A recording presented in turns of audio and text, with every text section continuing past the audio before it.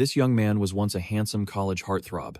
But one day, the world itself broke, and reality was turned completely upside down. Cain awakened his talent. He struggled for a decade, becoming a loyal dog for the matriarch of heroes, helping her complete hundreds of impossible tasks.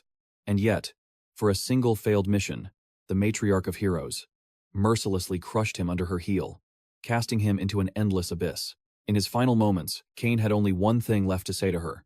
But in that exact moment, destiny rewound itself. Cain was thrown back into the past. To confirm it wasn't a dream, he checked his phone. June 5, 2032. He was 10 days before the cosmic will descended. After this event, over 90% of humanity would be wiped from existence. But for the survivors, a new path would open. The chance to awaken incredible talents, dungeons, divine equipment, and powerful artifacts would descend upon the world. With this knowledge, Cain's first mission was clear: upgrade his talent. In his past life, 15 years after the descent, a secret was finally uncovered. The one and only method to evolve a person's innate gift. The secret was simple. One's talent is already active 10 days before the great trial begins. If you could awaken and use it during this grace period, it could be evolved to a higher level. And by some miracle of fate, Cain had returned to that exact 10-day window before the apocalypse. In his previous life, his talent was a pathetic E-rank virus resistance. According to the theory, to evolve it, he had to first activate and strengthen his body by exposing it to a virus. As luck would have it, the city was already in a quiet panic. News of people contracting a strange disease and attacking others like zombies. Cain immediately headed for the hospital, seeking out one of these patients. He confirmed his suspicion. The patient had already turned. After securing a sample of the man's infected blood, Cain returned to his dorm room.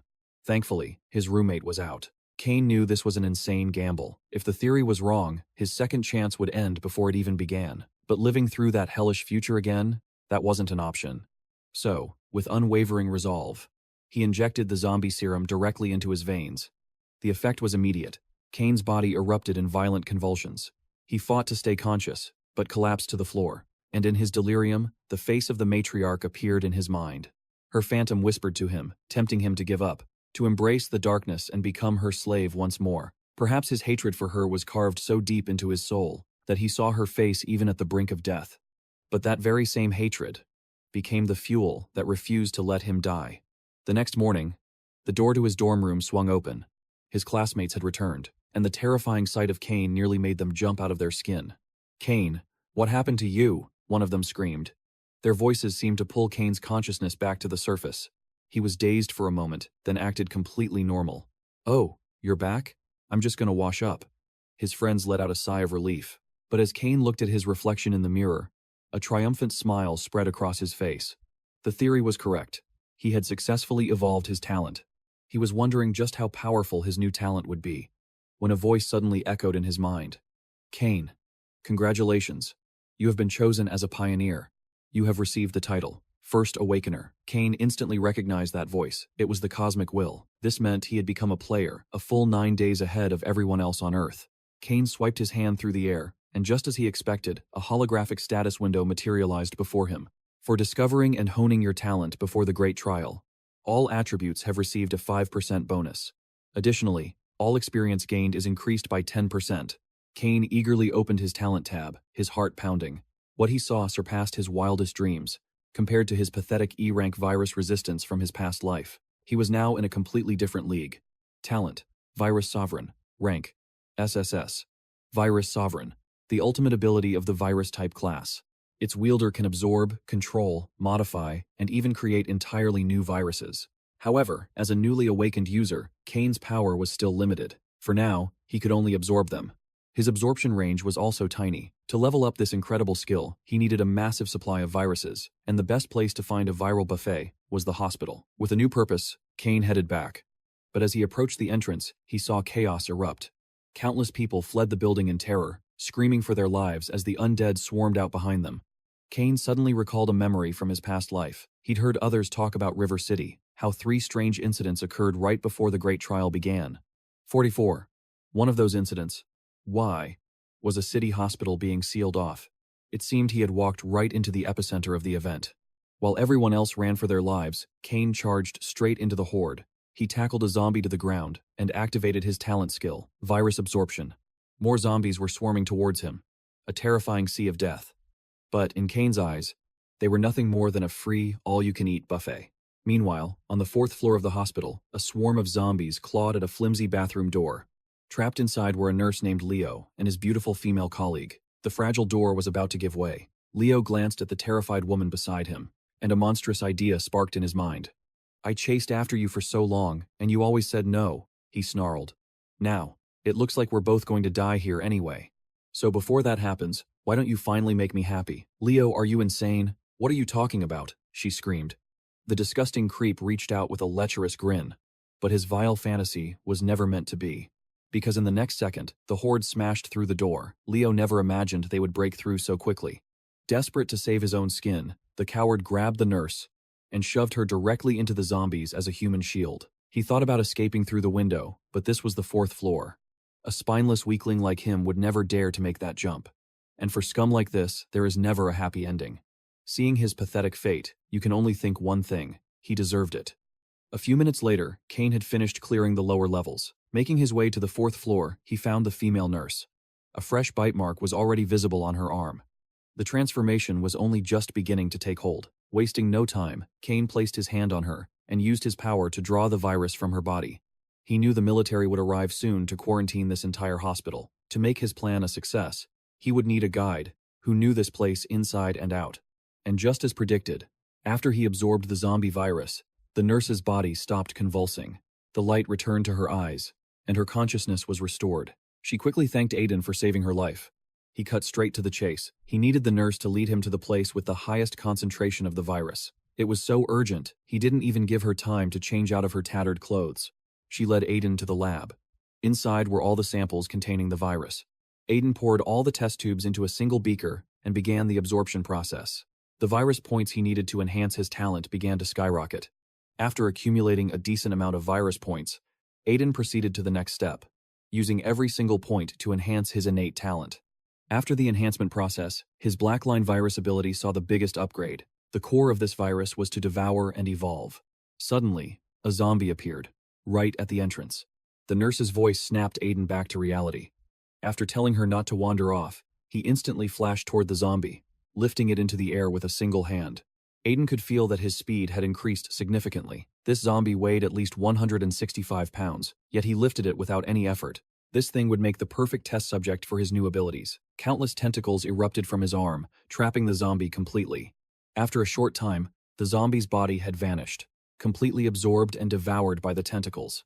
Aiden was very pleased. Through this devouring process, some of his stamina had been restored. The nurse was terrified by the sight, but she knew Aiden had saved her. Perhaps because he was handsome, she believed even more that Aiden wouldn't harm her. "I'll help you keep this a secret," the nurse said, with determination. "All right, my name is Aiden. I'm Sarah." Aiden reached out and helped Sarah to her feet.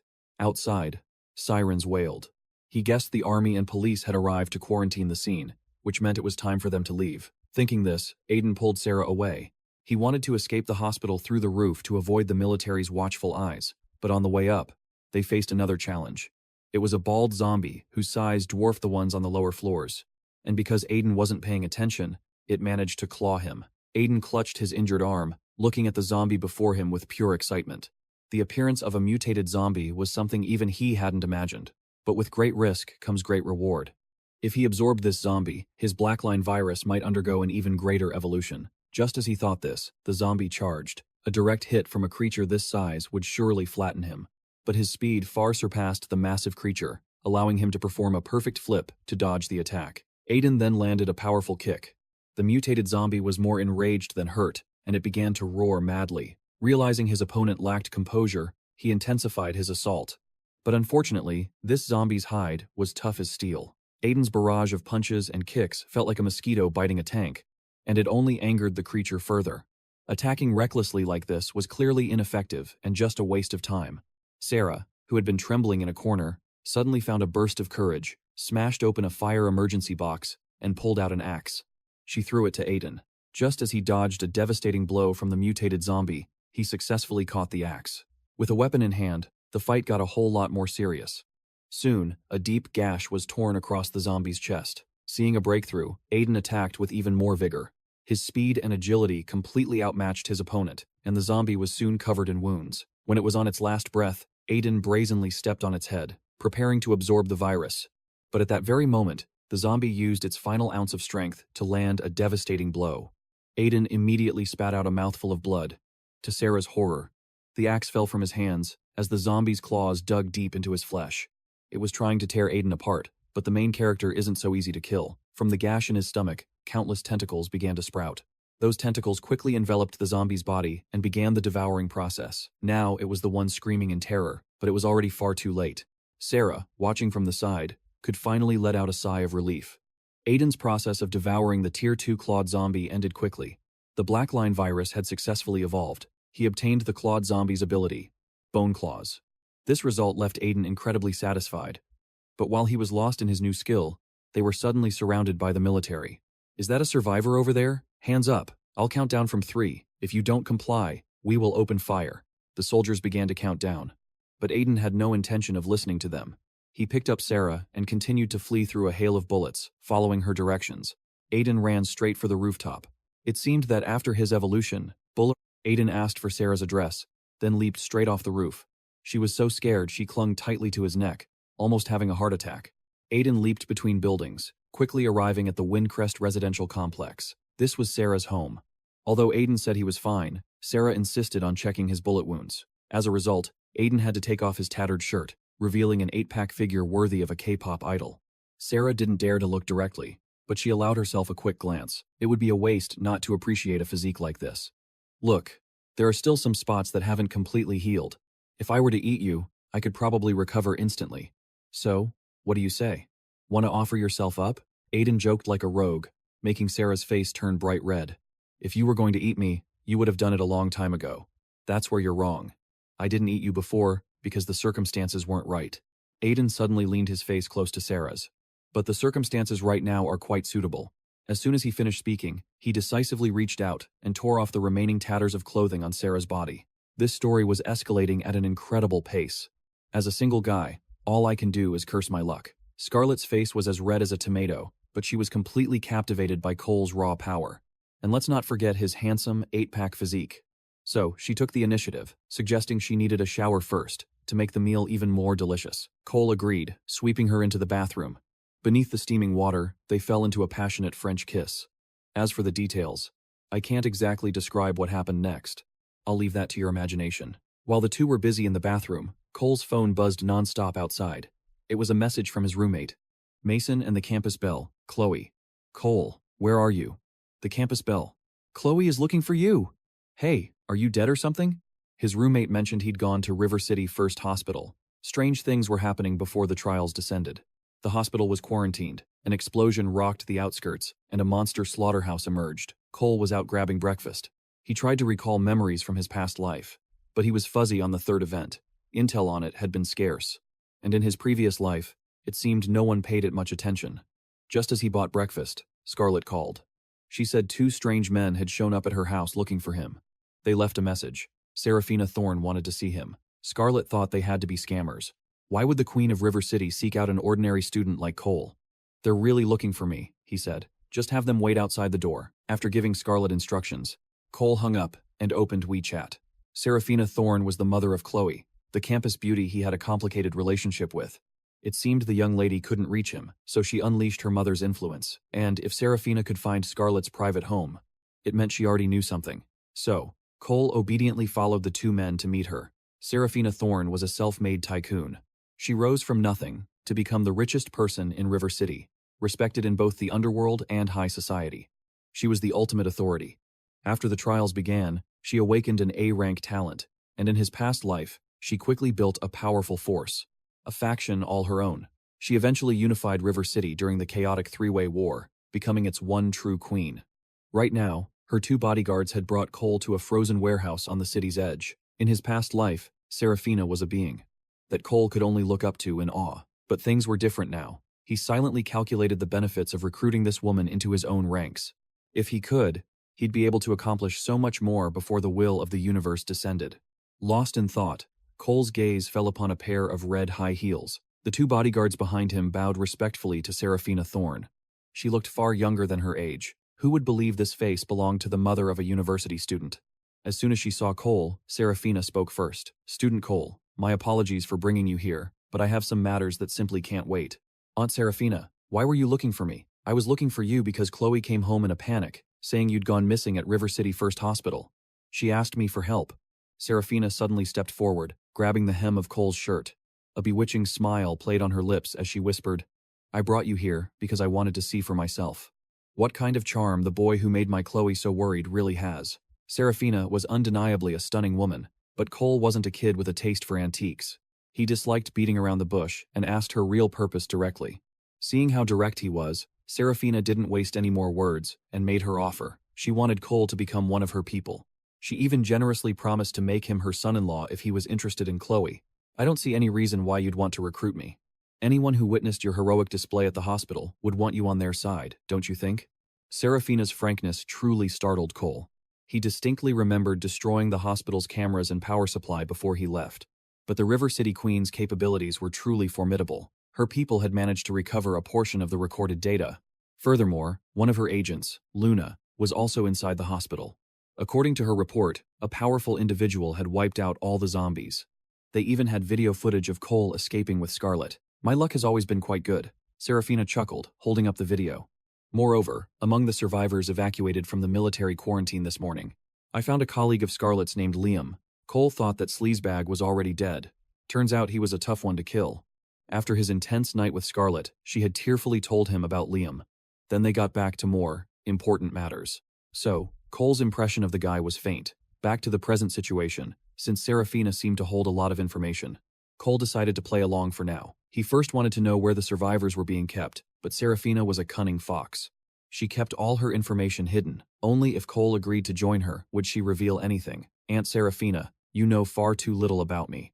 If you knew more, you'd understand I can't be your subordinate. It should be you who serves me." A confident smirk spread across Cole's face.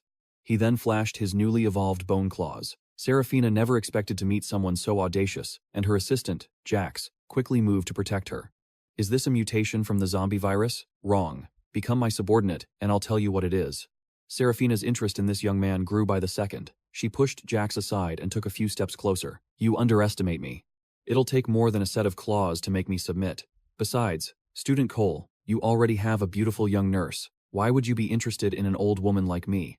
"A woman as beautiful as Scarlet. Who wouldn't be moved?" Asher said, tilting her chin up with a provocative smirk. Damn, his tastes were surprisingly flexible. He really didn't discriminate between men or women, young or old. Besides, in a world plunged into apocalypse, a powerful woman like Scarlet was a far more valuable ally than Chloe. The mention of the apocalypse piqued her interest even more. It seemed Asher's intel ran deeper than she could have ever imagined. But in one way, they were exactly alike. Neither of them would ever bow to another. To resolve the stalemate, she offered a new proposal. Not master and subordinate, but a partnership of equals. Scarlet would offer her backing in exchange for Asher's exclusive information. Asher readily agreed to the deal. But the moment they shook hands, bang! A single, deafening gunshot ripped through the air. Scarlet's eyes shot towards the sound, her face tense with worry. She explained that just last night, Commander Huang from the military district had requisitioned one of her cold storage units. His objective? To cryo-freeze live zombie specimens. It was also being used to quarantine survivors rescued from the hospital. That gunshot had to be from his men, which meant something had gone terribly wrong. Asher was stunned. He never expected them to discover a way to suppress the zombies so early in this timeline.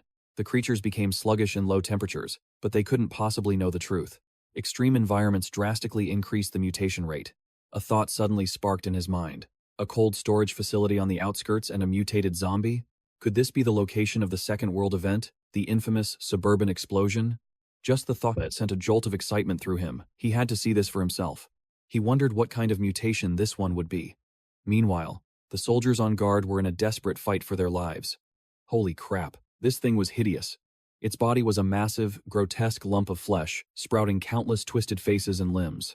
Faced with this abomination, they resorted to grenades, but the explosions had no effect. It only seemed to enrage the monster further. The highest-ranking officer on site, Captain Zhao, was forced to change tactics. He ordered his soldiers into small fire teams. They were to throw grenades in sequence to draw the monster's attention, anything to stall for time until reinforcements arrived. "Captain Zhao, tell your men to stop throwing grenades, have everyone fall back." Scarlet's voice was so calm, Captain Zhao wondered if she'd lost her mind. But it was true, his men couldn't even scratch that mountain of flesh.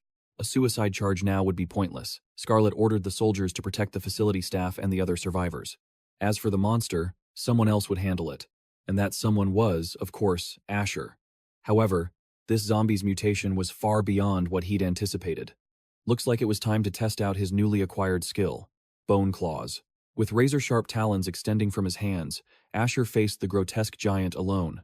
Captain Zhao stared in absolute shock. He thought Scarlet had been secretly raising a monster of her own. Captain Zhao, watch what you say, Scarlet warned. That young man is human, and he is my business partner. Just then, the zombie smashed open another cold storage unit. It lunged for the frozen beef inside, hoping to regain its energy, but Asher wasn't about to let that happen.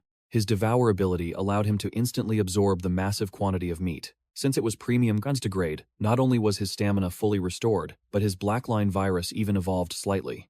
Denied its meal, the monster began to frantically search for another source of energy. Seeing its desperation, Asher instantly understood. The creature had already exhausted most of its power. An opponent this weakened, it would be a waste not to seize the opportunity. Asher leaped between the rooftops of the storage units, building momentum before launching himself like a missile toward the monster. It's time for you to die, you ugly freak. The hulking beast couldn't react to Asher's blinding speed, and it came crashing to the ground. To the utter astonishment of both Scarlet and Captain Zhao, Asher pressed his attack while it was disoriented. Tendrils erupted from his hands, swarming and devouring the monster's flesh. A cold sweat broke out on Captain Zhao's forehead. He realized the main character before him was far more terrifying than any monster. Asher had begun the process of forced devouring. An idea struck Captain Zhao. He furtively raised his radio to contact the reinforcements. His goal was to request a missile strike to eliminate both the zombie and Asher. But before he could utter the coordinates, Scarlet stopped him cold. Think very carefully, Captain Zhao. That young man is helping us, and he just saved your life. Don't do something foolish that ends badly for everyone. 10 minutes later, the reinforcements arrived. They immediately surrounded Asher, their weapons raised and ready. Captain Zhao ordered all units to combat readiness. However, he kept his promise to Scarlet. As long as Asher didn't harm anyone, he would not give the order to fire. Asher was completely oblivious to the standoff, lost in the process of absorption and evolution. For the first time, he had acquired a new zombie virus variant, and his virus points increased by 500. And with that, Asher unlocked a new innate ability, virus transmission. In this initial stage of absorption, every aspect of the Blackline virus had been significantly enhanced. Asher threw a few experimental punches. The evolution was substantial. He could feel immense power surging through his body. It was a shame he had nothing to test it on, other than the massive amount of virus data he'd just absorbed. Asher had obtained another piece of loot as well, the Rosen core, the creature's heart. This was an incredibly rare crafting material used to create powerful equipment. If he could find a way to control it, he could even use it to construct a wall capable of infinite regeneration. Cain examined the item for a moment, then slid it into his pocket. Just then, Selena approached, ready to make an introduction. She was Lily, a well-known beauty in River City with massive online influence. She was also the one who secretly recorded the video back at the hospital. When I took down that zombie earlier, did you get that on camera? Sorry, it's an occupational hazard. If you're unhappy, I can delete it. No need. Now that you have it, just don't release it publicly. I have a use for it. But just then, Captain Drake's voice cut through their conversation. An order had just come down from the military district's commander Valerius. Cain was required to report and debrief the entire situation. The moment he heard that name, a bitter taste filled his mouth. Commander Valerius, a name he could never forget. In his past life, after the trial descended, Valerius had treated awakened humans like cattle, like disposable tools. At first, he'd used speeches about national duty to placate them. But soon, he began cursing and even beating them without a second thought. Cain had been one of them, trapped in a desperate state where he couldn't even get enough food to eat. The most twisted part? If anyone tried to leave, Commander Valerius would brand them a traitor to the nation and hunt them to the ends of the earth. As a result, in his previous life, Cain had to flee River City in misery. So this time around, not even a mountain of gold could make him face that wretched old man again. Cain immediately turned to the powerful woman he just partnered with. Boss Selena, do I really have to go? Of course not. You're my partner. I haven't even been briefed yet. On what grounds do they demand a report before I do? Selena's reaction was exactly what Cain had hoped for. Captain Drake still tried to pressure Cain, even bringing up his duty as a citizen, but Selena stood her ground, unyielding. She didn't even fear Commander Valerius himself, let alone a mere captain like Drake. To make matters worse for the captain, his subordinate rushed over to report that the quarantined personnel were starting to riot, throwing his plans into chaos. The moment Cain heard quarantined personnel, he quickly asked if a man named Leo was among them. Sure enough, he was the primary instigator. Cain then requested a private meeting with him. The captain obviously didn't want to listen to this young man, but out of respect for Selena's authority, he had to comply. A moment later, Leo swaggered over. "Captain Drake, you were looking for me? Did my father call you?" He's the vice president of River City's first hospital, Leonidas. While Leo was still gloating, he felt a hand land on his shoulder. It was Cain, silently transferring the zombie virus into his body. Leo had absolutely no idea who was standing before him. Cain leaned in close, his voice a venomous whisper. "Chloe told me last night in bed that after you pushed her into that zombie horde, she wants nothing more than to see you in hell." This guy was ruthless, even emphasizing they were talking in bed. But right now, Leo was more baffled by one thing. How was Chloe still alive? Cain didn't have time to explain. He suddenly jumped back several steps, putting on a panicked expression and shouting, "Everyone, get back! He's about to turn into a zombie." A series of question marks popped into existence above Leo's head. "What the hell are you talking about? You're the one turning into a zombie." Leo felt this guy was clearly provoking him. That, combined with the bitter anger that Cain had easily won over Chloe, who he'd pursued for ages, sent him into a rage as he lunged forward. And just like that, he began to transform. Cain quickly reinforced his left arm, channeling the power of the Rozan zombie virus he'd just absorbed. The unlucky Leo had just become a test subject for Cain's new ability. With a single punch, Cain sent him straight to the afterlife. The sheer power was incredibly satisfying. With the matter settled, Cain turned to Selena. "Let's go, Boss Selena. Your performance wasn't half bad.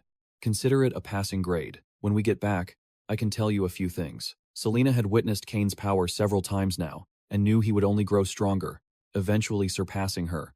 So, she changed her mind. She took the initiative, grabbing Cain's arm and declaring her desire to become his woman. Cain raised an eyebrow, a knowing smile playing on his lips. "Well, that will depend on Boss Selena's value and her performance." With that, they headed back together.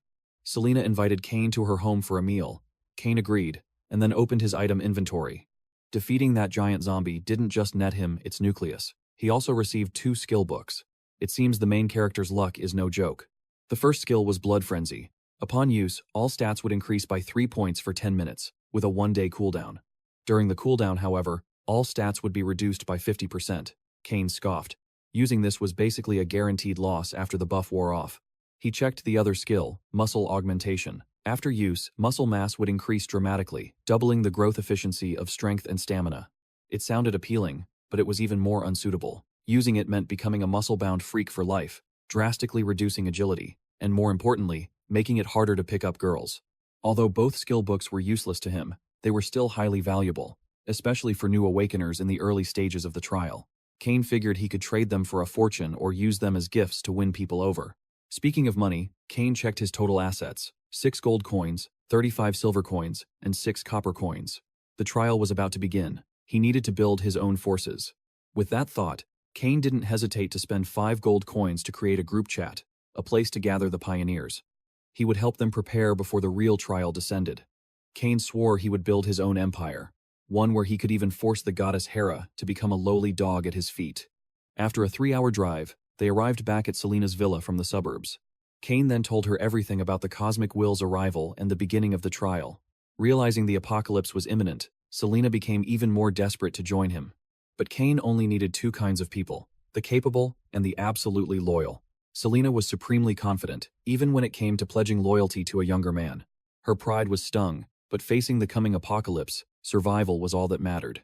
Besides, Seraphina Song believed her own power was more than enough. In River City, her authority, wealth, and status were second to none. But after the trial, all the old rules would be shattered. Her current power and status would be worthless, only serving to make her a more tempting slave. Asher Chen gave her a grim reminder. The thought of herself and her daughter being sold at a slave auction sent a cold shiver down Seraphina's spine. If her power was truly useless, then her pride was a small price to pay. She immediately dropped to her knees before Asher. This gesture was a pledge. Seraphina was agreeing to become his loyal dog, to offer him everything, and to serve him as her one and only master.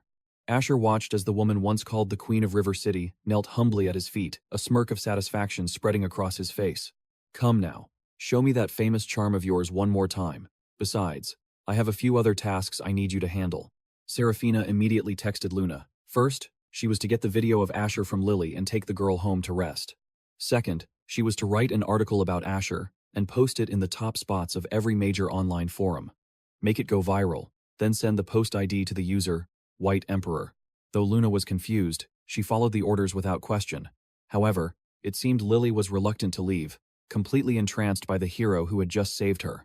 Just then, Serafina's phone rang. The caller was her daughter, Cassandra Song. Asher answered the call himself.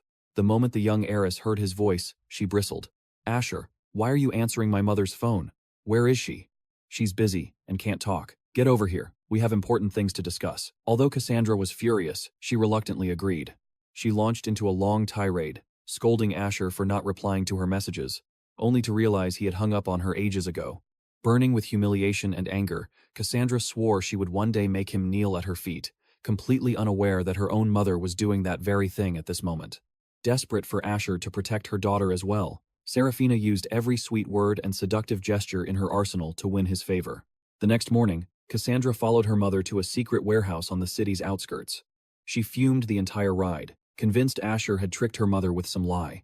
But Serafina's demeanor was like steel. She ordered Cassandra not to speak a single word after they got out of the car. She was only to watch in silence. Luna and Asher were already there waiting. She had followed his instructions from yesterday, investigating every rumor of zombies and monsters in the city, and this was the only location that checked out. This place was once an underground casino. Now, the dealers and gamblers inside had all turned into zombies. There were roughly 160 of them, with no special infected types like the one named Rozan. At first, Asher thought this secret warehouse was the third event location, the monster slaughterhouse. But the location was far too remote. If a major event happened here, it would go unnoticed. He concluded the real slaughterhouse had to be somewhere else. And whoever created it was likely stockpiling zombies, just like him. Even the military only dared to capture a few for research. So who would be bold enough to gather this many monsters and zombies? A curious warrior, or an early awakened player who knew everything, just like him? Either way, the thought filled Asher with anticipation. He cracked his knuckles and gave the order to open the doors. The moment the doors creaked open, the horde of zombies trapped inside poured out like a raging flood. Facing them alone, he felt no fatigue. Seeing such a scene for the first time, Cassandra was overwhelmed by a wave of nausea she couldn't fight back. This time, Asher had also brought along his new pet, Selena. For some reason, even after a full day and a shower, she was still wearing the same nurse's uniform, and the same slippers from the day before. But back to the main point. As Asher moved in a blur of motion, the zombies he defeated began to pile into a small mountain. As a reward, he acquired a new title, Zombie Hunter. After equipping it, all his attributes gained 5 points, and his damage against zombies increased by 5%. Moreover, the virus points he'd collected could be exchanged for the zombie virus serum formula. This was an excellent item. After all, not everyone was immune to the virus, or possessed a superhuman constitution capable of resisting infection like Asher. With that in mind, he spent 300 virus points to acquire the formula. There were still a few zombies left, and Asher already had a plan for them. This was the very reason he brought his new party with him today. It was time to train them to handle the undead. Otherwise, when the apocalypse truly began, Asher couldn't split himself into pieces to protect all of these beautiful women. Show me what you're made of. One for each of you. Who's first? Asher grabbed a zombie by the neck and hauled it forward. Luna was the first to step up. As Serafina's personal bodyguard, her speed and strength were on a completely different level from the other women. The instant Asher let go of the zombie, Luna struck with a single, precise blow that snapped its neck. Asher was extremely pleased. She was fast, and her execution was flawless. Luna was definitely not dead weight. The next challenger was Serafina. Lacking Luna's raw power, she wielded a baseball bat. Although she managed to destroy the zombie, Asher rated her performance as merely passable. It took her nearly 10 swings to finally take the monster down. The third person was Selena, whose physical strength was several times weaker than even Serafina's. She ended up wrestling the zombie to the ground, awkwardly pinning it until it suffocated. Asher was not impressed, but reluctantly gave her a passing grade. Only Cassandra was left. But the delicate campus beauty was so terrified, she had frozen on the spot, wetting herself in fear. Despite holding a baseball bat, she didn't even have the strength to lift it. Asher, deeply disappointed, pulled Serafina aside. Cassandra's physical stats are too weak. I don't have time for this. So, Ashton handed Serafina a document containing the formula for the zombie virus serum, its sequence incredibly complex. But with Serafina's current resources, synthesizing it was entirely possible. This serum wouldn't just save her brother from the zombie plague. It was a veritable goldmine in the dawning apocalypse. "Thank you for your trust," she vowed. "I will dedicate all my efforts to completing the task you've given me, and I will guard this formula with my life." Seraphina was an intelligent woman. Ashton trusted she knew exactly what to do. After setting things in motion, he prepared to head back, pulling out his phone to check the public's reaction to the article Seraphina had published about him. However, most of the comments just called him a lunatic who'd read too many apocalypse novels. Just as Ashton was about to lose hope, he noticed a private message. The sender's ID was not just a paycheck, and he revealed he was also an early awakened. After a short exchange, Ashton learned the man's talent was S-rank mind control. In a flash, not just a paycheck joined the private group chat Ashton had spent 6 gold coins to create. It turned out his real name was Jax. After some playful banter, Jax accidentally revealed that he knew of another early awakened named Kai. The moment Ashton heard that name, his entire expression changed. Kai. If he remembered correctly from his past life, this man would become the highest-level evolved human, the strongest being, known only as the Aqua Lord. Having him as an ally was definitely not a bad thing. Ashton immediately urged Jax to add Kai to their chat. At that exact moment, Luna, acting on Seraphina's orders, was investigating a few things. She discovered that someone had indeed been secretly rounding up all the zombies appearing in River City, and was stockpiling them at the Drake container yard near the River City ferry terminal. To be certain, Luna dispatched more agents to gather intel, as a suspicious transaction was scheduled to take place among the group that very day. While awaiting news, Luna called Seraphina to report in. But as time passed and her agents didn't return, she began to grow anxious. Just as she spoke, a man's voice echoed from the shadows. "There's no need to wait any longer." Immediately after, 2 bodies dropped from above, landing right at Luna's feet. They were the 2 subordinates she had sent to scout the area. Luna trembled in terror as the strange man's voice emanated from a window frame directly above her. Realizing she couldn't escape, Luna used her last moment of freedom to report her compromised location back to Seraphina. Back at Seraphina's villa, Ashton was casually chatting with his new friends, all early awakened, including a man named Willow. He was confused about his talent, so Ashton had him send over the details. The ability was an SS-Rank Talent, Yin Wood Body. Yin Wood was a type of timber with endless life force. Merging a soul with it granted eternal life. Activating the wood body cost 1 spirit attribute point, and opening the Yin soul cost an additional physique point. It was a powerful ability, but the activation cost was steep, since a newly awakened person's attribute points only ranged from 3 to 5. Ashton advised Willow to only attempt it if he had over 3 spirit attribute points. As it turned out, he had a full 5 points. While the 2 were deep in conversation, Seraphina rushed over to them. She was visibly worried, but didn't dare hide the truth. Luna had investigated the zombie stockpile at the container yard, and as a result, she had been captured. The enemy was demanding that Seraphina herself come to negotiate. Hearing this, Ashton's demeanor turned cold. Did Luna talk? It was a simple question, but Ashton's icy gaze was enough to make Seraphina drop to her knees. "Master, I personally trained Luna. I am certain she would never betray us. Besides, she was only commanding from a distance. The problem likely lies with the 2 agents she sent to investigate." Ashton reluctantly let the matter go and agreed to rescue Luna. At that moment, she was tied up in Sector B of the Drake container yard. Her captor's name was Drake. Though her nerves were shot, Luna refused to compromise when he tried to force a drink on her. But Drake was just trying to humiliate her for his own amusement, while waiting for Seraphina to arrive. "Miss Luna, if you refuse a toast, you'll have to drink a forfeit. That won't be nearly as pleasant." "That's not very gentlemanly. What if the lady simply doesn't like to drink?"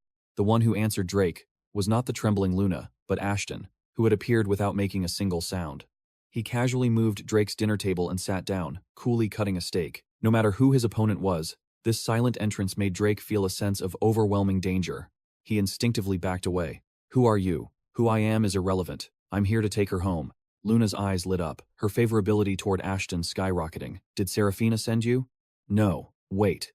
To get this close, without me detecting you, you must be one of the early awakened, right?" Drake had regained his composure, sinking into a nearby chair to carefully observe his opponent. By now, Ashton had already untied Luna. Outside, Seraphina waited in a car. Drake was a smart man. Based on their respective powers, he quickly deduced that Ashton had somehow subjugated Seraphina. The Queen of River City was not one to be easily subdued. Because of this, Drake grew incredibly curious about the young man before him. "You must have some impressive methods, don't you? We could exchange some notes. I'm very interested in those." River City had 3 major powers. One was called the Queen Seraphina herself. The other 2 were the City Lord and the Commander. The city lord of River City had already submitted to Drake, while the queen was now under Ashton's command. Drake wanted Ashton to help him become the supreme ruler of River City, promising to treat him with the highest honor afterward. But as someone reborn with the memories of his past life and his own ambitions of becoming king, Ashton refused without a moment's hesitation. The wineglass Corbin meant to offer Asher slipped from his fingers. When seduction failed, he turned to threats, casually revealing he possessed an S-rank talent, the highest rank possible. But Asher's expression screamed, "And I'm supposed to be scared?" He had already sized up Corbin long before arriving. The man had some power, true. He'd not only gathered the surrounding zombies, but, fueled by his twisted ambition, had even started creating them from living humans. In the hands of someone like Corbin, incredible strength was a disaster waiting to happen, a plague upon the world. Besides, Asher wasn't afraid to flex a little himself. "You are unworthy of my service," he declared, "because my talent is SSS rank." Seeing the soft approach fail, Corbin's entire demeanor hardened into something lethal. His talent was Slaughter Ascension. It allowed him to absorb a portion of his target's attributes, and even worse, it could evolve continuously. Asher was caught off guard by a pure combat-type talent. Paired with those vicious-looking claws, this fight wouldn't be easy. "You arrogant, self-important fool. I hope you'll give me a decent stat boost after you die. Don't disappoint me," Corbin roared as he lunged toward Asher. If his opponent was going all in, then so would he. Asher summoned his own bone claws to meet the charge. The sight only made Corbin more ecstatic as he activated his skill, Savage Massacre. It seemed Corbin hadn't revealed all of his abilities after all. Asher immediately entered high alert, completely unaware of the new skill's effects. He had to be more careful. As Corbin attacked again, Asher reinforced his fist, just as he had when he dealt with Leo. He channeled all his strength into one cataclysmic punch. The entire container yard erupted as Asher and Corbin tore it apart.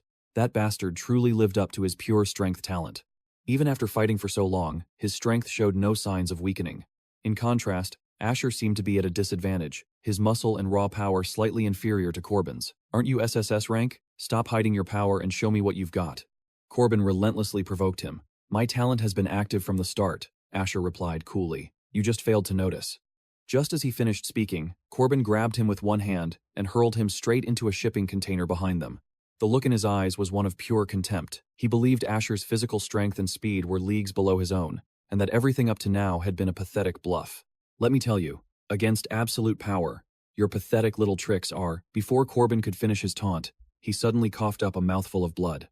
A series of system windows flashed before his eyes, notifying him that the virus concentration in his body had surpassed his physical immunity limit. His strength, constitution, agility, and spirit stats all began to plummet. Worse, Corbin was hit with a flood of negative debuffs: photophobia, hydrophobia, abnormal body temperature, and slowed reaction times. His stamina consumption rate skyrocketed. Corbin was stunned, unable to process what was happening, just as Asher slowly climbed out of the wreckage. "Your constitution really is something else," Asher commented. "It took this long for the virus to take effect. So, how does it feel to be afflicted by so many diseases at once?" Only then did Corbin realize he'd fallen for his opponent's scheme. He ground his teeth, spitting that Asher was a despicable coward. But what did it matter? The outcome of this battle was already sealed. Asher calmly delivered a final punch that tore straight through his opponent's chest. "Despicable? I told you my power was on another level. It's a shame you didn't believe me." Corbin's massive body was quickly engulfed by Asher's tendrils. This was the first time he'd ever absorbed an awakened human. He was filled with immense anticipation. The results did not disappoint. The Blacklight virus completed its preliminary awakening, causing his attributes to skyrocket and become the new base stats for his virus sovereign talent. Furthermore, because the Blacklight virus's devour ability had evolved so powerfully, Asher could now choose to view a portion of the devoured target's memories, and even had a low probability of obtaining any skill the opponent had mastered. Asher quickly scanned his attribute panel. Every single stat had jumped by 20 points, and the virus attribute was now fused into his body's core stats. This was a monumental achievement. He bent down to pick up Corbin's claws. This was also a high-quality item. It was clear Corbin had taken down a lot of mutated zombies, otherwise his stats and equipment wouldn't have surpassed Asher's. Besides the zombie claws and a biohazard, a blueprint had also dropped from his body. It was a C-rank crafting schematic. Asher was basking in the feeling of absolute victory. Since returning from the future, his talent had leaped from rank E all the way to SSS. In his past life, this was a feat he wouldn't have dared to even dream of. Plus, the rumors about the 3 strange pre-trial events had also yielded him massive rewards. Above all else, Asher had recruited Seraphina, the future city lord of this very city. Seeing he had returned, Serafina obediently opened the car door for him. This feeling was absolutely incredible. Asher quickly calculated that, with his current power, it was no longer necessary to hunt the monsters appearing before the trial's advent. In these final days before the universal will descended, he had to focus on arranging and preparing for post-apocalyptic development. That evening, while Asher was observing the entire city from a window, Serafina's group came to him. They had completed every task he had assigned them. Lily reported first. She had analyzed the data and mapped out the most perfect area for a base, which was the very spot they were standing on now. Using the Song family's mountaintop villa as the center, they could begin clearing the area immediately after the apocalypse arrived, achieving complete control and occupation. Chloe had also handled the procurement of supplies. The list was organized and sent to Asher. This team of beautiful women was far more than just pretty faces. They were incredibly competent. Aiden was satisfied. He glanced at the clock. Less than 10 minutes remained before the cosmic will descended. He immediately sent a message to the Trailblazers group chat. Don't get cocky just because you have a head start and rare talents. Stay absolutely calm. The dangers of this trial are beyond anything you can imagine. I don't want anyone in this chat to disappear in 10 minutes. At this point, every member in the group unanimously recognized Aiden as their one and only leader. They came from all walks of life, a diverse group facing the impending trial. Some were buzzing with excitement, while others were frozen with anxiety. With only 3 minutes left, Aiden gathered his loyal followers by the window for one last look at River City, to witness its final moments of peace, before it all became a memory. As the final seconds ticked away, Chloe was trembling from head to toe in fear. The others were just as tense, waiting. 3, 2, 1. On June 15th of that year, at the stroke of midnight, the cosmic will descended, and the trial began. In an instant, the brilliant, glittering city of River City plunged into chaos. The sky bled crimson as monsters appeared in hordes, devouring humanity. To survive, humans had to awaken their powers. They used their innate talents to hunt for experience points, leveling up relentlessly. Other races emerged from the trial, joining this brutal battle for existence. Across the sky, countless hidden realms and rifts tore through reality. These could be gateways to death, or a chance to seize unparalleled power. Aiden stood motionless, observing the cataclysm, his mind a whirlwind of thoughts. Just then, the system announced the hourglass had finished bonding and was initiating connection. Aiden quickly ordered Selena and the others out of the room. After all, he had to hide the fact that he was reborn thanks to this very artifact, but when he turned back, Aiden saw the women standing frozen like statues. Outside in the night sky, a falling plane hung suspended in midair. That's right, time itself had stopped. The hourglass around Aiden's neck began to glow with particles of light. It hovered in the air for a long moment before the system announced its status. Connection complete. A holographic window materialized, displaying a massive wall of text. The hourglass was an item bound directly to his soul. Many of its features were still locked, but its ultimate ability was clear: the power to return to the past. A user could go back to any point in time and erase the entire doomed timeline. The remaining cooldown was a staggering 72 years, 6 months, and 7 days. This was the very power that allowed Aiden to be reborn. Because before the heroes pushed him into the endless abyss, he had desperately wished for a second chance. The hourglass also had 2 other states. The first was preservation. It allowed him to save his current physical, mental, and skill status, with no cooldown. The second state was load. Loading didn't affect his items or memories, and the cooldown was only 1 hour. A massive grin stretched across Aiden's face. A life-saving skill this powerful, with only a 1-hour cooldown, was an absolute steal. Just then, time resumed its flow, and Aiden immediately gave his orders to Selena's group. They were to secure the villa, and if there were no issues, begin clearing the surrounding area at dawn. The next day, the area around Selena's villa was already piled high with zombie corpses. The real combat training for his followers had officially begun. As for Selena, she had awakened the S-Rank Talent, Amethyst Eye. This powerful gift allowed the user to transmute ordinary objects into amethyst material, massively boosting both her offense and defense. The ability grew stronger, along with her mental power. It also came with a standout skill: crystal-piercing gaze. With it, Selena could inspect a target's attributes, with the effect's potency depending on the difference in their mental strength. Just like now, she easily saw through the attributes of the zombie before her. She could see all its strengths and weaknesses. She swung her amethyst sword, and in a flash, the monster's life was extinguished. The next to awaken was Luna. Her talent was the A-rank way of the assassin. With this power, her presence was concealed and nearly impossible to detect, while her senses were sharpened.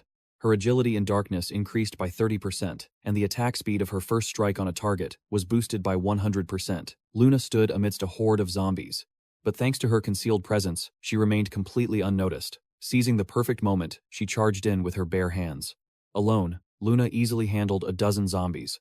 But not everyone was as skilled a fighter as them. As expected, it wasn't long before someone on Aiden's side was injured. However, he had already planned for this contingency. Sarah was now in charge of healing, as she had awakened. The B rank ability, rapid recovery, a perfect fit for her former life as a nurse. Furthermore, an antivirus serum had been successfully developed by Selena. So, all in all, Aiden's faction was in a very promising position during this cleanup operation. His drone, 6, closely monitored their progress. With no unexpected incidents, Aiden confidently left them to their mission and took off like the wind. He blazed a trail along the East Mountain Road. The initial phase of the apocalypse was tricky, as things like vehicles and firearms were rendered completely useless. Aiden could only travel on foot, but at his current speed, he knew he would make it. In his past life, on the very first day of the trial, Aiden had seen a symbol in the sky, a strange symbol that appeared over River City University. It took him a very long time to learn its meaning, and he regretted his ignorance for the rest of his life. Back then, he didn't know enough to go there, but this life would be different. Aiden ran without stopping until he finally reached River City University. He cleanly disposed of the zombies on campus. Aiden then held his breath, waiting for the symbol to slowly materialize in the sky. It was the sign that a god's clone was descending to this very location. Aiden pushed off the ground to get as close to the symbol as possible, but he had barely taken a few steps. He was forced to stop by the unfamiliar voice of a man by the roadside. "Evolved One, please halt your steps. In the early stages of the trial, powerful kids like you are a rare find. I'm a merchant. Are you interested in making a deal?" A cunning smile spread across Aiden's face. This was more than he could ask for. To make a deal with someone of your stature is a great honor. Just a deal with a merchant? What was so honorable about that? Although the man insisted he was just a simple merchant, Aiden's memories from his past life told him the man's true identity. "I've heard of your legendary reputation, and I recognized you by your sigil. I've been hoping day and night to meet you, the kind, fair, generous, wealthy, and powerful one. It is you, isn't it? Leto, the god of transactions." Seeing that Aiden knew exactly who he was, Leto no longer bothered to hide his identity. He handed the boy a green card. It was a VIP membership card for the Goblin Merchant Guild, which he owned. Using this card for purchases at the guild would grant a discount. In his previous life, Aiden had met this man before. He hadn't changed at all, still a complete sucker for flattery. He reached out and took the card, not forgetting to praise Leto for being as kind as the rumors said. A transaction had been formed. Leto quickly showcased his wares for Aiden. First up was the Thunderwalker Scroll, an S-rank class change. Equipping this would allow Aiden to control lightning, using it to temper his own body and enhance his close combat abilities. Better yet, he could electrocute his enemies until their souls scattered. This item was worth 500 gold coins. Next was the S-rank Reaper's Gaze. It was a legendary sniper rifle, usable only by firearms experts. The rifle was the pride and joy of the Goblin Merchant Guild's master craftsman and Leto himself. Aiden's eyes lit up as he saw these items. He wanted both of them, but unfortunately, he was completely broke. Leto understood that the trials had just begun. Evolved ones like Aiden wouldn't have much money yet, but a merchant like him certainly wasn't here for charity. "My goods are not trash. Work hard, earn your fortune, and I will return to trade with you again." Aiden was silent for a few seconds, then spoke. "Lord Leto, while I may not have the money to buy your goods, I've heard that gods cannot directly participate in the trials. You must invest in evolved ones like me to make a profit. Surely, you came here with the intent to invest, didn't you?" Leto's interest was clearly piqued. The kid before him seemed arrogant, but that arrogance was backed by genuine power. Seeing the merchant was warming up to him, Aiden revealed his true desire. He had long heard that Leto possessed a treasure praised by the gods themselves, a prize no awakened could refuse. Aiden made a promise. If Leto invested it in him, he would surely not regret it. But at the end of the day, Leto was a merchant. If he was going to invest, there had to be a guaranteed profit, and for that reason, Leto demanded that Aiden prove he could deliver that return. Without another word, Aiden revealed his SSS-Rank Talent. Leto couldn't help but applaud. Not only was its quality supreme, but Aiden's talent was also incredibly unique, unlike any he had ever seen before. Leto decided to give him a chance. "Choose one item, kid. You must cherish this opportunity. If it weren't for your extraordinary talent, I would never agree to this." Aiden's heart soared with joy. But this didn't mean Leto had agreed to back him completely. After all, among the gods, Some had risen from B rank or even C rank talents. This meant that a high rank talent wasn't enough. Aiden had to prove his worth through his own strength and growth. Only by completely convincing Leto could he ever hope to receive free items from him. The system immediately sent him a new quest. It was a quest from Leto, titled The Final Investment. Without a moment's hesitation, Aiden accepted. Leto then handed him a golden coin. He explained that upon completing the mission, Aiden could summon his clone by flipping the coin. Aiden desperately wanted a glimpse. He wanted to see the item that even the gods coveted. To motivate him, Leto generously brought it out. It was another scroll, also SSS rank. Upon using it, an evolved one could possess 2 classes at the same time, with dual-class attribute growth. Both rewards and skills would be effective simultaneously. With an item this overpowered, it was no wonder even deities lusted after it. After showing it to Aiden, Leto cheerfully departed. Aiden quickly opened his quest log. The final investment quest was the trial Leto had set for him. A test for him to prove his talent. Only by completing it could he receive the ultimate investment from the man known as the most intelligent and greatest of the gods. The objective was to find a hidden dungeon concealed within Riverbend University, defeat a monster Leto had targeted, and bring back a part of its body as proof. In his past life, Leto's reputation was excellent. Aiden believed that if he completed this mission perfectly, he wouldn't be treated unfairly. What he didn't expect was that Riverbend University would hide a dungeon this early in the trials. He had never heard of such a thing in his previous life. It had to be incredibly well hidden. Aiden immediately began his search, starting with the gymnasium. Coincidentally, as soon as he stepped inside, Aiden spotted 2 foreign jerks using their new awakened status to bully the other students. Seeing this injustice, Aiden couldn't just stand by. The thug initially sneered at him, thinking he was weak, but Aiden sent him flying in less than a heartbeat. The remaining students were all terrified by his overwhelming display of power. But Aiden had no intention of fighting them. After dealing with the thugs with one hand, his expression remained incredibly gentle as he spoke to them calmly. "Fellow students, are any of you in the medical program? I'm looking for something. I need help from students familiar with medicine." The students began to shift the responsibility away from themselves. One claimed to be a construction major, another an expert in foreign languages. Finally, they all pointed towards a very sexy girl in shorts and a tank top lying nearby. The girl and the 2 thugs were all foreigners. When Asher's gaze fell on her, she panicked. Don't kill me. I didn't attack anyone. I'm the blonde one, but I swear I didn't do it." Fear and confusion twisted her face as she stumbled through the local language. Hearing her stammered defense, the other students couldn't help but chuckle. Finally, another girl stepped forward to clarify. "She's telling the truth. She didn't participate. It was only those 2. Asher nodded in understanding. He dismissed the other students, telling only the foreign girl to stay behind. He even gave them a safe destination, the East Mountain Villas. "When you get there," he said, "just tell them Asher sent you. You'll receive all the help you need." But the students hesitated. The villa was far from the university, and the path was crawling with zombies. "I've already cleared most of the zombies on the way here. Just go," Asher assured them. "If you can make it, you might even become evolved yourselves." But they still lacked the courage to face the undead. Asher's next words were harsh. "If you're too scared now, you'll be completely wiped out when the large-scale mutations begin." His stark warning finally broke through. One of the female students seemed to have an epiphany. She thanked Asher, then decisively led her friends away. Soon, only he and the foreign student remained. At first, the girl assumed the worst. She thought he was just like other men, using his power to force himself on a pretty foreign girl. But Asher's response was brutally direct. "I'm not interested," he stated flatly, leaving her beet red with embarrassment. "I told you, I just need a guide to the medical school. Weren't you listening? Sorry. I was too terrified to hear anything clearly." With that settled, the 2 set off toward the medical academy building. Asher's pace was inhumanly fast. The girl struggled to keep up even at a full sprint. Panting for breath, she finally saw they had reached their destination, the academy's research facility. According to the girl, the entire 3rd floor was a restricted laboratory area, accessible only to professors. They say it's filled with countless samples of bacteria and viruses. There's also an underground passage, not a parking garage, but a crematorium. Asher had asked for the most mysterious places in the academy, and these were the only 2 she could think of. They first headed to the lab specializing in virology. To Asher, this place was a treasure trove of unimaginable power. He immediately began to absorb the viruses. There were so many flu samples that, after he finished, Asher had accumulated enough points to manifest a brand new skill. System notice, new skill acquired, influenza. With this ability, he could release a contagious viral cloud. Any target infected would suffer a major debuff to all stats.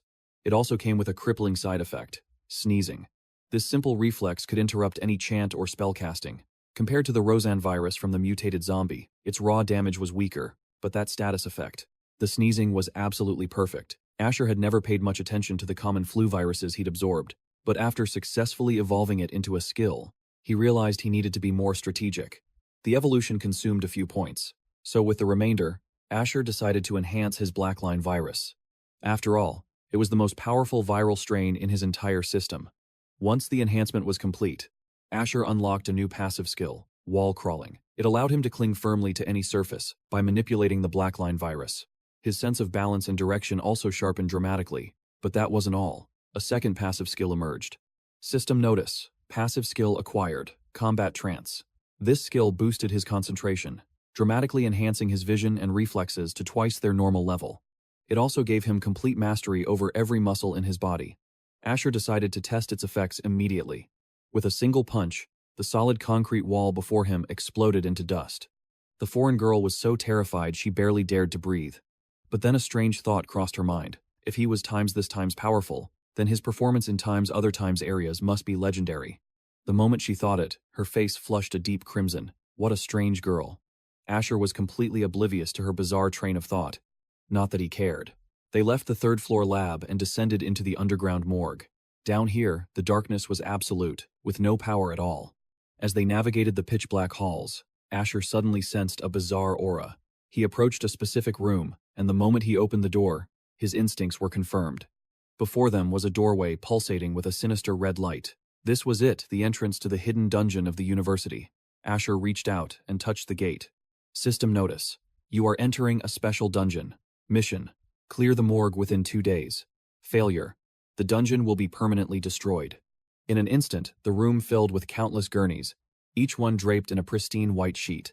He didn't need to see to know what horrors lay beneath. He equipped his bone claws, his body tensing into a combat stance. Bring it on. The moment the words left his lips, the sheets began to stir. An avalanche of zombies erupted from beneath the white covers. It seemed this morgue was about to become a blood-soaked battlefield. And each zombie was grotesquely unique. Some were inhumanly fast and aggressive. Others had multiple limbs, clinging to the ceiling like twisted spiders. One could even spew a devastating blast of energy from its mouth. Asher finally understood why they weren't swarming him all at once. The power level of these undead was on a completely different dimension from their counterparts outside, but to him, they were nothing more than a minor inconvenience. Annoying, perhaps, but they posed no real threat. With all the power he had accumulated, Asher's fists now carried devastating force. After he obliterated the spider-like zombie, he received a notification. Plus 1000 EXP, as expected of a special dungeon. The leveling process here was incredibly efficient. The remaining zombies sensed the tide had turned. More of them began to rise from their slabs. Far from being afraid, Asher felt a surge of exhilaration. The more they charged, the more experience points he would gain. Plus 400 EXP. Plus 1000 EXP. Again and again, the points flooded in. In no time at all, a familiar blue window appeared. You have leveled up. As a reward, he gained 2 free attribute points. The surface-level zombies were all cleared out, but Ash knew that wasn't the end of it. His gaze locked onto the furnace door at the end of the room. All your little minions are gone now. Why are you still hiding? Or should I help you out? The moment he spoke, the furnace door exploded. His eyes turned grim as a grotesque pile of flesh emerged from within.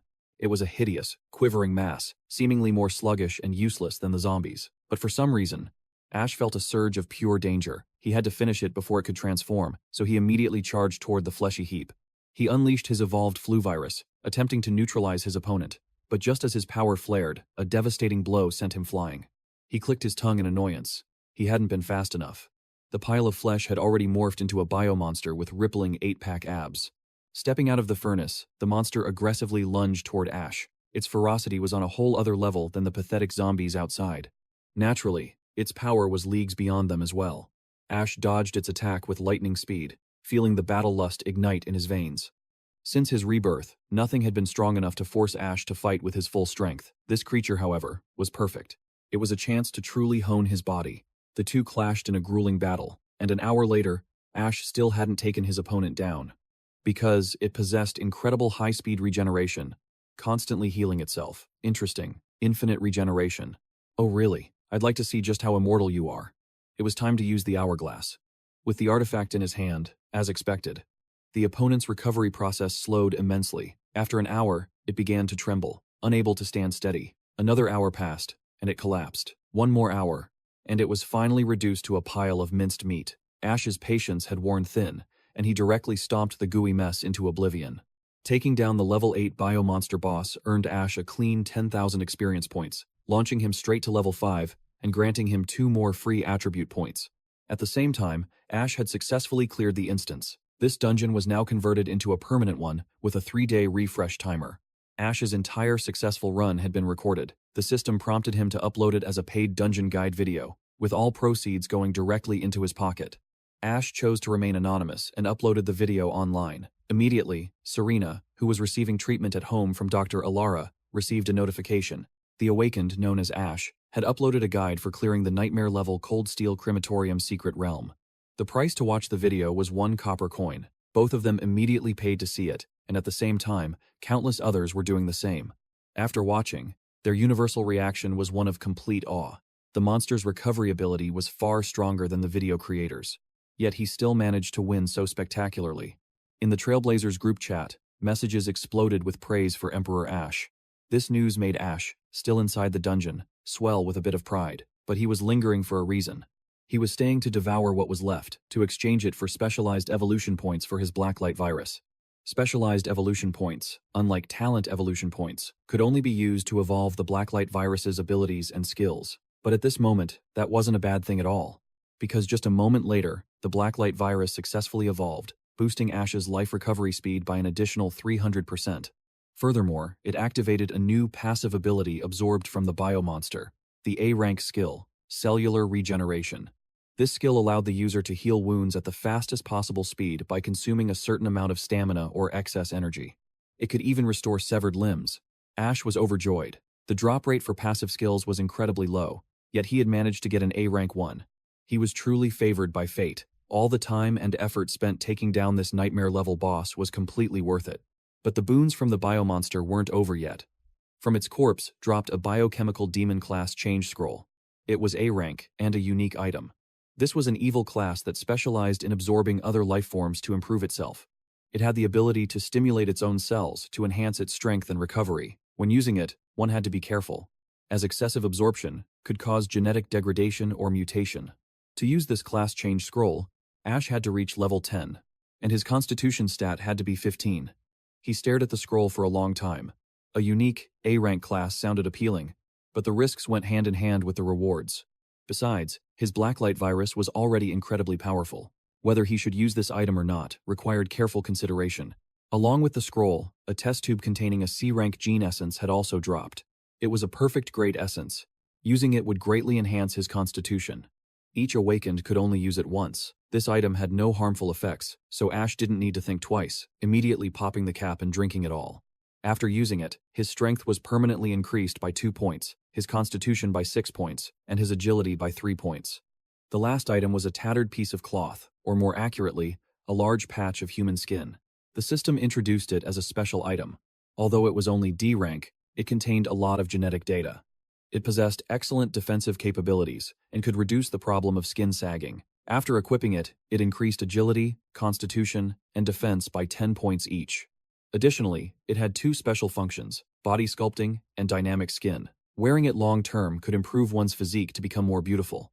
It could also change skin color and the shape of body parts according to one's own ideas. Generally speaking, it was very suitable for the cosmetic needs of women. Ash fell into deep thought. He was a real man. He didn't need a curvy chest or a shapely butt. But the system's description of the fluctuating skin ability was suspiciously vague, making it unclear if it altered his body or was some kind of equipment. Just then, he remembered the strange trinkets he'd looted from the zombies outside, so he pulled everything out for a final inspection. Among them, a skill book caught his eye. It was a D-rank active skill called Cell Activation, capable of enhancing cellular activity and recovery. It had a 10-hour cooldown, but it was useless for anyone who already possessed the skill. Alex already had a similar ability, but this was still an excellent life-saving skill. He could probably trade this book for some resources in the Pioneers group chat.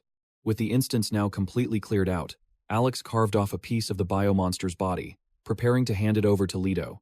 With this, his mission was officially complete. But as Alex was about to leave the dungeon, he suddenly hesitated. Something felt terribly wrong here. Leto wasn't some aimless wandering merchant just drifting through this apocalyptic world. He definitely came here for a reason. Plus, during their last encounter, Leto had called Alex an unexpected harvest before he left. An outcome that made him very happy. The loot Alex had gathered was valuable, but only to a player, and certainly not valuable enough to summon the avatar of a god. Now, he truly suspected Leto's purpose was tied to this dungeon, a true objective that he had yet to discover. The real reason for sending him here. Alex stared intently at the crematorium furnace. If there was any place in this instance he hadn't explored, it was inside that incinerator. Alex didn't overthink it. He plunged directly inside. It was empty except for the iron bed used for cremation and the fire grate. The surrounding walls were covered in soot, seemingly ordinary. Above him was a large oil pipe. Alex wasn't a fan of tight spaces, but he felt he absolutely had to climb up and check. If he didn't investigate thoroughly, he might miss something crucial. And so, Alex took a running leap, launching himself up the steep pipe. Its length far exceeded the height of the room, but surprisingly, the pipe led nowhere. He climbed all the way to the top only to find a dead end. As he stared in confusion, a face suddenly appeared right in front of him. On pure reflex, Alex threw a punch straight into that face, only to realize this thing was a hidden item. But all of its stats were displayed as nothing but question marks. Alex guessed this was very likely a fragment of an SSS rank item, or perhaps an item related to the gods. Alex picked up the mask and studied it for a moment. He was now 99% certain that this was Leto's real objective. Fine then, I'll just have to find a way to keep it. A mischievous smile spread across his face. Not long after, Alex stepped out of the dungeon, where the foreign exchange student was waiting. The fiery girl had seen the video he'd uploaded, and her attitude had completely flipped. "You're so strong, Alex. I'm totally in love with you." A look of disgust flashed across Alex's face. He still had no interest in her. The only thing he cared about right now was how many coins that video had earned him. Alex opened his information panel to check. His total assets were now 912 gold coins, 75 silver coins, and 32 copper coins. With this amount, Alex had escaped absolute poverty, but it still wasn't enough. He needed 1,000 gold coins to unlock the warehouse. The warehouse was a space protected by the will of the universe, cutting off all forms of spying. It was the only absolutely safe place for Alex to store his items, a place where they couldn't be detected. But with the speed his video was spreading, reaching 1,000 gold coins was only a matter of time. The two left the medical academy building. The foreign student assumed that Alex would now take her to the villa district on the mountain. But he refused. The darkness hid countless dangers. He wanted to find a temporary place to rest for the night. Hearing this, the foreign girl's face lit up with excitement. There are some high-class hotels not far from the school. The facilities are great, and since it's not a holiday, it won't be too crowded. He wasn't sure if she was trying to seduce him, but Alex indeed told her to lead the way. As a result, she brought Alex to a love hotel. She even tried on all sorts of cosplay outfits to tempt him. And our hero, who had just been waving his hands saying he wasn't interested, didn't exactly refuse either. I mean, when a feast is served up on a silver platter, only a fool would turn it down. The two shared a fiery night, and after they were done, Alex's assets were finally enough to activate the warehouse. After unlocking it, Alex immediately stored all of his precious items inside. He got dressed, neat, and tidy. It was time to move to the next phase, the next part of the mission. Alex tossed the coin Leto had given him in their last meeting, beginning the process of summoning him. There was a saying in this world, when trading with Leto, emotions are a bargaining chip. It meant Leto would pay attention to the emotions of the other party, or the target of the trade, to adjust the reward. And without a doubt, in Leto's eyes, Alex was previously very valuable. Alex reached into his pouch and took out the piece of the creature's body as the flame vanished. Leto's voice echoed, "Little one, I didn't expect you to summon me so soon. Is the mission complete? Have you proven your capabilities?" Alex tossed the piece of flesh forward. "That's right. Here is your proof." This was the mission's requirement, a piece of the creature from the dungeon. It rolled and tumbled like a ball at the merchant's feet, but its form was shriveled, no longer fresh like it was initially. Leto bent down to observe it. "It seems this thing has been dead for some time now, hasn't it?" His staff appeared in his hand. Leto leaned on it, one hand on his hip, questioning. "You finished the mission last night, correct? Why didn't you summon me immediately then?" His gaze sharpened. "You really want that scroll, don't you?" Alex replied coldly.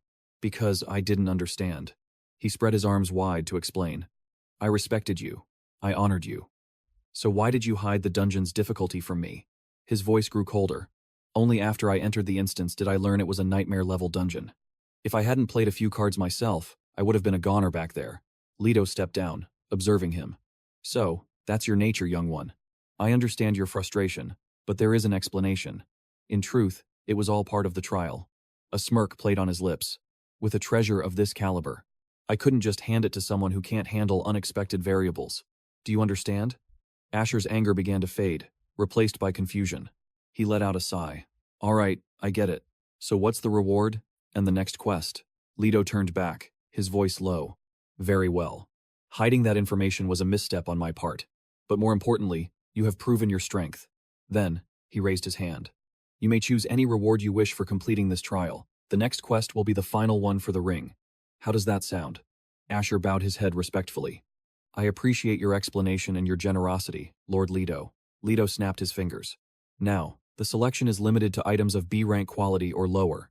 Please, make your choice. Instantly, items displayed like glowing cards began to circle around Asher.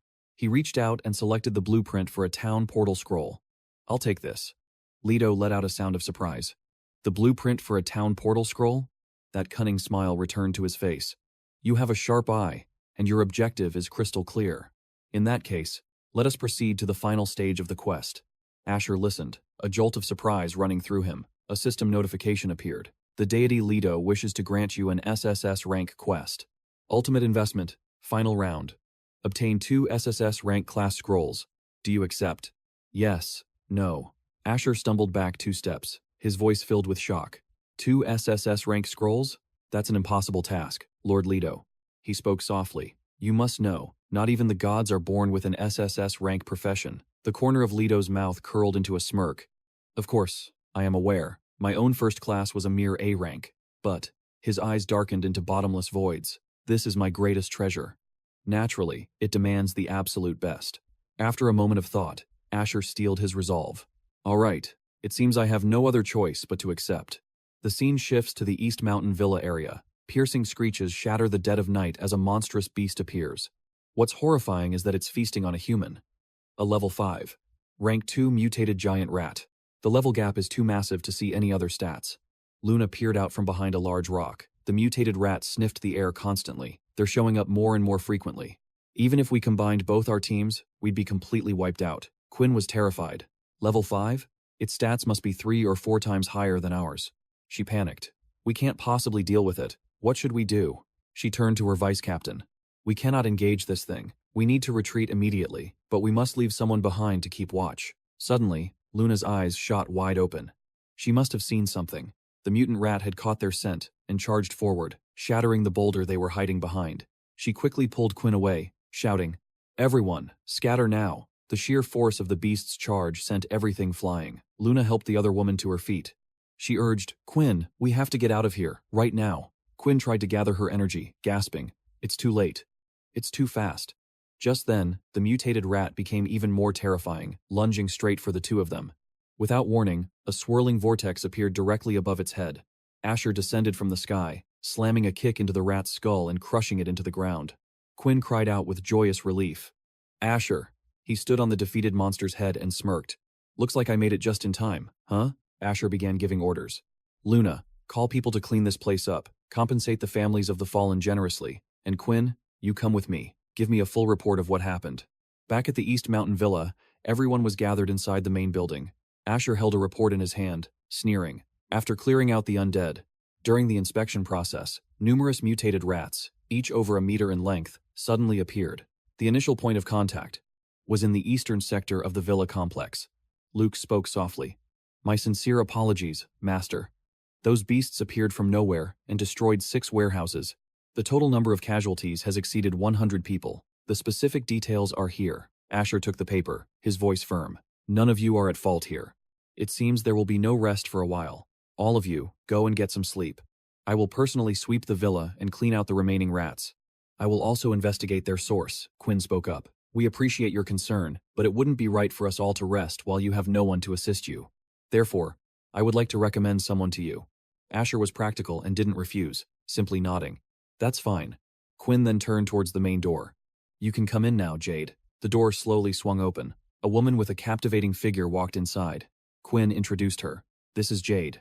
We rescued her while we were clearing the villa. I believe you two already know each other. She studied law and was a lawyer. She can help you establish rules and regulations. and she is willing to serve you. Asher smiled faintly. Jade stays. The rest of you, go get some rest. Soon, everyone had left, leaving only Asher and Jade. She spoke shyly. Whatever you need from me, please just give the command. Asher gently lifted her chin. I hear that women in your profession have very sharp tongues. Come here, and let me experience that for myself, shall we? She immediately agreed. As you wish. A short while later, Jade was kneeling on the floor, speaking with a shy voice. Thank you for your reward, master. Asher leaned back in his chair, a look of satisfaction on his face. Your technique is quite good. I'm very pleased indeed. He stood up. Turning towards the door, he straightened his clothes and called out softly. Come here. She immediately walked over. Yes. Asher began to explain. Pay close attention to the rules I'm about to lay out for this place. But before he could say another word, she pressed her hands against the door. With an inviting gaze, she purred. Master, please. Ashton's voice turned to ice. Please what? And why are you in that position? Did you not hear what I just said? Blushing furiously, Jade stammered. My apologies, sir. I didn't hear clearly. It's probably my B-rank concentration skill. She explained, this ability enhances my thinking, senses, and speed when I'm focused on a task, but it blocks out all other external information. Ashton gazed out at the city's towering skyline. I called you here for a reason. From this spot, you can see all 3 districts of East Mountain. His eyes scanned across the landscape, the Villa District, and the high-end residential area on the mountainside, and the commoner community at the foot of the mountain. Ashton commanded, I want you to create different regulations for each of these districts. Without hesitation, she replied, Yes, consider it done. Do you have any other requests? Ashton rested his chin on his hand. Requests? I'm more curious about your abilities. Show me, he said, his voice low. Let me see your focus. Just how high can your sensitivity reach? Jade was mesmerized by his honeyed words. Of course. She once again leaned against the glass, her posture alluring. I'm ready. I'm focusing now. What happened next, you can all imagine. The air thickened with a palpable tension. Time flashed forward to noon the next day. At the East Mountain drainage outlet, Ashton spoke to his team. Last night, I analyzed the schematics. By tracking the mutated rats' movements, I located this place. Inside is their nest. He leaned against the wall, looking down at the rushing water. Although I could clear this place alone, I want to use this opportunity to cultivate something.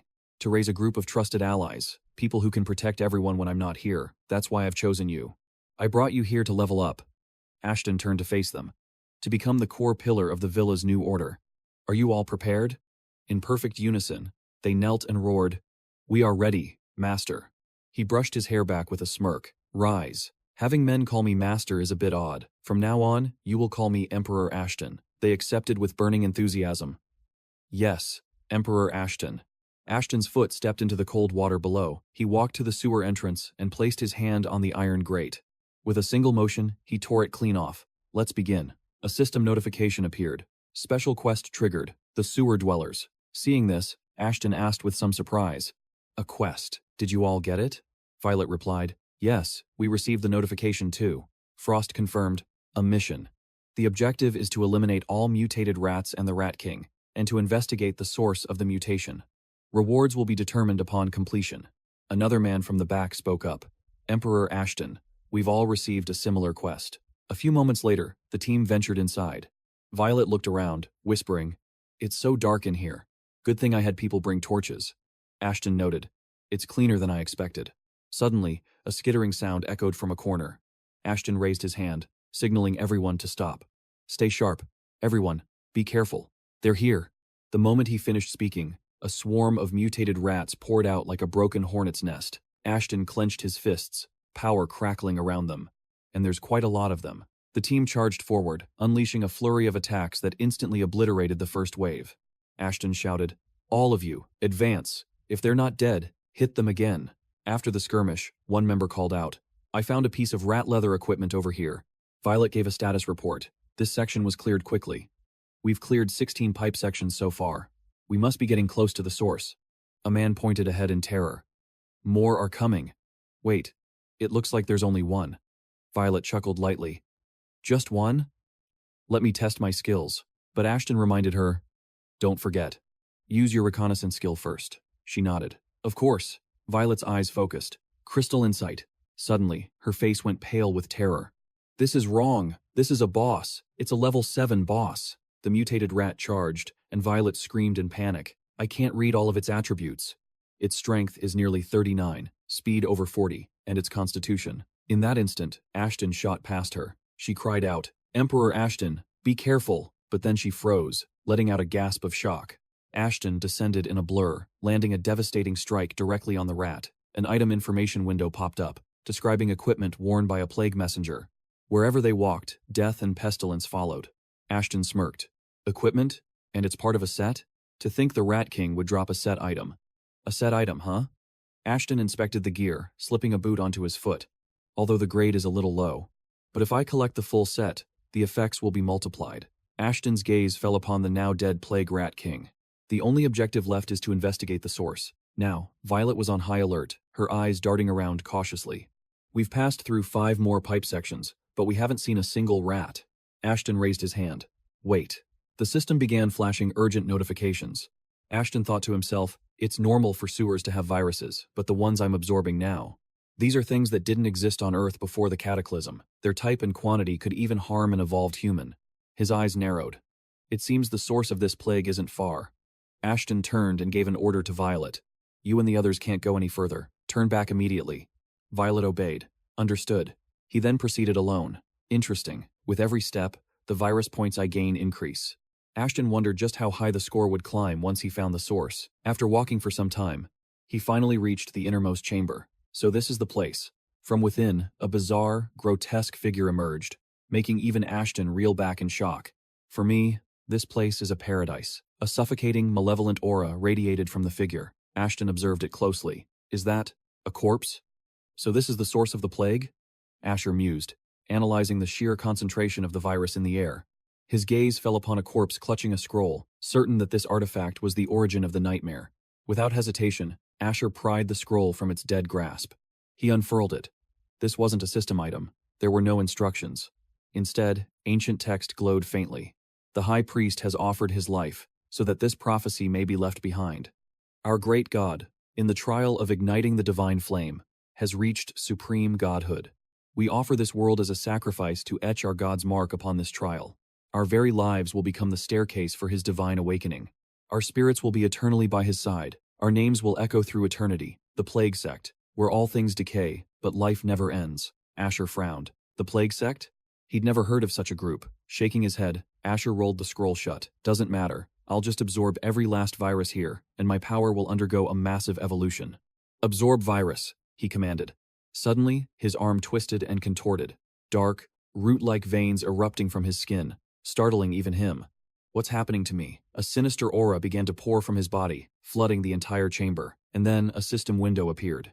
System alert. Special quest. Master of the Sewers. Complete. 2,000 experience points acquired. Generating random reward. Congratulations. You have obtained the item. Wall of Flesh. Asher opened his palm, staring at a new mark that had appeared, the Seal of Pestilence, the mark of a core member of the Plague Sect. It was a brand forged from countless horrific diseases. Within its sphere of influence, all other plagues would mutate and evolve. Asher's mind raced. This is the Seal of Pestilence? System alert. Host has resisted plague corruption and acquired the Seal of Pestilence. Activation requirements for the next quest have been met. New quest acquired. The Plague Sect. Difficulty. SSS rank. Asher's eyes widened in shock. An SSS rank quest? System alert. Quest. The Plague Sect. Difficulty. SSS rank. Quest intro. To welcome the true god of their prophecy, the Plague Sect sacrificed the old god's domain and descended upon this world with countless treasures. Acquiring the Seal of Pestilence means you are now a candidate to become the prophesied true god. Seek out the members of the Plague Sect. Undergo their trials and prove you are the one they have been waiting for. Quest objective. Find a plague apostle. The quest rewards were hidden, but Asher understood this was a path to godhood. A smirk played on his lips. If I become the god of pestilence, I'll finally have the power to face Hezos directly. A plague apostle, he muttered. I will find one. Just then, a swirling vortex of energy materialized in the air. He recognized it instantly. A dungeon was forming. Asher reached his hand towards the turbulent portal. System reminder. Plague sewer dungeon is currently forming. Difficulty. Hell mode. Time until formation complete. 19 days, 23 hours, 58 minutes, 59 seconds. He pulled his hand back. Hell mode? That's a whole level above the nightmare difficulty of the incinerator. Asher turned to leave, realizing the dungeon's formation would take nearly a month. This dungeon is on another level. I'll come back in a month and see what awaits. Elsewhere, Selena placed her hand on a new, shimmering portal. The East Mountain Sewer dungeon has fully formed. Difficulty: normal. Required level: 1 to 10. Entry limit: 3 times per day. Asher stepped out from the shadows. Level 1 to 10? Perfect for leveling our people. She turned, surprised. My lord, you've returned. I've already sent for everyone to gather. We will rotate groups to level up, she reported. 3 entries a day is a chance we can't afford to waste. Asher nodded in approval. You've done well. 20 minutes later, his followers were assembled. Asher gestured toward the portal. The space inside this sewer dungeon is limited. We'll go in with teams of 48. Survival is priority number 1. Loot is number 2. Have I made myself clear? Yes, sir, they roared in unison. All right, Asher announced. On your 3rd run, I will join you. But you will have to rely on your own strength to overcome the challenges. I will not lift a finger to help. Understood, Emperor Asher, they all replied. He turned, raising a hand. First, let's form a party. And then add everyone to this group chat. A system alert suddenly popped up. Evolver 001, Asher, has invited you to join the party. Party name: Asher's Court, Selena gasped. 001? Asher just shrugged. The number just signifies the order in which we awakened. What's there to be so shocked about? Chloe stepped forward, confused. Asher, why didn't I get an invitation? He replied coolly. Because I didn't send you one. Asher leaned in closer. This is my personal court. Only the most loyal and capable are allowed to join. Someone who wet themselves at the sight of a single zombie obviously doesn't get an invitation. Chloe's face flushed red with embarrassment as she backed away, shouting defensively. Don't you dare look down on me. I've gotten stronger. Asher presented her with a row of items. All right then. Pick a weapon. And enter the dungeon. Show me just how much you've grown. The scene shifted to inside the sewers, where Chloe held her dagger at the ready. Don't you dare help me, she warned. I'll handle this myself. Asher turned to Lily. I still don't know what your or Chloe's innate talents are. A sword of pure energy materialized, piercing through her own palm without drawing blood. My talent is Phantom Dream, a B-rank skill. I can project illusions based on my imagination. It's not that useful in a real fight. Lily glanced at Chloe. Her talent is Skyward Growth, a C-rank skill. It boosts her experience and skill proficiency gains by 50%. So she's a rapid growth type, Asher concluded. In a direct battle, your illusions are far more useful for now. That's right, Lily agreed. A moment later, Chloe returned from a swift battle with a triumphant grin. How was that? I took down 3 of them all by myself. These sewer rats are way tougher than those zombies. Not bad, Asher admitted with a slight smile. Seeing how desperate you are to join my court, I suppose I can make an exception. Her cheeks flushed. Who wants to join your court? I just wanted to prove myself, that's all. Asher turned away. Fine, I'll respect your choice and withdraw the offer, Chloe stammered. Wait, don't you dare tease me. What do you mean don't? The girl's face flushed crimson as she spun around, stammering. Don't send it. Can't I just join? Asher crossed his arms, a smirk playing on his lips. Seeing you so reluctant just makes me want to refuse. Chloe whipped back around, too embarrassed to speak. That's when Selena stepped forward to defend her. Stop teasing the child, she genuinely wants to join. This morning, she was furious with me, thinking I recommended Jade to you instead of her. Chloe whispered, Mother. She lowered her head, as if pleading, just accept the invitation, for my mother's sake. A moment later, a system window popped up. System notification, Evolver ID 10261521, Chloe, has accepted the invitation and joined Aegis. Chloe's eyes lit up with excitement as she dashed off. I'm going to go slay some monsters. Asher just shook his head. What a pampered little princess. Selena explained. Her words are harsh, but her heart is true.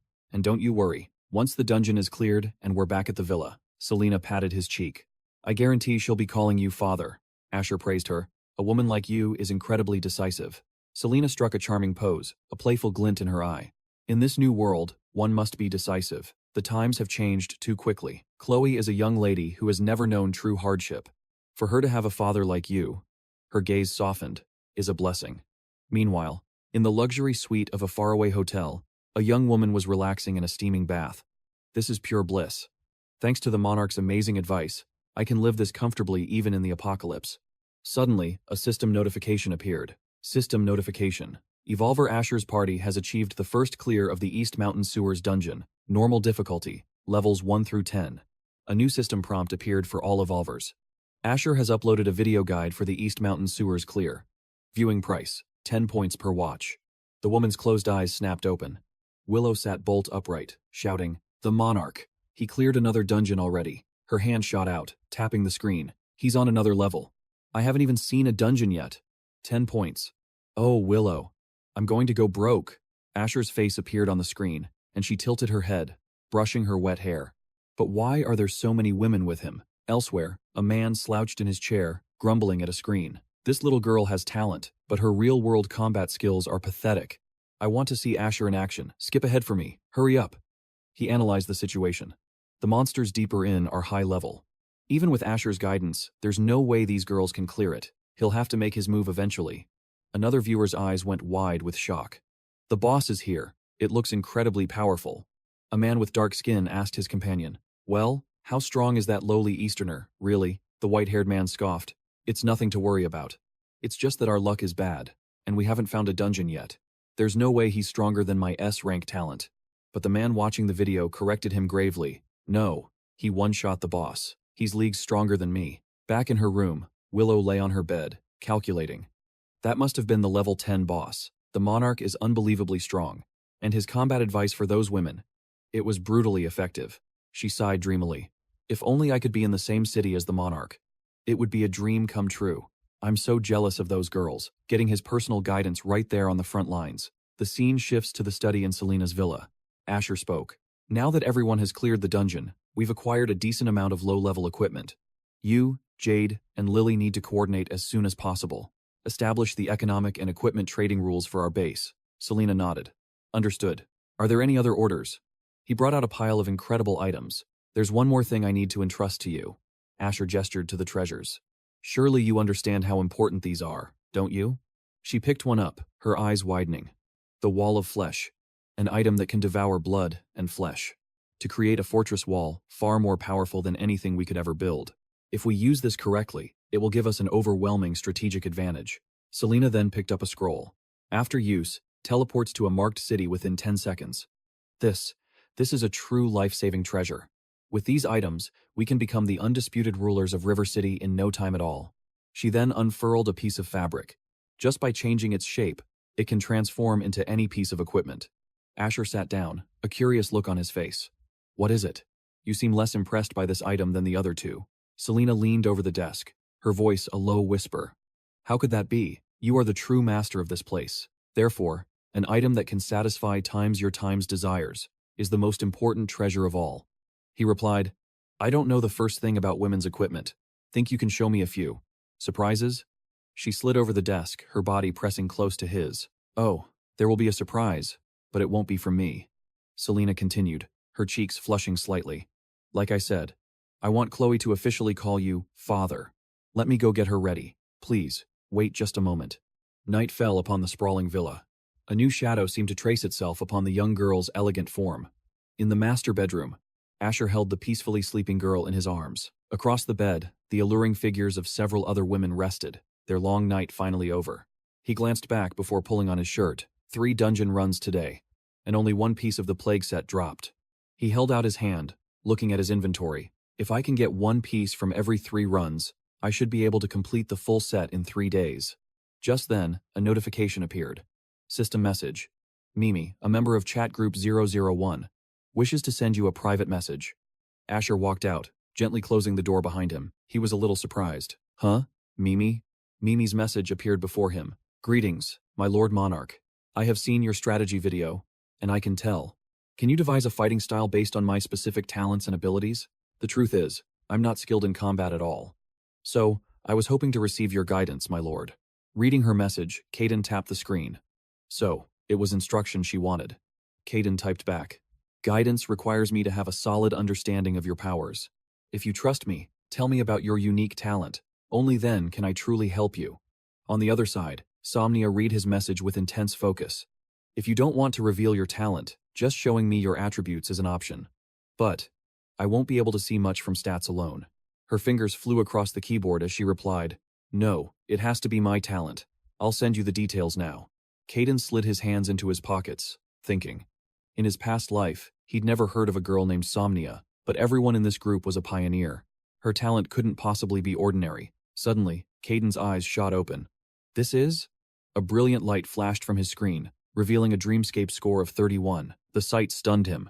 It was SSS rank, an infinitely evolving supernatural power. How could an ability like this remain unknown? It seems she must have died early in his past life. Caden sent another message.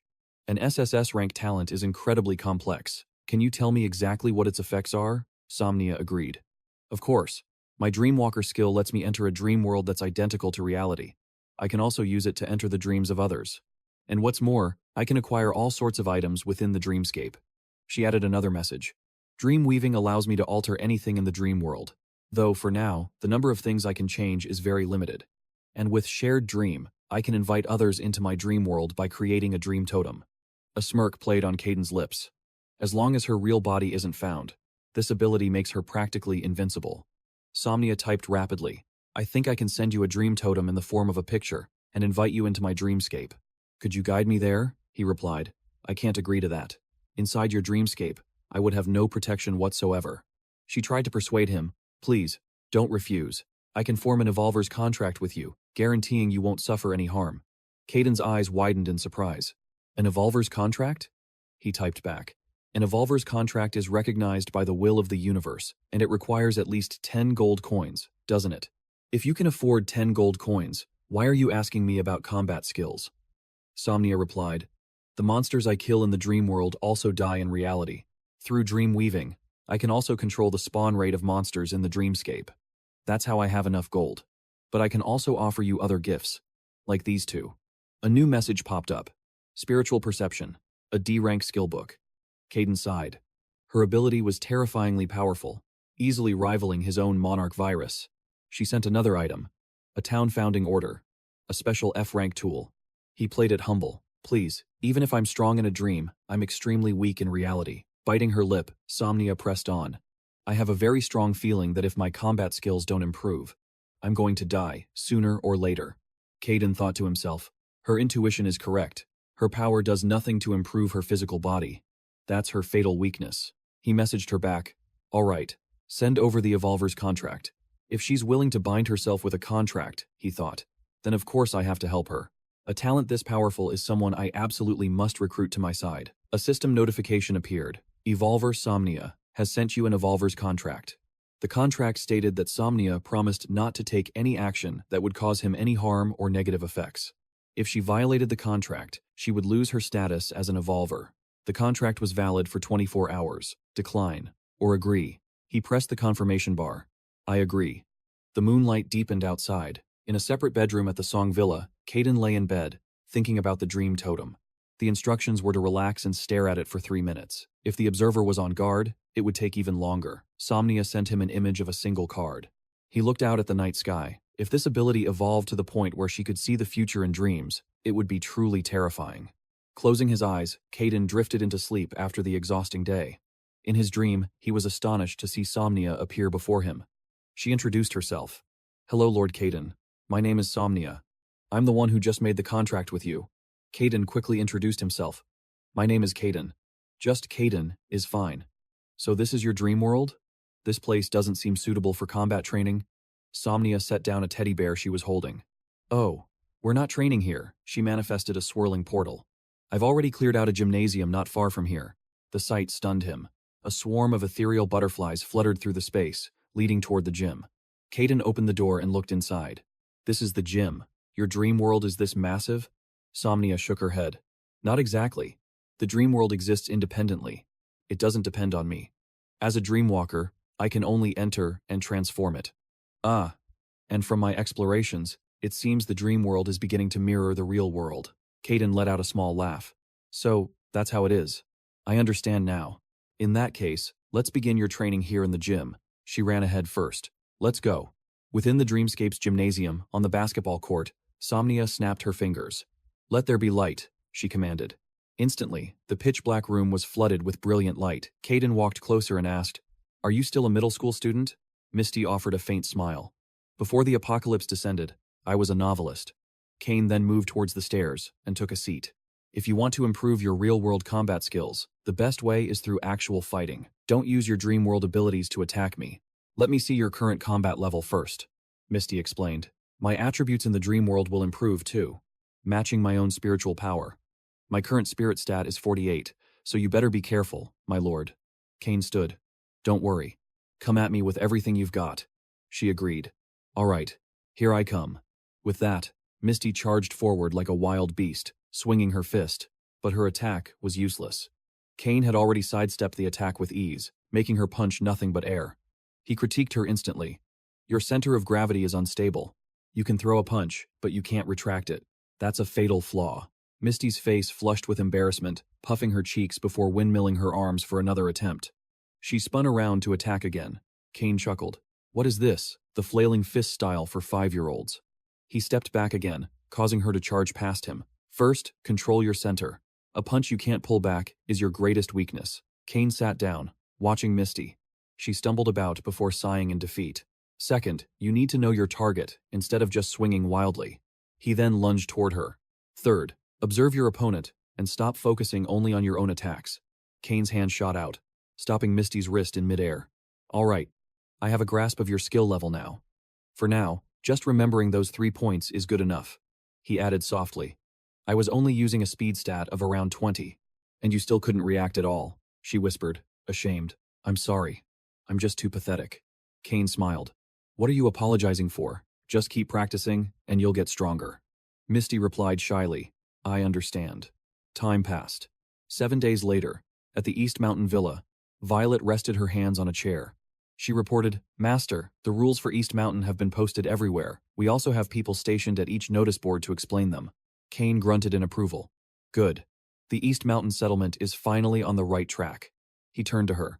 The areas surrounding East Mountain.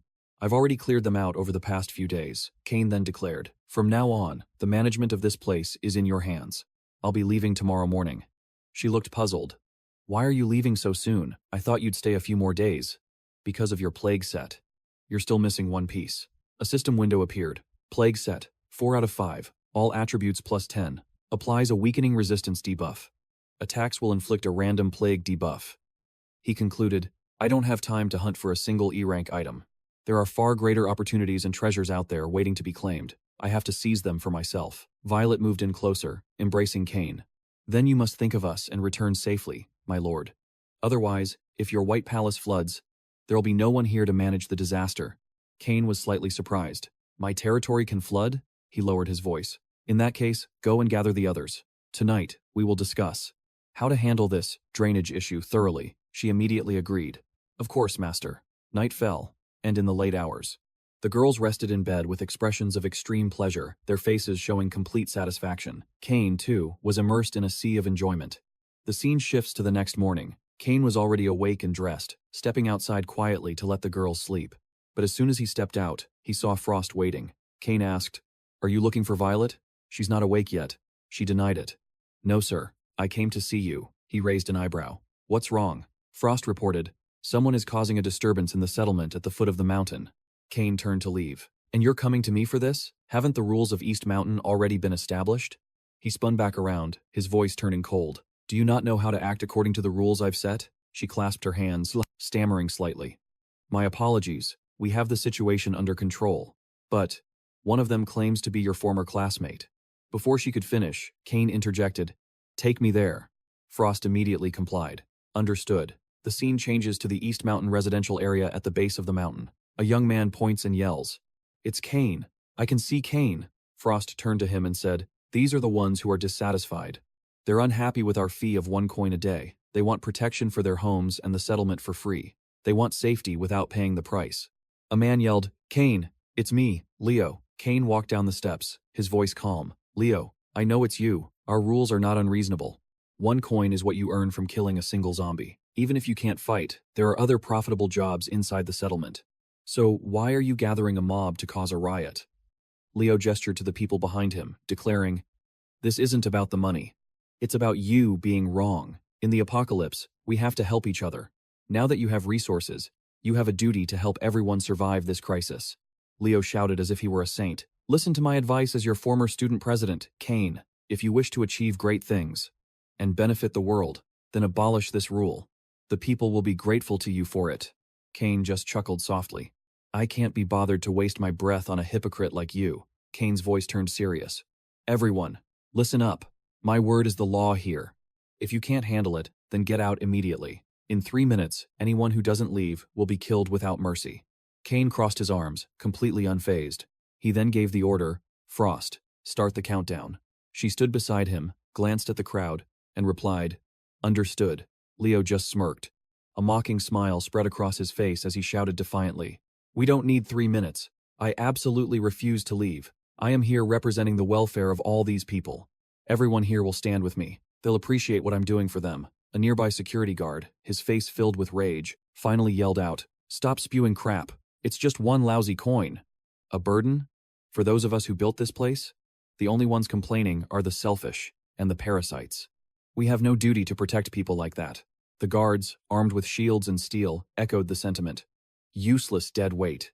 You can't even clear a single undead in a day? Can't earn 1 credit? Come be my guard dog. I'll toss you 2. Now get lost. This place was built by our own hands. It has nothing to do with you. Hearing this, Leo's face contorted with rage, veins bulging on his forehead.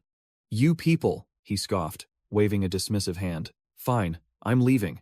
Who'd want to join this hellhole anyway? Just you wait, Asher. You'll regret sending me away. But then, a voice cut through the noise as our main character, Asher, stepped forward. Hold on.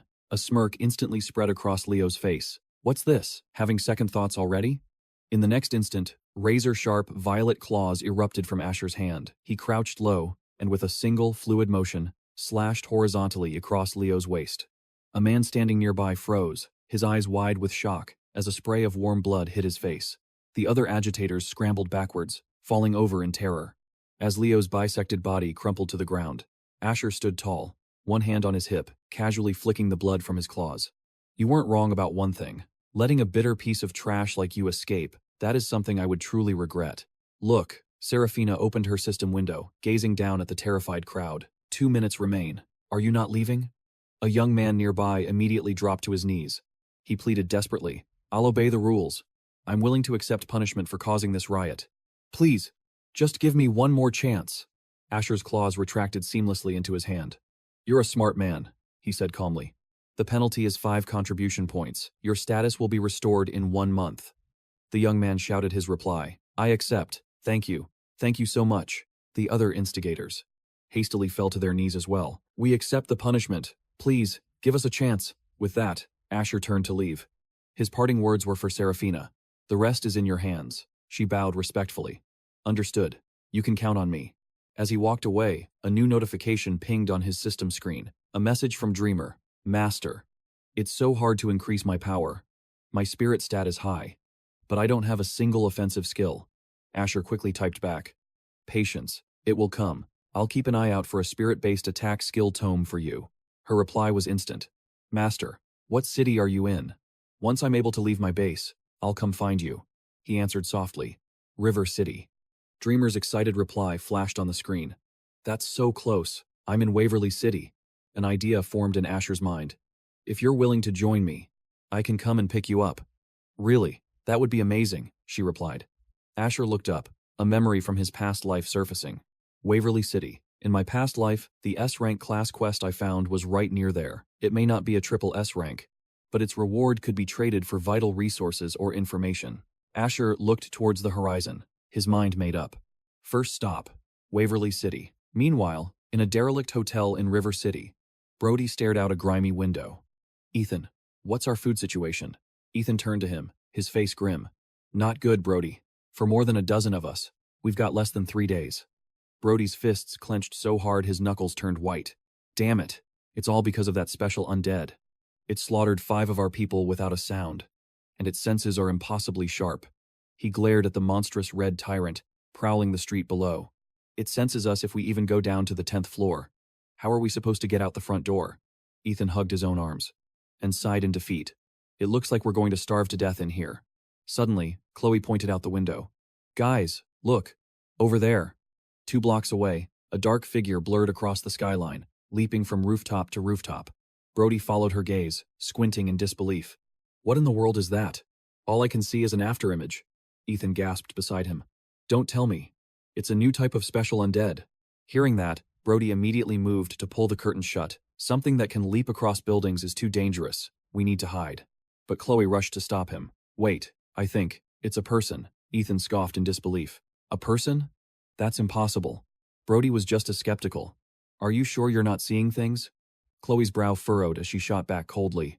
I am never mistaken. You're forgetting my unique ability. Beside her, Anya also stared out, her expression grim.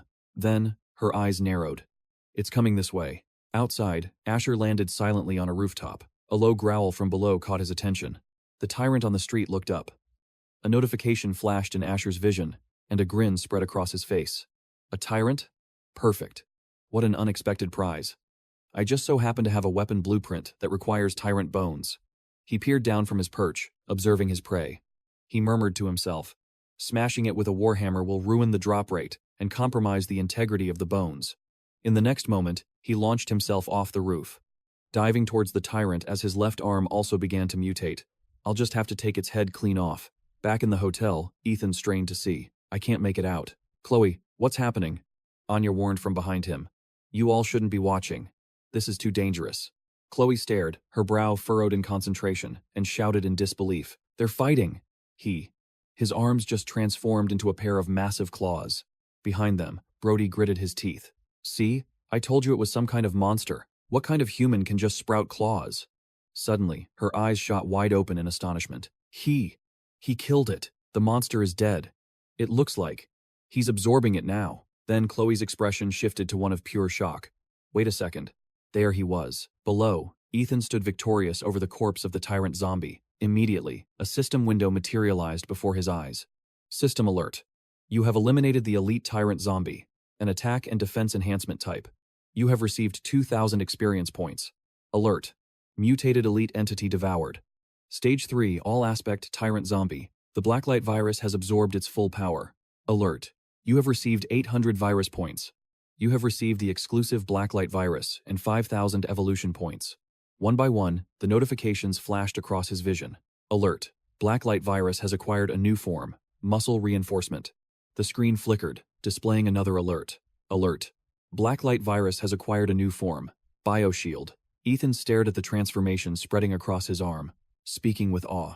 Muscle reinforcement can strengthen my entire body, unlike other forms that alter my shape and cause inconvenience. And this shield's defense is nearly double my own.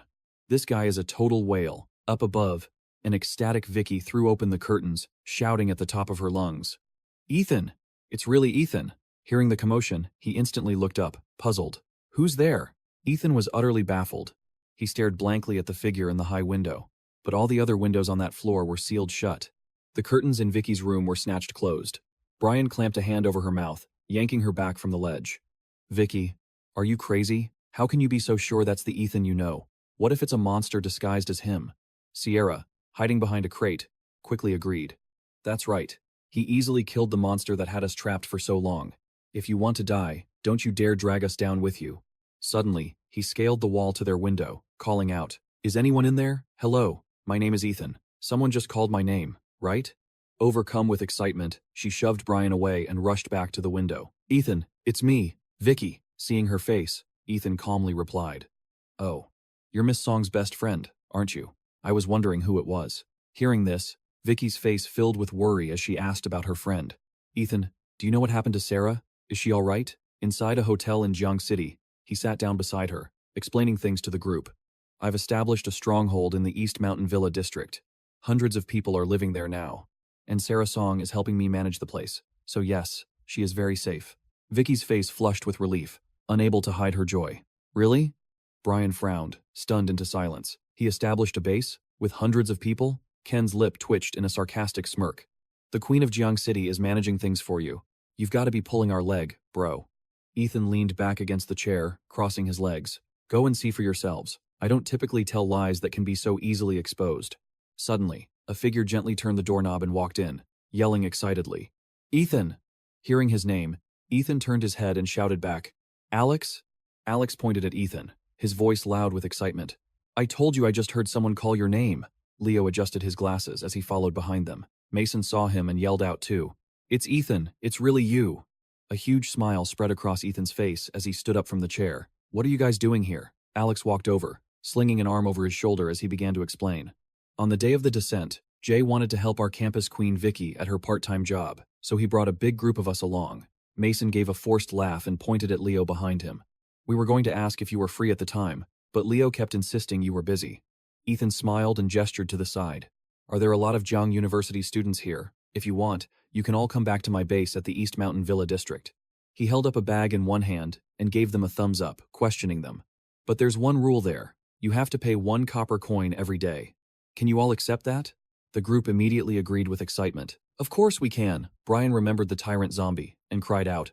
If that monster hadn't trapped us here, we could have been earning gold coins. But the road to the base is dangerous. I don't suppose you could go with us. Hearing this, Ethan replied, I have other things to do, but you guys can rest easy. The only tyrant I ran into on the way here was the one outside. He put a hand on his hip and groaned. So, you didn't see any other monsters? That just proves how unlucky we are. Then, he waved his hand, quickly summoning a set of light blue cards. Ethan watched as the cards transformed into pieces of equipment that fell to the ground. Alex, you blockhead. And you too, Vicky. This is some low-level equipment I can't use anymore, so I'm giving it to you. He patted Brian on the shoulder and said with a smile, I have to get on the road. Now that you know the location of the base, I'll be going first. He turned his head to look over and said, Thank you, Ethan. Alex saw him turn to leave and called out a warning. You need to stay safe out there, Ethan.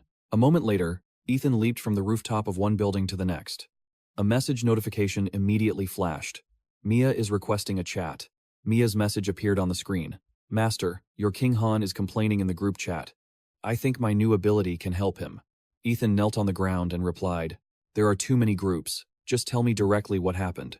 He touched his chin as he processed the news, wondering, My King Han? Does she mean Hanson? Inside the hotel room, Mason leaned against the sofa and suggested, Jay, let's go to the base. Brian clasped his hands together and replied, One more evolved person makes the base that much safer. For us, that's what's most important. He frowned, thinking of the journey ahead, and added, That's right, but we have to prepare for this properly, because we'll have to cross almost all of Jiang City to get to East Mountain. Leo, standing to one side, pushed up his glasses and said, Wait a minute, I think. Suddenly, a sound interrupted him, causing Brian and the others to turn their heads. Ethan, why are you back? Vicky walked over to him, asking with a puzzled expression. Is something wrong? Ethan climbed in from the window and spoke. Right, I need a room to handle some business. Hearing this, Leo pointed the way. Then just crash with me and Caleb. Asher draped his arms over his friend's shoulders. I need a room to myself. Caleb wrapped an arm around his waist, pulling him close. Not a problem. You can have my room. We can just watch the living room for you. Suddenly, Vivi remembered something. That's right, she called out. Asher, wait a second. In the hotel hallway, she leaned in close. I almost forgot to ask. Do you have Seraph's Evolver ID? I want to add her as a friend. Asher simply recited the number. 990225. Caleb immediately jumped in. Asher, what about your ID? Leo and I want to add you too. With a straight face, Asher replied. 001. Caleb's expression froze. He just stared. Speechless. Then, Caleb burst out laughing, clutching his stomach. He pointed at Asher. We've all evolved. So why is your deadpan humor still stuck at level 1? Leo walked over with a serious look. He clapped Caleb on the shoulder. Caleb, just send the request. You'll see. A moment later, a system notification popped up. Evolver 001, Asher, has accepted your friend request. Seeing the notification, Caleb shot up. It really is Asher. Beside him, Leo chuckled, urging him on. Caleb, stop gawking. Let's get moving. 10 minutes later, Caleb was stretched out on the sofa. Is Asher's ID for real? A number like that is just too legendary. Leo rested his chin on his hand, adding his thoughts. He said it's based on the order of evolution, which means Asher was the very first person to awaken. He then turned to Caleb. Hey, remember what Asher posted in the dorm chat? That message about the school moving the fitness exam to mid-June? Caleb didn't move an inch. Of course I remember. We trained like idiots for over a week because of it. Hearing that, Caleb shot upright. Wait a minute, are you saying Asher knew this was coming all along? Leo's brow furrowed in thought. It could have been a coincidence. But either way, we definitely benefited from all that training, didn't we? Caleb straightened up, leaning back. You're right, we absolutely benefited from the intel Asher gave us. Leo agreed with a nod. Exactly. Suddenly, Caleb glanced over at Vivi, sitting nearby. Hey Vivi, why is your face so red? She shot to her feet and headed for the door. It's nothing. I need to get back to my room. Just don't forget Asher's instructions. Whatever you do, don't go into his room. With that, the door clicked shut. Vivi stood outside, her face flushed. Placing a hand over her heart, she thought, Asher. Her screen showed the chat log with Seraph. It's me, Vivi. An instant reply appeared. Vivi? How did you get my ID? Vivi calmly typed back. Asher gave it to me. Seraph's message flashed on screen instantly. I knew it. That guy can't help but be a charmer wherever he goes. Vivi was taken aback. Huh? Seraph immediately followed up. You're my best friend, right? We're on the same team here. Of course, Vivi confirmed. Seraph's reply was full of glee. Perfect. Now when we're all together, I won't be the only one calling him Dad. Vivi reeled in shock. What are you talking about? Recalling that conversation, she buried her burning face in her hands. She couldn't be thinking the same thing as me. Could she? Impossible. Vivi's eyes widened in disbelief. Asher, and Seraph, and everyone. All together? Her mind was a whirlwind of questions. Suddenly, she overheard voices down the hall. Listen to me, Jian. This situation isn't as simple as it looks. Rocco leaned against the wall, his voice low. Asher is definitely playing us. His story is full of holes. Ronan crossed his arms. I agree. Something feels off. He added with a grim expression. And that whole story about Seraphina managing his base? It just sounds like he's showing off. Vivi stood frozen in place, staring at the two men. Elsewhere, a system notification appeared. Entering Motto Dreamscape. Host. Jaden Han. Asher appeared, a pair of wings on his back. He looked down from above. Hello, everyone. I had to make some arrangements in the real world, so I'm a bit late. He surveyed the scene with a small smile. It seems I'm the last to arrive. Waiting in the room were three others, Mimi, Raven, and Jaden Han. Jaden pulled back his hood with a grin. Emperor Bai. I'm Jaden Han. It's an honor to finally meet you. I knew you'd be good looking, but you're even more handsome than I imagined. Beside him, Mimi put her hands on her hips and pouted. What a total suck-up. Jaden quickly turned to her. No way, I'm just speaking the truth. Raven then stepped forward to introduce herself. Greetings, my lord. I am Raven. Mimi said she could bring one friend along for the party. I was lucky enough to tag along. My talent is Fear Incarnate, an SS rank ability that makes fear a reality. Jaden's face fell in disappointment. So you're saying my S-rank mental control is the weakest skill here? Asher put a hand on his hip and chuckled. Your talent might be lacking, but your luck stat is definitely maxed out. If you had run into this trouble just 2 days ago. He glanced at Mimi. Even Mimi wouldn't have been able to help you. Asher explained further. Back then, Mimi could only pull people into her own personal dreamscape. By giving you a dreamscape sigil to act as a core, she gained the power to bring everyone to your domain. He gestured towards Jaden and Raven. In fact, Mimi only mastered this ability yesterday. She nodded to confirm it. Hearing this, Jaden scratched his head and let out a hearty laugh. Guess my luck really isn't half bad. Asher held up a hand. Alright, listen up. Mimi's power can sustain the four of us. But our time inside this dreamscape is limited. So, quickly state the problems you're all facing. Jaden raised a hand. I have an exclusive quest instance. I'll send everyone a screenshot of the mission details. The dungeon wasn't far, so we chatted along the way. Suddenly, a system window flashed open, an S-rank exclusive quest about a family mystery. Deep within my father's belongings, I found a strange file. It was a medical record from the Red Star Mental Asylum, and it bore the name of an aunt I never knew. An aunt I'd never even heard of. The questions flooded my mind. What was this hereditary illness, and why was her existence kept a secret? Could my own powerful psychic abilities be linked to this family curse? The answers, it seemed, were locked away inside the Red Star Mental Asylum. And there it was, scrawled on a pristine white wall in blood-red letters.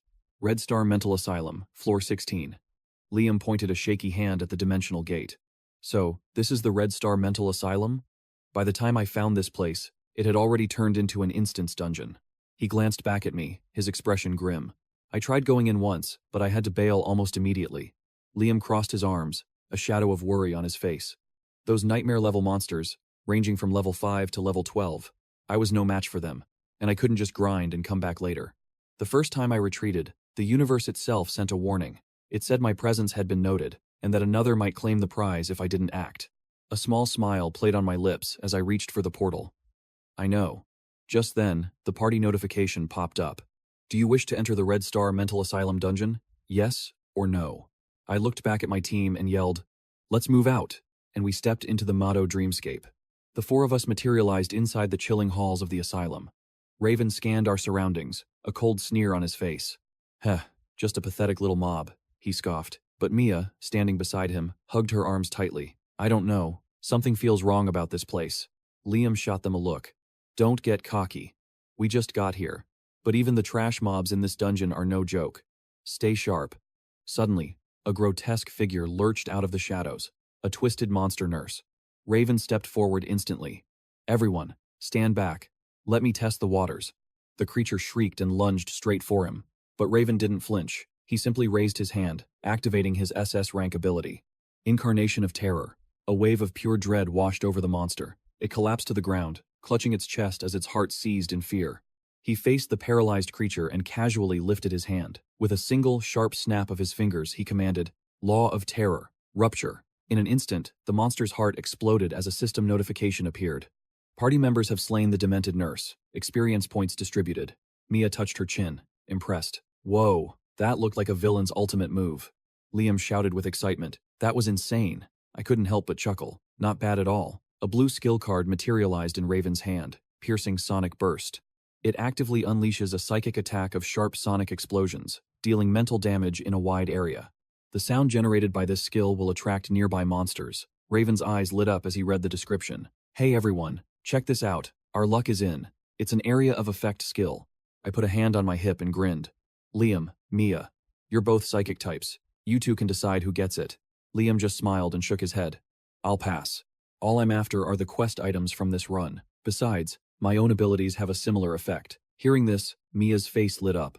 She reached out and took the skill card. In that case, I won't hesitate. Thank you. She held the card to her chest, and in a flash of light, a system message confirmed she had learned the skill, piercing sonic burst.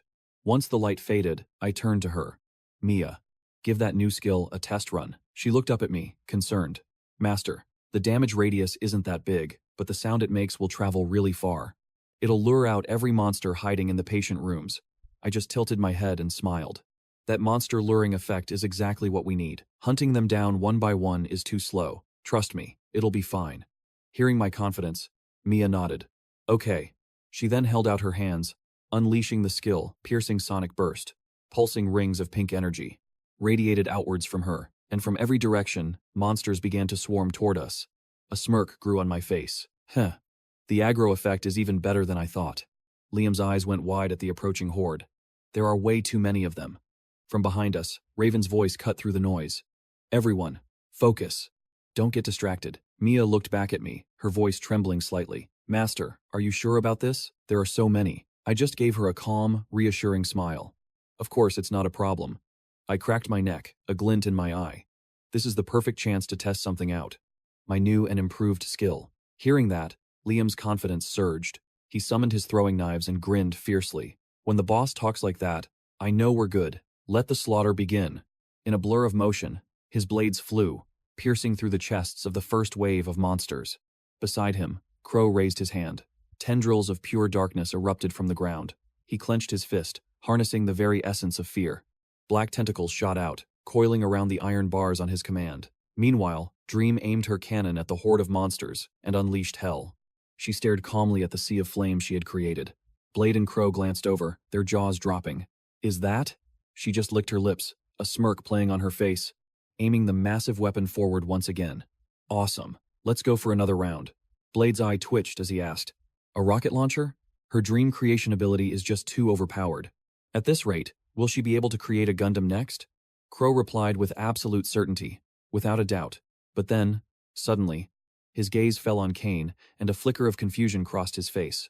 While controlling the darkness to annihilate monsters, Crow wondered, why hasn't our leader made his move yet? Across the room, Cain stared at his own mutated hands, lost in thought. My strength is finally at its peak, but the charge time for this skill is agonizingly slow. It's nearly impossible to charge it fully mid-combat. A confident grin spread across his face as he shouted, it's ready. With that, Cain slammed both hands onto the ground with immense force. Erupting from the floor, massive black bone spikes burst forth. They grew at an impossible rate, becoming colossal pillars that effortlessly impaled every monster in their path. The three teammates behind him could only stare at the carnage, completely and utterly stunned. Dream's eyes went wide. Master, you're so strong. Blade's jaw hit the floor. Holy crap, is that the power of the White Emperor? But just as Cain turned, two nurse-like monsters emerged from the shadows. Seeing this, Blade's eyes narrowed instantly as he unleashed a flurry of throwing knives. Two of them are still standing. I'll handle it. But Cain instantly raised a hand, stopping the daggers in midair. Wait, he commanded. I intentionally spared these two head nurse mini-bosses. Blade's face went pale. He caught them. With just one hand, Crow patted his shoulder, offering silent comfort. A moment later, Cain looked up as a notification screen appeared before him. A system prompt glowed in the air. Ability: Darklight Devour has evolved. You may now choose to view the memories of any devoured target. Low probability of acquiring any of the target's mastered skills. Cain reached out toward the heads of the two nurses. Let's see. Read and absorb target memories. I haven't had a chance to use this since I first acquired it. The world dissolved into a memory, where head nurse Cain was bound to a cross, her face a mask of pure terror. She screamed, "What is this? What's happening?" The memory flashed, and now she was on the floor, trembling violently. "Stay away from me. I'm begging you, don't come any closer." The director, his eyes glowing crimson, roared, "Head nurse Cain, silence yourself." Head nurse Cain's final memory was of an endless void and a soul-shattering scream. Then, the scene shifted again. The director placed a hand on her head, muttering to himself, "Broken by fear already? Such a fragile mind. And I was planning to offer you to my master. What a shame. A broken toy like you can only serve as next month's sacrifice." The memory faded, and a new one began. A nurse approached another, saying softly, "Head nurse Warren, don't be so sad. Everyone is on edge because of what happened to head nurse Cain." The woman replied calmly, "I know. I was fond of head nurse Cain too." Head nurse Warren recalled seeing Cain lying in bed, muttering nonsensically, 16, 2, no, she whispered. She was such a good person. And so beautiful. How could she just snap like that? Back in the present, Cain's brow furrowed in thought. 16? And a demonic ritual? Wait. I think I figured it out. A memory from his past life surfaced. Back when I was a devil hunter, I heard rumors about a certain mental hospital dungeon in Mado. They said it was connected to demons, and that you could even summon one there. Unfortunately, by that time, my level was far too high for such a low-tier dungeon.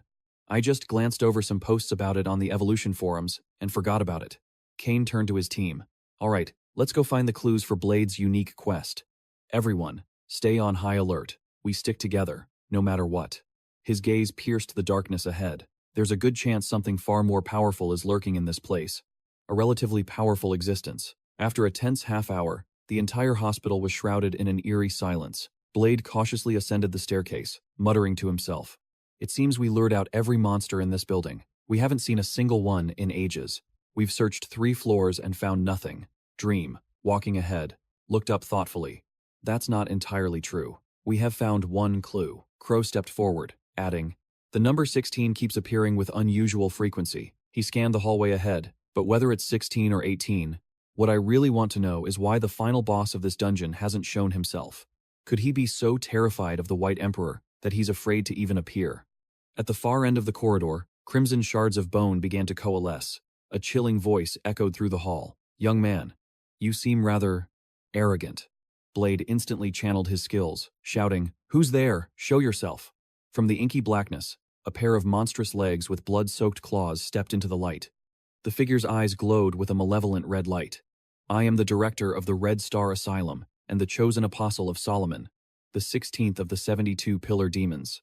Blade stammered in shock. "He's a demon?" Crow's voice was grim. "An apostle of a demon lord?" The director sneered at the 4 of them. "Your pathetic attempts to feign calmness are useless. Becoming a sacrifice for my master is the only end for you."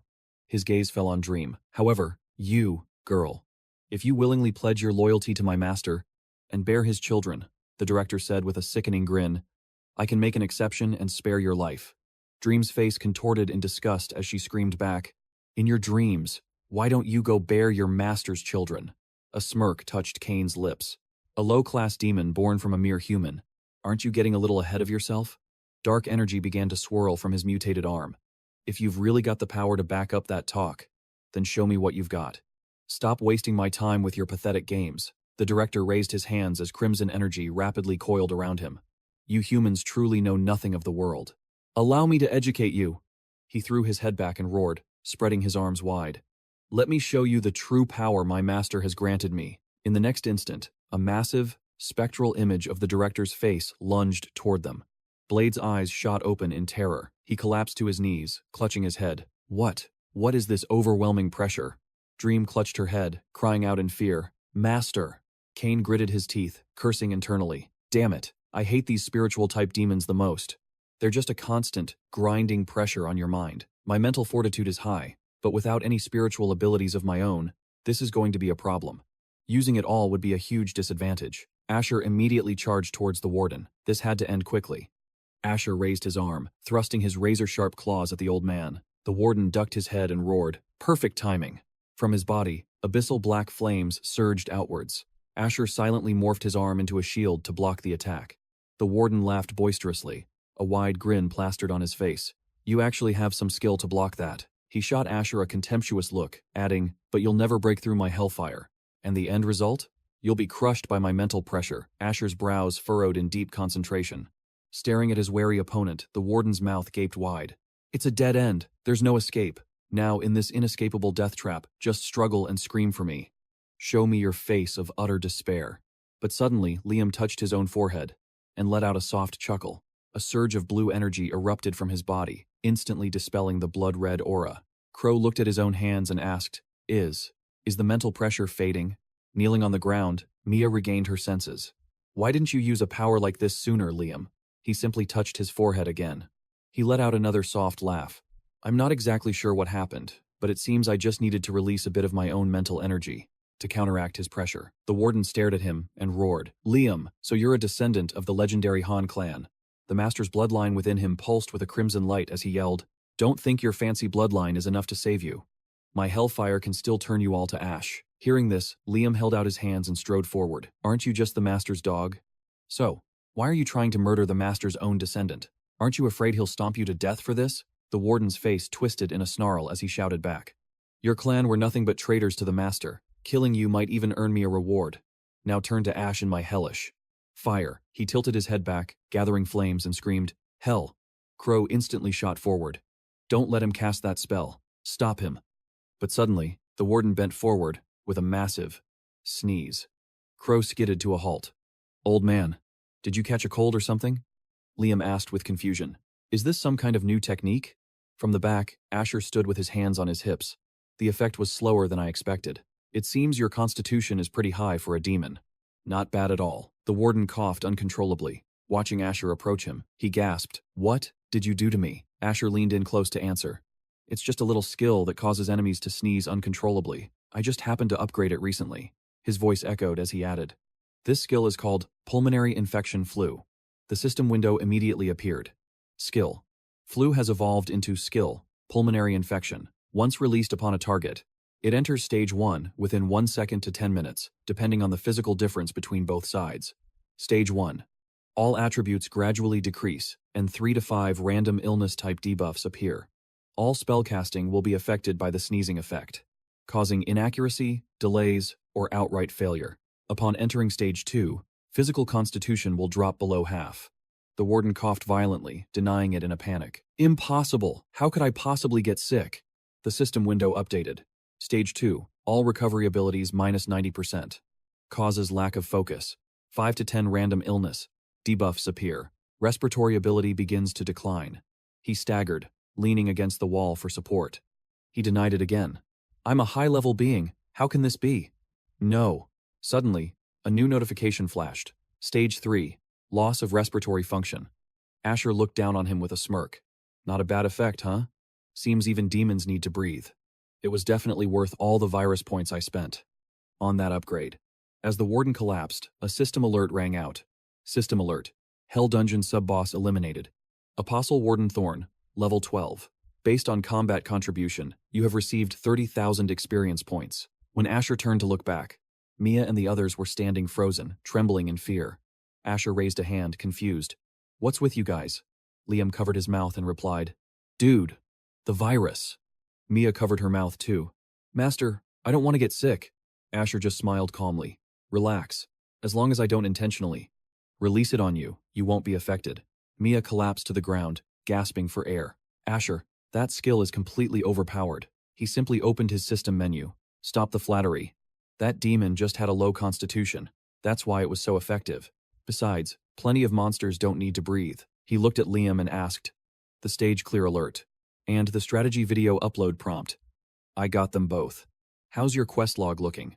Liam quickly glanced at his own screen, looking puzzled. "Why isn't there a quest completion notification?"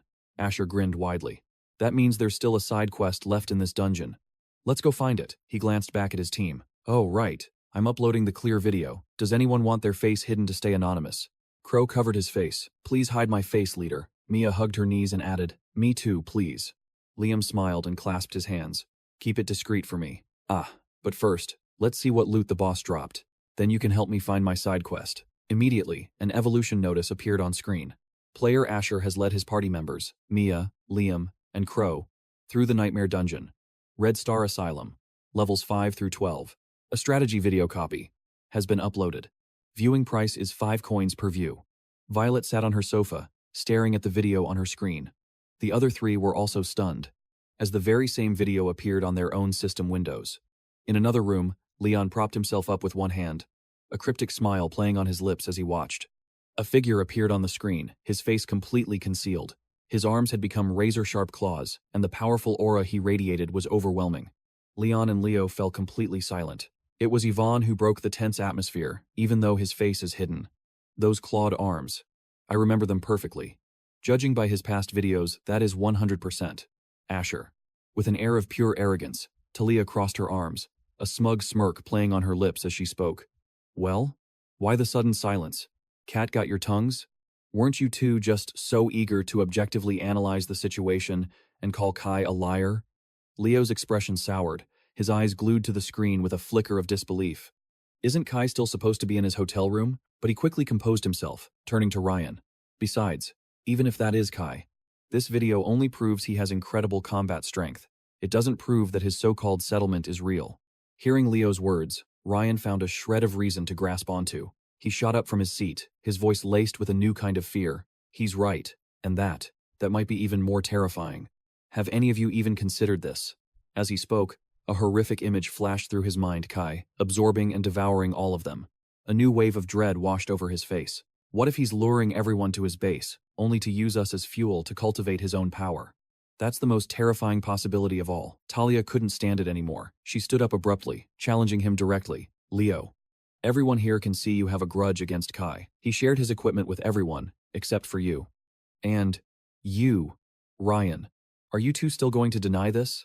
With a flick of her wrist, she navigated the screen, her voice dripping with confidence. "Then perhaps you should watch the video I just sent you both." As she finished speaking, a horrifying scene flooded the screen, a colossal, crimson entity. Its body was covered in gaping maws, relentlessly consuming the corpses around it. Chloe gasped in horror, her mouth hanging open. What kind of monster is that?" "Talia, what's the meaning of this?" Talia stood beside her, her voice calm and steady. "Serena just sent me this video. Let's watch it together." After watching, even Leo and Ryan couldn't hide their shock and terror. Leo's voice hitched, a slight stutter escaping his lips. That's... The video continued to play. The location tag appeared, River City, Villa Settlement. Then, a figure appeared on the screen. It was Serena. She began to introduce the scene. "This is the flesh and bone wall that protects the outer perimeter of our settlement. It only eats the dead. Talia, you must be scared to death, right?" Serena then playfully turned the camera toward the base behind her. The people nearby cooperated, waving cheerfully at the screen. Serena continued, "You wanted to see the base, didn't you? Watching videos from the Cosmic Will isn't cheap at all, so I could only buy 10 minutes. That should be enough time to see from the foot of the mountain to the very peak, right?" Without wasting a moment, she walked into the settlement, her tour beginning immediately. "The foot of the mountain is the most crowded area. Anyone can come here. It only costs 1 coin a day to stay, but if you try to cause trouble, you'll pay with your life." Serena walked through a lush, open area, her tone excited. "The mountainside is where many of our families live, and we're currently planning to expand, with more entertainment areas." She crouched down to give them a panoramic view of the housing district. Her face beamed with genuine happiness. "And this is the Summit Villa area, which is also where my home is. So now you know where I live. There aren't many people at the summit, but it's absolutely safe. Ordinary people can't even get in here." Through the system screen, Talia's group saw the remarkable scenes at the base clearly. Serena's voice continued. "But you could live here when you first arrive.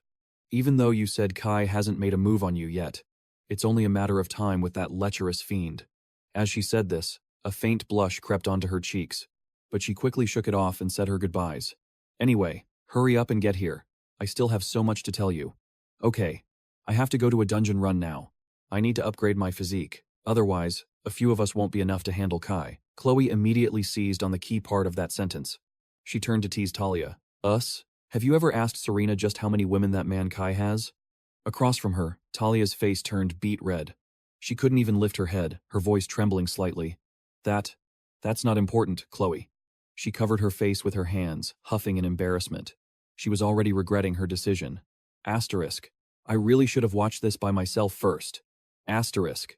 Leo, standing opposite them, suddenly cut through her thoughts, pulling her back to reality. Well then, there are no more questions. I never expected Kai to be so formidable. Just as he was trying to explain away his earlier accusations. Actually, I was just raising some possibilities for us to discuss. Ryan lunged forward, cutting him off with a panicked expression. Talia, you can't become Kai's woman. Hearing his words, Talia's tone immediately turned sharp. She shot back. What are you talking about? When did I ever say I wanted to be his woman? But Ryan seemed to miss the point entirely, rambling on. Exactly. He's a total playboy. He has so many women. You definitely wouldn't like that, would you? As he spoke, a shy blush colored his cheeks, a hopeful glint in his eyes as he took his shot and confessed directly. I'm not like that. I only have eyes for you.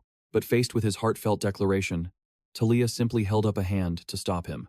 Her voice was like ice as she delivered her rejection. Stop. Don't you dare come any closer. Her tone was powerful and final, carrying a clear warning.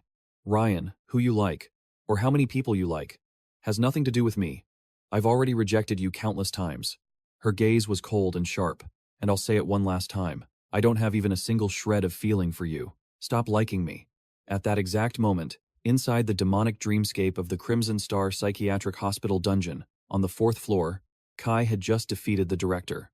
Thin tendrils suddenly erupted from his arm, latching onto the director's body. Just then, a system notification chimed, startling him. A screen materialized before him. Special bloodline atoms detected in this life form. You may choose to continue devouring or to purge them. Absorbing these bloodline atoms will have a significant impact on the blacklight virus and your body. Kai stared intently at the words. Interesting. So demons grant bloodlines to their lackeys, Cain thought. System. Purify it. All while his hand relentlessly drained the power from the body of the director. The system immediately processed his command. A series of notifications flashed before his eyes. You have devoured a special life form. Acquired 500 evolution points. Exclusive to the blacklight virus. Notice. Skill absorption has been activated. Acquired A-rank skill. Inferno clone. A vial of crimson liquid materialized in Cain's hand, followed by another system prompt. The purified bloodline atom has been converted into an item. Detailed information instantly appeared on his status screen. Item. Bloodline atom. Description. A refined essence containing a faint, A-rank demonic bloodline. Type. A potion condensed from a devoured demonic host. Effect. Grants the user a faint demonic bloodline. Usage requirement. Spirit 20 or higher, Constitution 20 or higher. Staring at the vial in his hand, Cain was incredulous. So, this is a bloodline atom? Shaking off his surprise, he quickly stored the item away. A flash of interest sparked in his eyes. So purifying it turns it into loot. I expected it to just vanish. In the next moment, Cain put on a nonchalant expression, turning to the others as if nothing had happened. So, did the boss drop any decent loot? Leo Han, practically vibrating with excitement, pulled out the items. You have no idea. We hit the jackpot. There's an A-rank Hell's Emissary class change scroll, and an A-rank skill book, Hellfire's Shadow. Beside him, Luna didn't hesitate to present a piece of parchment. We also got an armor blueprint and a D-rank piece of gear, she added. The parchment was covered with a bizarre illustration and detailed information. Blueprint. Hell's Respiration. A detailed schematic for the Horn of Safard the Shepherd. Required materials for C to S rank armor. 1 pure-blooded demon's horn. 1 Heart of the Abyss flame, and 1 shadow crystal. Note, the final rank is determined by material quality. Once an S-rank Horn of Safard is created, it becomes a unique, one-of-a-kind item. No one else would ever be able to craft another S-rank horn. Cain stroked his chin, studying the schematic for a moment before speaking. A pure-blooded demon's horn. As it happens, I know exactly where to find one. With that, he addressed the group and began distributing the spoils. I'm taking the blueprint. The class change scroll goes to Leo. He has the demonic bloodline. The skill book is for Luna. Crow, you helped out too, so the gear is yours. Crow and Leo had zero objections, their tones filled with excitement. That's a perfectly fair split. Lord Cain, you're incredible. Yeah, thanks Lord Cain. Watching the two of them, Luna was left completely speechless. Leo, however, took the dramatics to a whole new level. He babbled on excitedly. The last step is finding the clues for my quest. I, your humble servant Leo, thank you all from the bottom of my heart for your aid. His exaggerated bow left the other three completely dumbfounded. A short while later, Cain's party made their way to the director's office within the demon capital Dreamscape, deep inside the Red Star Asylum dungeon. They arrived at the director's office on the 4th floor. Leo pointed at the door in front of them. I'm betting the next clue is in here. Unless that demonic director had another secret room somewhere. Without another moment of hesitation, he pushed the heavy door open. The moment the door swung inward, the sight that greeted them made Leo's jaw hit the floor. Before them loomed a colossal figure. A chilling aura radiated from it, making the presence even more terrifying. After their initial shock wore off, the four finally stepped inside. Staring up at the immense object, Luna couldn't help but whisper in awe. How can a simple statue give off such an overwhelming aura? What kind of demon is it? Cain, standing at the front, answered immediately. That's Zepar, the 16th of the 72 pillars of Solomon's Ars Goetia. He's the master, Director Zhao kept mentioning. Cain reached out, lightly touching the statue's surface, his eyes alight with curiosity. The reason this statue feels so powerful is because Zepar himself has possessed it in some form. Now this is getting interesting. I wonder if that director ever figured out how to fully summon him. As he pondered this, the story of a long-forgotten past began to unfold. Roughly a century ago, a woman of the Han family became infatuated with the image of Zepar. On this world, Blue Star, every generation of the Han family since has been cursed to bear fraternal twins. And so, the years passed. When the daughter came of age, she was destined to live here forever, becoming a bride for Zepar. The son, however, was a different story. He would marry, have children, and live his life, utterly oblivious to the family's dark pact. Back in the demon capital's dreamscape, inside the Red Star Asylum, the director's office on the 4th floor, Luna held a dusty journal in her hands, reading its contents aloud for the others to hear. Over a decade ago, Leo's father, Daniel Han, somehow discovered the truth behind the family's inheritance. To break this terrible fate, to save his daughter from a life of servitude, to a demon in this asylum, he made an impossible choice. He decided to kill his own daughter moments after her birth. The words hit Leo like a physical blow. A tragic image of his father, forced to commit an unspeakable act, flashed through his mind. But Luna's reading wasn't finished. She continued. Director Zhao discovered and stopped Daniel Han. He then reported the betrayal to Zepar. For his defiance, Daniel was stripped of his bloodline.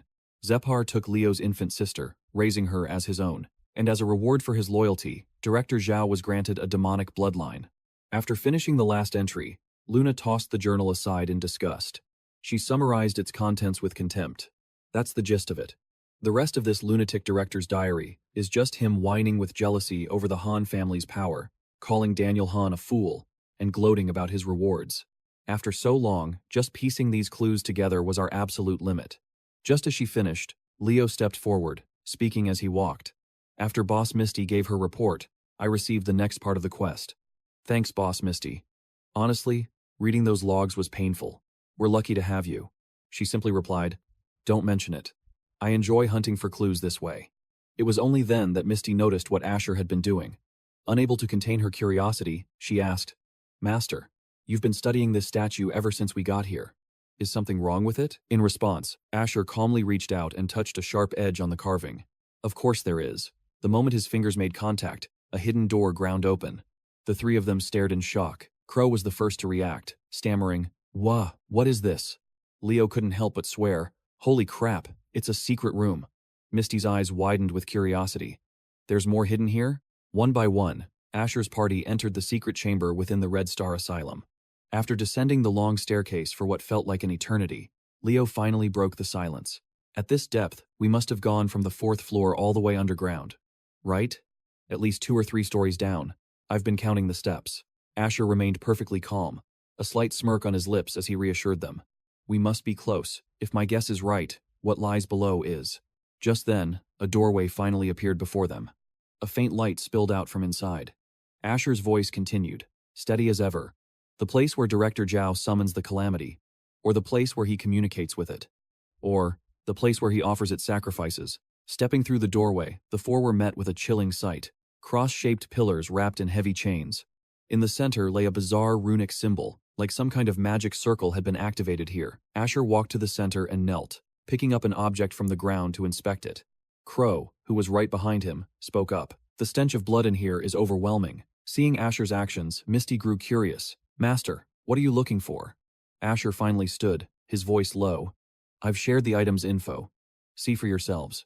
A system window appeared for them all. Item: Hellgate Teleportation Core. A special item: the fully inscribed core of a Hellgate array that can be used to activate the hospital's instance. Red Star Asylum can be used to summon the Calamity's magic circle. It requires the sacrifice of 16 lives, along with their souls and blood. At the same time, the system displayed a warning. Note: this item is unique. Note: the summoned demon god is restricted by the rules of the instance. Its level will be capped at level 12. Upon summoning, the instance's difficulty will increase to Hell mode.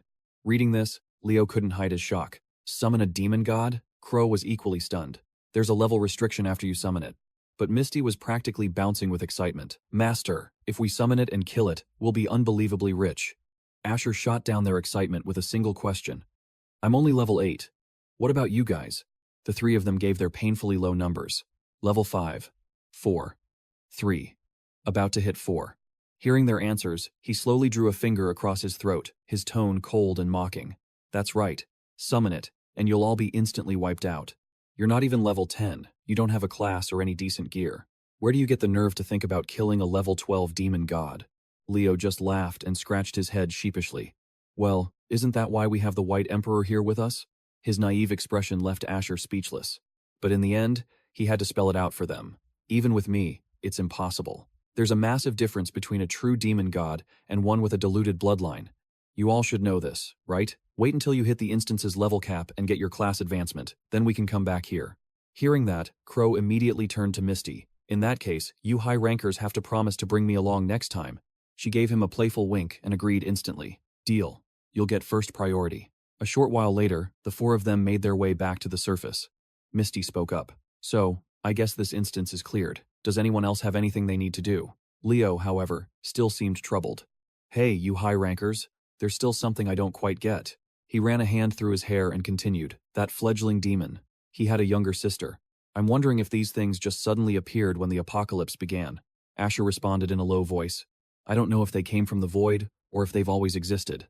But they're here now. That's for sure. Why the sudden question? Do you remember anything about your father before the apocalypse happened? At Asher's question, Leo answered without any hesitation. Not really. Our relationship wasn't very close. From what I saw, he was just an ordinary man. A hint of sadness crossed Leo's face. My dad's life was nothing special. The most unusual thing was that he became a zombie, unlike any of the others. Crow quickly seized on that detail. A demon zombie? That's insane. Leo looked a bit helpless as he quickly explained. No, it had nothing to do with demons. As he spoke, old memories began to surface in his mind. He turned into a plague zombie, covered in purple and green pustules. The sight gave me this overwhelming sense of dread, so much that I couldn't even bring myself to touch him. Because of that, I was forced to quickly master the ability to control objects. Using my psychic power. You could say it was my father's final lesson for me. Asher, however, looked a bit confused by this, and asked another question. Leo immediately answered him. It has to be the chemical plant where my dad works. His colleagues in the neighborhood have the same bruises on their bodies. His words gave Asher pause, sending his mind racing. That chemical plant. It had to be connected to the SSS-Rank Plague Sect mission, but he quickly snapped back to the present. He turned back to Leo and said, I'm very interested in that factory. When I get to your city, I'll need you to guide me there. Without a moment's hesitation, Leo agreed. Of course, no problem at all. Just then, Crow, who had been silent the whole time, suddenly raised his hand. Lord Asher, I have a few questions about our abilities. Asher nodded in approval. Good. If anyone has questions or intel, now is the time. Let's share everything we know. After the four of them finished their discussion, Asher felt a deep sense of satisfaction. The harvest this time was not bad at all.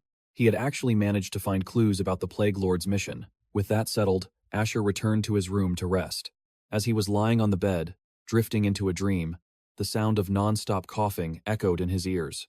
Asher was in a hotel in Jiangcheng, room 1503. People were scattered across the floor, convulsing with violent coughs. The sight before him was horrifying. What's wrong with you all? A weak voice called out from the other side. Asher. He rushed to help them onto the sofa, his voice urgent. What happened? Didn't I tell you not to enter this room? I released a massive amount of virus in here as a precaution.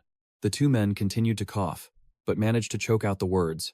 I'm under more than 20 disease-like negative buffs right now. All 30 of my attribute points have been reset to 0. You damned Asher, do you have an antidote? Hearing this, he spoke calmly to reassure them. I've already purged the virus from your bodies. Your attributes will recover in a little while. Just rest here. I'm going to take Ronan outside first. At that moment, Eve shouted out a warning. Asher, Ronan is trying to kill you. Her words shocked him, and he asked with a hint of confusion. Kill me? What's his reason? A thoughtful look crossed her face as she began to explain. He and Liam don't believe the sanctuary you described is real. To verify it, I had Mason send over a video. So, this is what happened. Finally, Eve sat down and recounted the entire story. She described every detail of the incident. After I rejected him, he screamed your name and lunged at me, swearing he would kill you. He said all these problems started after you arrived, and that if he just killed you, everything would go back to normal. After hearing her story, Asher was utterly baffled. Is this guy an idiot? What kind of logic is that? Eve immediately shot back. He's a complete psycho. He threatens every guy I even talk to. He even made my childhood friend drop out of school because of his obsession. As she spoke, she recalled the scene of Ronan storming off in a rage. If Mason hadn't been there to protect me, he would have used the same forceful tactics on me that he used on other girls. The sound of coughing continued to echo from the room as Eve spoke. He would have destroyed my life a long time ago. As she said this, her expression turned cold and weary. Being trapped in this hotel with him, every single day has felt like a year. Luckily, his awakened talent isn't strong enough to completely dominate me. Seizing the moment, Eve decided to confess her feelings. You know, Asher, seeing how strong you are now, and knowing that Mason is still alive, it makes me truly happy. After she spoke, a sudden silence fell between them. A moment later, they both stood up and prepared to enter the room.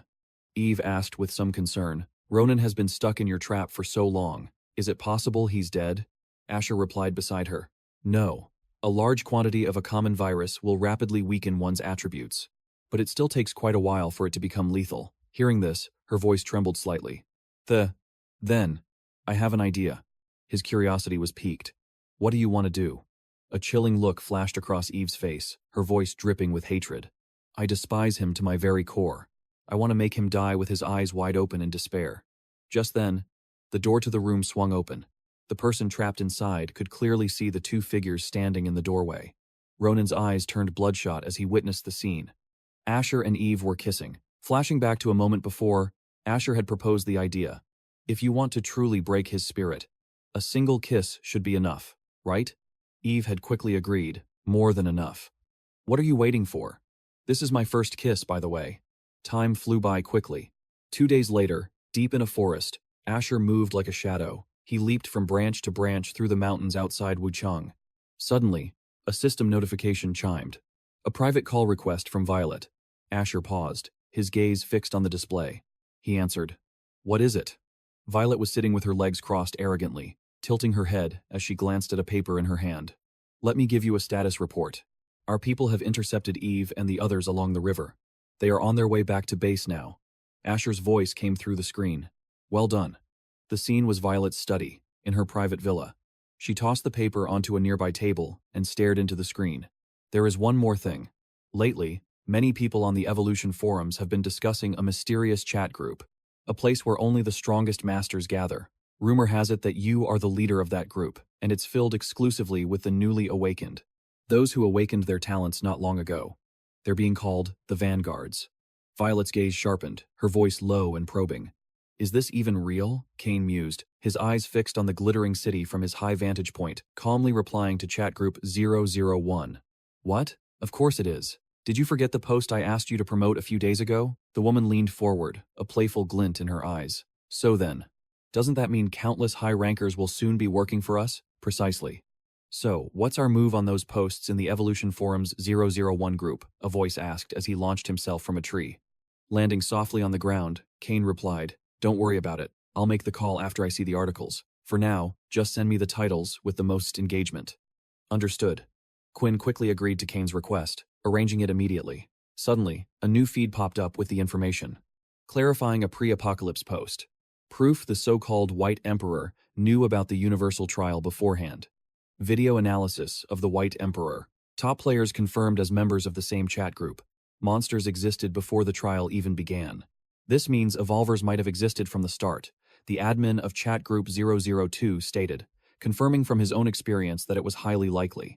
It seems chat group 001 was created long before the trials began. A moment of silence passed as Cain realized the truth. Looks like it's time to make my move. Chat group 001, is it? Cain murmured to himself, opening the interface as he walked leisurely.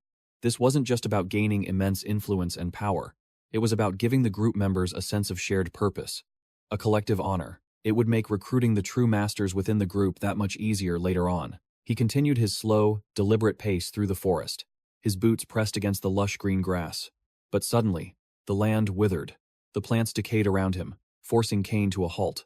The world turned dark and twisted in an instant. The sky bled into a deep crimson, and a horrific scene materialized before his very eyes. The system's voice echoed. System notification. Warning. You have entered the hidden dungeon.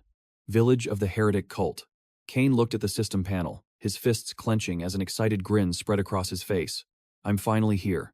In his past life, he had found the secret dungeon for the S-Rank class quest, Heretic Hunter. Just then, the system's quest log appeared before him. Quest 1. Prevent the villagers from summoning the demon. Difficulty, D. All participants will be rewarded with 500 experience points upon completion and may leave the dungeon.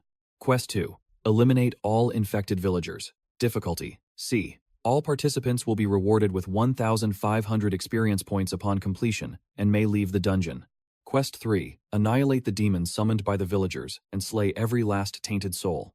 Difficulty, S. All participants will be rewarded with 5,000 experience points and will receive 1 vial of C-grade low-tier demonic bloodline. In the distance, a man named Marcus stood above the crowd, shouting, "All right, everyone. We're just going to head into the secret dungeon. We'll complete the second quest and then get out. Dropped equipment will be set to group roll for a fair distribution. And if you don't get anything from the roll, you'll still get a gold coin bonus. I'm Marcus, and I promise, no one will leave empty-handed." Cain silently slipped into the cheering crowd, observing. In my past life, desperate for a few gold coins, I fell for Marcus's lies. He even joined my team personally. He led us straight into this secret dungeon. The memories of his past life flooded back, of Cain and the others fighting for their lives against the monster. He remembered with burning clarity how Marcus intentionally missed his shot. His mistake allowed the villagers to summon the demon, and then he retreated with his cronies, leaving everyone else behind as bait. His goal was to use our lives to weaken the demon for him. In his memory, the image of Marcus, spear in hand, was burned into his mind. His voice boomed, "You have only one path to survival. Weaken that demon until I am satisfied."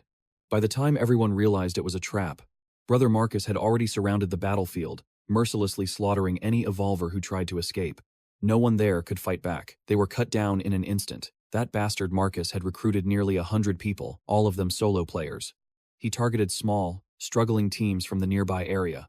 After the slaughter began, no one could organize an effective resistance in time. He and his lackeys watched from a distance, enjoying the spectacle they had created. So many died uselessly, caught between the demon's wrath and the treachery of Marcus. The last remaining survivors had no choice but to turn back and continue fighting the monster. Realizing there was no escape, the remaining players could only throw themselves back into the fight against the demon. That desperate struggle for a glimmer of hope was a complete illusion. After watching the last person fall, Marcus turned to his men and shouted, "Brothers, it's our time to move in." Only when the very last soul was extinguished did Brother Marcus lead his group toward the exhausted demon. Everyone else was gone, but the Cain from that timeline had miraculously escaped death. That bastard never imagined I would survive. He had managed to crawl into a tiny crevice and drag himself inside. I knew if I was discovered, I'd be silenced for good, so I stayed hidden while they fought, barely managing to crawl to the edge of the dungeon instance. Cain quickly appeared in a different location, panting, exhausted. Back then, I managed to escape by using the game mechanic, the one that lets you leave the dungeon after completing quests 1 and 2. Out of nowhere, a dice icon appeared above my head. It was a strange coincidence. Just as I was about to leave the instance, his team finally killed the demon, triggering the loot roll. The system interface flashed to life with a stream of notifications. Loot roll for special item initiated. S-Rank class change quest scroll. Heretic Hunter. Warning. Your roll is 100. In the next instant, the legendary item appeared. The system announced, Congratulations. You have obtained the S-Rank Class Change Quest Scroll. Heretic Hunter. Grasping the precious artifact, Asher collapsed onto the ground, a triumphant laugh echoing from his lips. Those fools tried to use the item's point roll feature to lure in cannon fodder and set a trap. But in the end, they lost the ultimate prize. It was a perfect case of the hunter becoming the hunted. Without a moment's delay, Asher vanished, escaping the inevitable pursuit. The Wuchang outskirts. Inside the village's hidden instance. He remembered how they'd scoured the area for him, a manhunt that forced him to flee the city entirely. He had to find a new sanctuary. The memory brought a smirk to his face. What a shame that he couldn't see it back then. What kind of look did Cain have on his face? Mumbling to himself, Asher suddenly froze, his eyes shooting up. Before him lay a horribly mutated corpse. It was a chilling scene. A corrupted villager. Already dead? This meant someone else was inside the instance.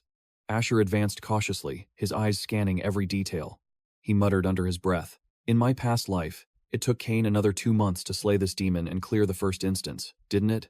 He rubbed the back of his neck, his gaze hardening as he looked down. "Still, I don't need to worry about anyone getting here first." Even so, a question lingered in Asher's mind.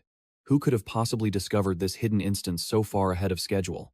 Meanwhile, deep within the instance, Cain and his party were locked in a brutal battle. Wuchang outskirts, village's hidden instance. The central area. A system notification echoed through the air. Alert. Mission 2 has been completed and rewards have been distributed. Experience gained. You may now exit the instance from the village outskirts. Hearing this, Cain turned to his crew, a grin spreading across his face. Excellent. Leo, my friend. Your instincts were spot on. We've finished the second phase and can finally get out of here. Let's move out, everyone. We'll come back for the final boss another time. But suddenly, a lookout shouted, pointing towards the entrance. Cain! Someone's coming in! The entire party rushed forward, only to find Asher strolling in casually. Leaving so soon? He asked. Asher glided past Cain, then shot him a sideways glance, his voice low and calculating. In that case, I'll be taking over the boss fight.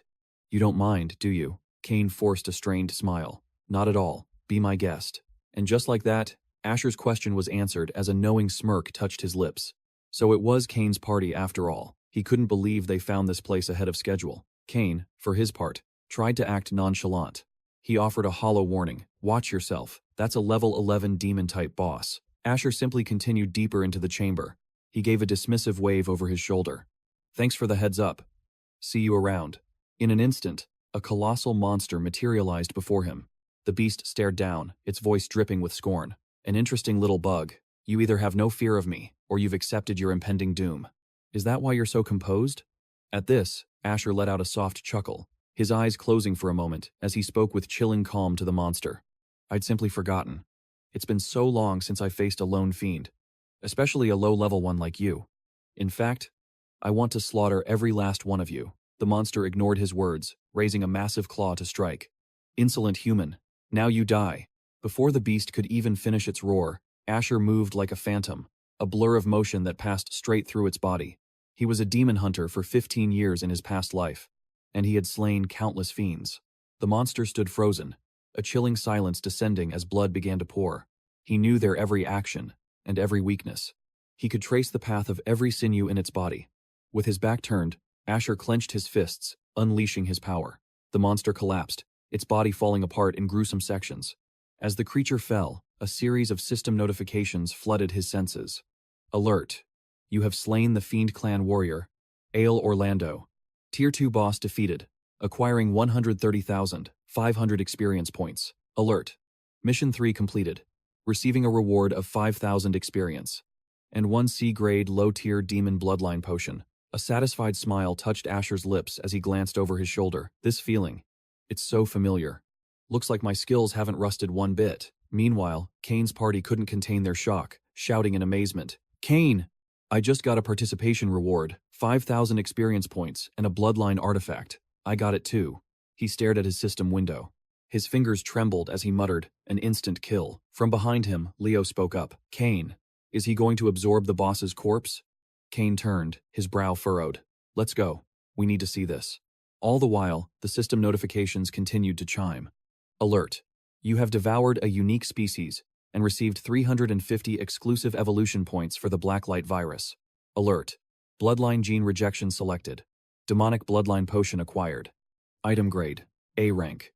Asher, who was standing in the distance, suddenly paused, his head turning toward the approaching party. He strode towards them, his voice laced with triumphant mockery. "Why are you all back? Don't tell me you want a share of the loot?" Cain stepped forward, forcing a jovial tone. "Are you kidding me? You single-handedly took down the final boss. How could I possibly have the nerve to ask for a share?"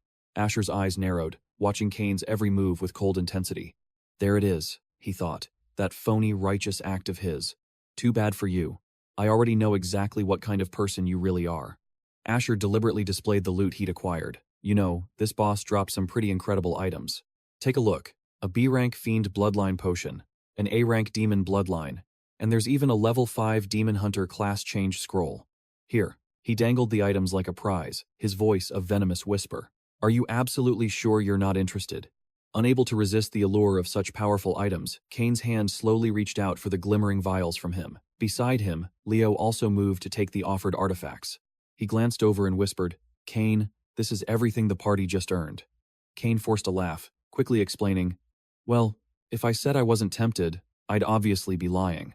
Victor, however, turned to Cain, offering him a few vials. "Look," he said smoothly, "we're not unreasonable. You cleared the mission. The spoils belong to you." Cain accepted the items, a faint smirk playing on his lips. Praise sounds nice, I guess. Suddenly, Cain's hand tightened into a fist. His gaze hardened as he stared down Victor. "You left and came back. It wasn't just to congratulate me, was it? Spit it out." Victor met his stare and quickly replied, "It's nothing, really. My men just want to befriend you, that's all. We just wanted to know where you're based." Victor's voice dropped, his true intentions thinly veiled. He slowly named a specific location on the map. "Because my younger brother is currently cleansing the western suburbs of Wuchang. It would be a shame if he accidentally stepped into your territory." An image of Maya in that exact location flashed through Cain's mind. He frowned, a dark thought taking root. Asterisk. The western suburbs? Asterisk, he thought. Asterisk. Isn't Maya in a residential complex near the gym there? Asterisk. A wave of irritation washed over him. He kept his expression neutral, but inside, he was seething. This guy might look polite, but he was really just trying to probe for information. He wanted to know what Cain was doing on his turf. Cain finally replied, "Don't worry, my territory is in the city center. I only know of a gym in the outer districts. The one in the west end of Wuchang." Cain fell silent, stuffing his hands in his pockets, observing his opponent. He needed to figure out how strong Victor's forces were near Maya's location. After a moment, Victor extended a hand. With a slight tilt of his head and a chilling smile, he spoke. "We just took over the western suburban stadium a few days ago. We're probably cleansing the surrounding area now. With your power, you must have quite the influence in the city, right? Let's be allies and help each other." Hearing this, Cain's expression remained unchanged. Cain turned his head, his eyes locking onto Victor's. Asterisk. Cleansed the gym. Huh. Asterisk. For someone like him, cleansing was just a code word for conquest and slaughter. He suddenly remembered his past life, when Victor's forces had attacked Maya. No wonder he'd never heard about her surviving the apocalypse before. She had likely been cleansed by these very people. Just as the tension reached its peak, a system notification chimed. "Alert! Alert! You have received a message from Maya." Cain turned his back on Victor, pulling up his system interface. "Hold on." Maya's inbox was flooded with urgent messages. "Master, a bunch of Evolve just showed up in my neighborhood. It looks like they're searching for something, going from house to house. At this rate, they'll be at my door soon." Cain fell silent after reading her message, then quickly typed a reply. "They're cleansing the area of zombies, and any other evolved they find. Don't let them in. I'm on my way." His face turned grim. Cain's rage manifested as shadowy tentacles writhing around him. "What the hell?" Victor broke out in a cold sweat at the sight. "What are you doing?" He spun around, ready to flee. An overwhelming killing intent poured from Cain. The tentacles shot out, binding Victor instantly. "Die." As they coiled around him, Cain secretly began to absorb his memories. Devour evolution. Memory fragments acquired. The memories were incomplete. He couldn't pinpoint the exact location of the Golden Crest International Complex. He couldn't find where Maya lived, or the stadium's precise location. Seeing their leader captured, Victor's men scattered in terror, screaming, "Run for your lives." Cain let out a cold chuckle as he watched them flee. "Looks like I'll have to keep one alive to guide me," he muttered. "The one who warned me about the boss. He seems to know a lot." Elsewhere, under a gloomy, gray sky, stood a massive apartment complex. Inside, Maya stood defensively, aiming a makeshift club at her front door. The location: Golden Crest International Community, western suburbs of Wuchang. Building 16, Apartment 1. Maya's home. A relentless pounding echoed from outside, followed by a gruff voice. "Anyone home? Open the door." A man hammered on her door, his voice laced with menace.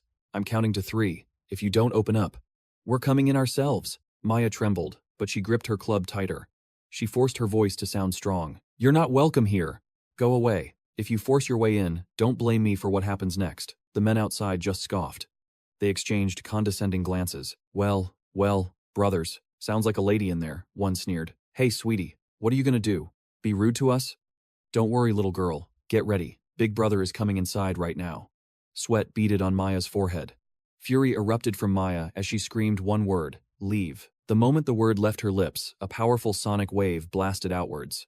The 3 men outside were caught completely off guard. The sonic blast deafened them, their eyes wide with terror.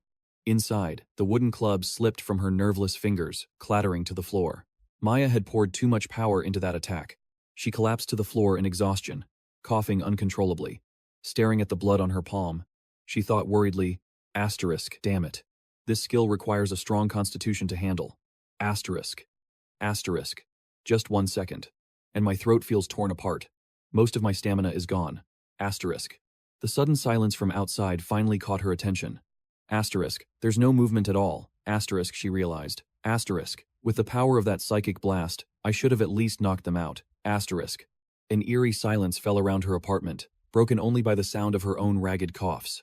Her sonic blast had injured the men, but one still had the strength to report to his comrades. "Team, meet on the 12th floor of Building 16. We've got a girl here, a psychic type. My squad is down, come and capture her. An attack that powerful, there's no way she can use it again. Anytime soon." After the report went out, the silence was short-lived. 10 minutes later, Maya leaned wearily against the wall. A heavy, rhythmic pounding began to shake her front door. Flushed and breathless, she watched the door shudder with each impact. "So, you're here again? It seems my only option is to fight to the death." The door finally gave way under the assault, splintering before being kicked wide open. As the door flew open, the thugs waiting outside swarmed into the room. A man named Jax peeked around the frame, spotting Melody huddled inside. A grin spread across his face. "Well now, look what we have here. A little beauty, all sweaty and tired. Did you wear yourself out?" One of his lackeys sneered. "Hey sweetie, why aren't you screaming this time? Such a pretty thing shouldn't make such an ugly noise. Don't worry, we're here to rescue you now." "Yeah, a lady shouldn't be shouting like that." They quickly surrounded Melody, cornering her as she struggled to her feet, her eyes full of defiance. With what little stamina and spirit energy she had left, she could probably unleash her Hellsbane shroud just one more time. In the next instant, Melody screamed at them, "All of you, just die." A dark violet smoke began to materialize around her. The sight sent the men scrambling back in panic. It's the Hellsbane shroud. But even so, the dark mist she had summoned began to fade moments later. Completely exhausted, Melody gasped for breath, collapsing to the floor, but still trying to push herself up. My master was right, she thought. All 4 attributes must be balanced. Having one stat that's too high is a critical weakness. After waiting for the smoke to clear, the thugs cautiously stepped back inside. "Brothers, look. The little witch is all out of juice. Hey, beautiful. You gonna kneel and beg, or are you gonna die? Pick one." She forced herself to crawl away, thinking, "My head is splitting. I feel like I'm about to pass out." Melody used every last ounce of her strength, dragging herself toward the glass window as fast as she could. I refused to fall into their hands. Her defiance only excited them more. "Why even ask?" one of them yelled. "She's already chosen death, hasn't she? Let's go, boys. Time to play." Their grimy hands reached out, grabbing her and dragging her back. "Filth. Get her now. This little witch still has some fight in her." They began their disgusting assault as she struggled in absolute despair. "Somebody, help me!" Just as Melody's cries turned hopeless, a figure was seen rocketing toward the building from a distance. "Please, someone save me." The figure crashed through the glass window in an explosion of shards. Without a moment's hesitation, Asher delivered a series of devastating kicks to the faces of the men holding her down. He pulled Melody into his arms as the thugs were sent flying across the room. She managed a weak smile, leaning against him in exhaustion, and whispered, "Master, you came. I'm sorry. My training is still incomplete. Almost." Before Melody could finish, Asher cut her off, his voice gentle. "It's not your fault. You did an amazing job. Do you want to rest now? Leave the rest to me." He then narrowed his eyes, a murderous aura radiating from him as he glared at the thugs. "You dare to bully my disciple? he declared in a low, chilling tone. Today, not a single one of you is leaving this place alive. Asher gently laid Melody down on the sofa. The thugs outside the door stared at him, sizing him up. Who the hell is this guy? The little witch had backup? One of them roared, "Who cares? Brothers, kill him." He failed to notice the overwhelming killing intent that now enveloped Asher. The moment the words left his mouth, Asher blurred into motion. His body seemed invincible, impervious to their attacks, as he sent them flying one by one. Asher summoned a shield onto his arm, using it to slam a man so hard into the wall that it left a crater. He calmly glanced toward the doorway. The entire room had fallen into an eerie silence. "Is that all of you?" Asher asked. Suddenly, a soft voice from behind him caught his attention. "Master." On the sofa, Melody was writhing in pain. Her face was pale, and her forehead was covered in a cold sweat. "It hurts so much. Please, make it stop." Asher walked over and knelt beside her, observing her condition. Complete physical and mental exhaustion. "It's causing headaches and hallucinations." Melody's face contorted in fear as she whispered, "Master? Where are you?" He gently took her hand. Asher pressed Melody's palm against his face, using his other hand to softly pat her head. "Melody, I'm right here." The moment his guard was down, a figure appeared from the shadows behind him. He let out a sinister laugh as he swung a massive axe toward Asher's head. But before the blade could even get close, a razor-sharp spike erupted from the floor, impaling the attacker through the chest. Asher's voice was calm. "Don't be afraid. Your master will protect you." His arm began to transform as he slammed his hand onto the ground, channeling his power. Countless spikes erupted from the earth, piercing through all the remaining thugs. "No one will ever be able to hurt you again." An hour later, Asher watched Melody sleeping peacefully on his lap, her complexion finally returning to normal. All around them, the floor was littered with corpses. Suddenly, a hand slowly pushed the door open. Hearing the sound, Asher's senses immediately went on high alert. A man named Leo peeked his head in and smiled nervously. "It's me, Sir Asher. It's just me." Asher glanced at him for a second before turning his attention back to stroking Melody's hair. "If you're here," he asked calmly, "does that mean Marcus Thorne's entire unit has been wiped out?" Leo immediately dropped to his knees. "Yes, Sir Asher. Just as you instructed. I devised a plan to lure them all into a trap for you. Every last one of Marcus Thorne's most trusted men is now gone." Asher let out a smirk. "So, were the others your friends and relatives?" The question made him flinch. Leo's face twisted in anguish, his voice trembling. "No, Sir Asher, not at all. I have no close relatives. Only my wife and child. It's because of my A-rank investigation talent, True Sight. That monster, Marcus Thorne, used my family to threaten me into joining his crew. If my talent were ordinary, my family would have been violated and killed, just like my neighbors and my friends were." Asher paused for a moment. "I understand. You have a rare talent, and you were the only one who warned me to be careful of the boss. I appreciate that. Would you be willing to follow me to Riverdale City?" Logan stammered, his uncertainty clear. Cain's faint smile radiated an indescribable pressure. "It's fine if you refuse. But I'm not like Marcus. I don't enjoy using power and schemes to force people. Logan, I'll respect your choice." The man's words came out in a frantic rush. "Of course, I accept. My hesitation was because many people from Marcus's settlement were captured and enslaved. My family included." Cain waved his hand, opening his spatial inventory. "I can take them in as well. However, with so many people, moving them directly to Riverwood City will be a challenge. How about this? You stay in Wuchang for now and stabilize the situation." He pulled out a red test tube, his expression thoughtful. Cain tossed the potion to Logan. "This is a gift for you. Use it to increase your strength. I've also sent you a friend request. Contact me once things have settled. At that point, you can decide whether to develop your power here in Wuchang or join us in Riverwood City." He caught it with both hands, his face beaming with joy. "Thank you." After Logan departed, Mia remained sound asleep on the couch. Cain sat beside her and summoned the system to open his inventory. He stared intently at the system panel, lost in thought. "This thing, it changed the moment I gave that potion to Logan." His gaze was locked onto the mutated mask that had just appeared. He rested his chin on his hand, thinking carefully. "I remember when I stored items in the secret realm. Nothing like this happened. What I put in back then was the class change quest scroll, and also that demon bloodline potion. A whole series of items were sorted into different slots." Cain extended his hand as if measuring something. "Let's try moving it to another spot." His eyes shifted from the various potions to the strange mask. It was the vial of demon bloodline potion. The mask's eyes were fixed on it, its mouth gaping wide. Could it be, it wants to consume these potions? Cain pulled out a pile of potions and picked up the mask. "These low-quality bloodline potions are useless to me anyway." Might as well use them to feed this thing and see what happens. After all, this is the very treasure that Leto was so desperate to obtain. Who knows, maybe feeding it will unlock some hidden functions. And just like that, he began stuffing one potion after another into the mask's mouth. First one, then a second. All right, you can have them all. 5 minutes later, a deeply satisfied burp echoed from the mask. Cain looked at it, a little exasperated. Is that all? You money-draining parasite. All of my bloodline potions, just for a single meal? Fine. I suppose it's normal for a special-grade treasure to consume items like this.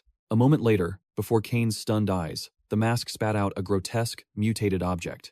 He picked up the paper-like item, grumbling. Does this thing really eat and excrete from the same mouth? What in the world did it just spit out? Am I going to have to clean up after it now? Unbelievable. But the moment Cain picked up the item, a status window immediately appeared.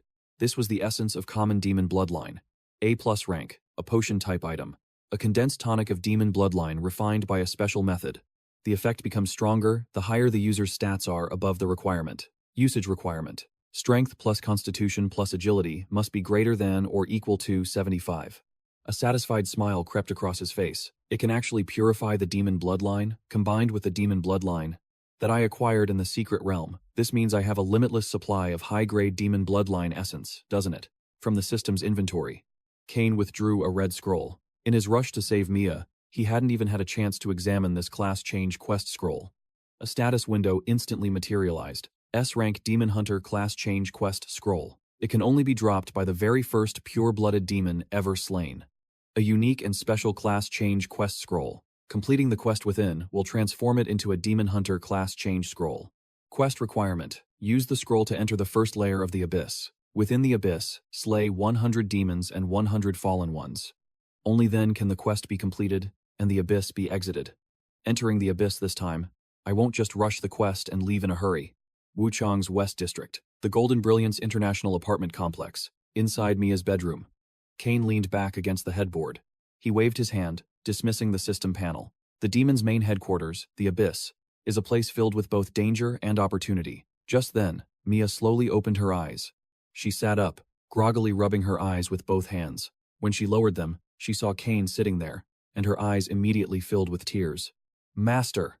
With a cry, she burst into tears and leaped into Cain's arms, hugging him tightly. Master! He gently soothed her. It's all right, I'm here. Everything is okay now. I've already killed all the bad people. Once Mia calmed down, she lowered her head, her tone filled with sadness. Master, I'm still too weak in the real world. I want to train my body 10 times harder. Cain gently stroked her hair. Physical training alone won't increase your power much. Just stick to the training I arranged for you.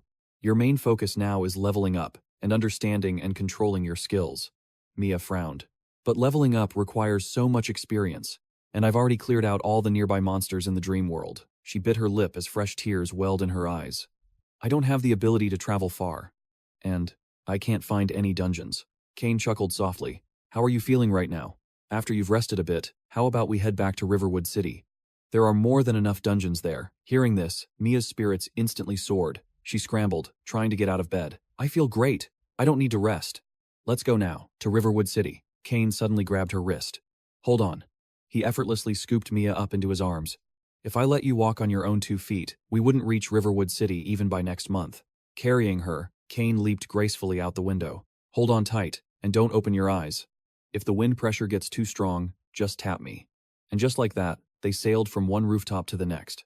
After some time, they arrived in a deserted forest. Cain leaped from one massive branch to another while carrying Mia.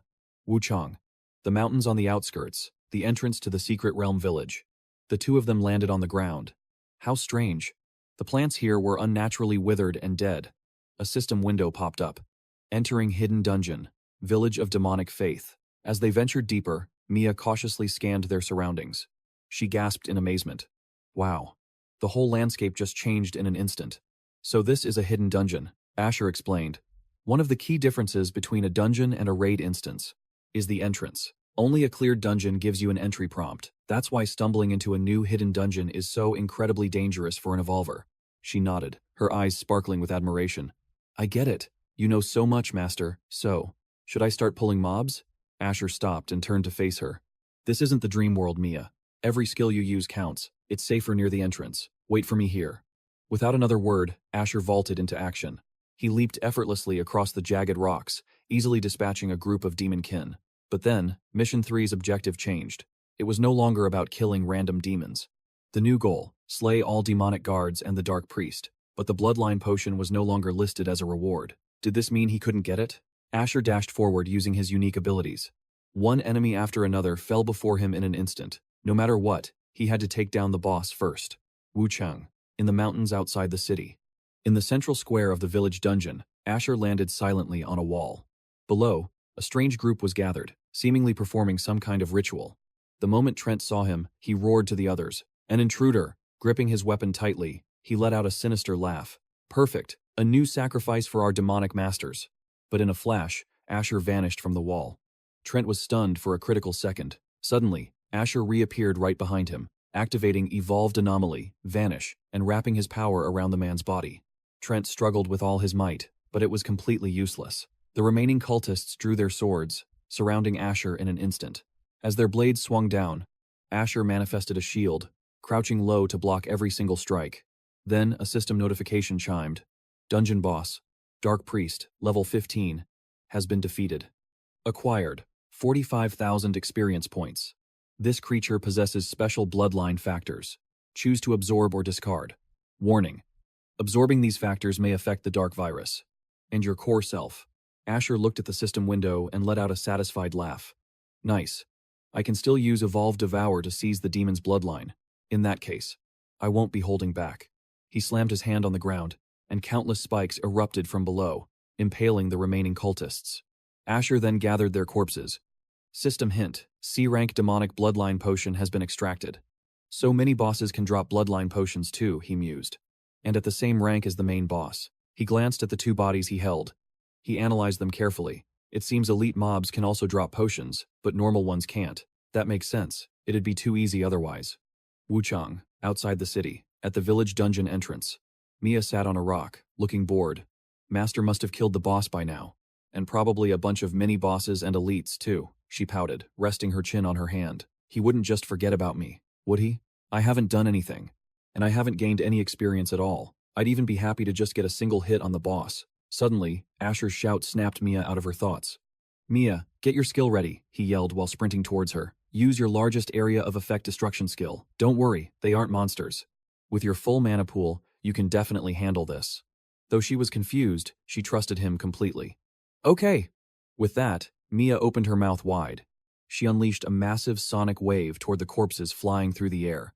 The system notifications began to flood in. Hint. Defeated contaminated villager, level 10. Experience plus 250. Hint. Defeated contaminated village woman, level 12. Experience plus 400. Hint. Defeated contaminated female tourist, level 1. Experience plus 300.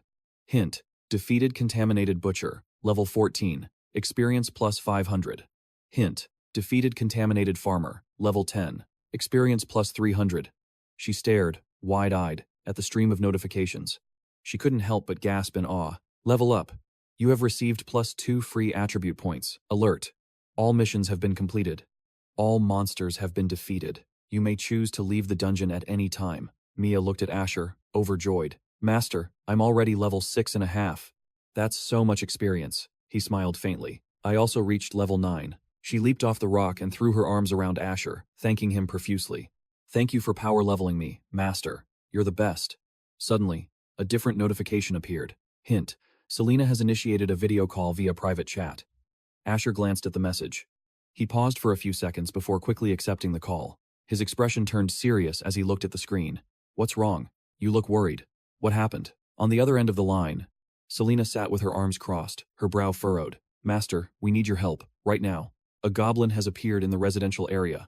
He calls himself the God of Transactions. Asher was lost in thought for a moment. Then a face surfaced in his memory. The God of Transactions? He seemed to recall something, a flicker of surprise on his face. Leto? What is he doing in our settlement? Selena gulped, stunned by his reaction. You know him? The ground was a dark, gloomy purple. The tree branches were bare and twisted. Back in Wuchang, outside the village dungeon, Selena's image flickered on the screen. It's a long story, but I'll be brief. After spending a day at the settlement, that goblin, Leto, approached me. He's offering an A-rank city establishment order.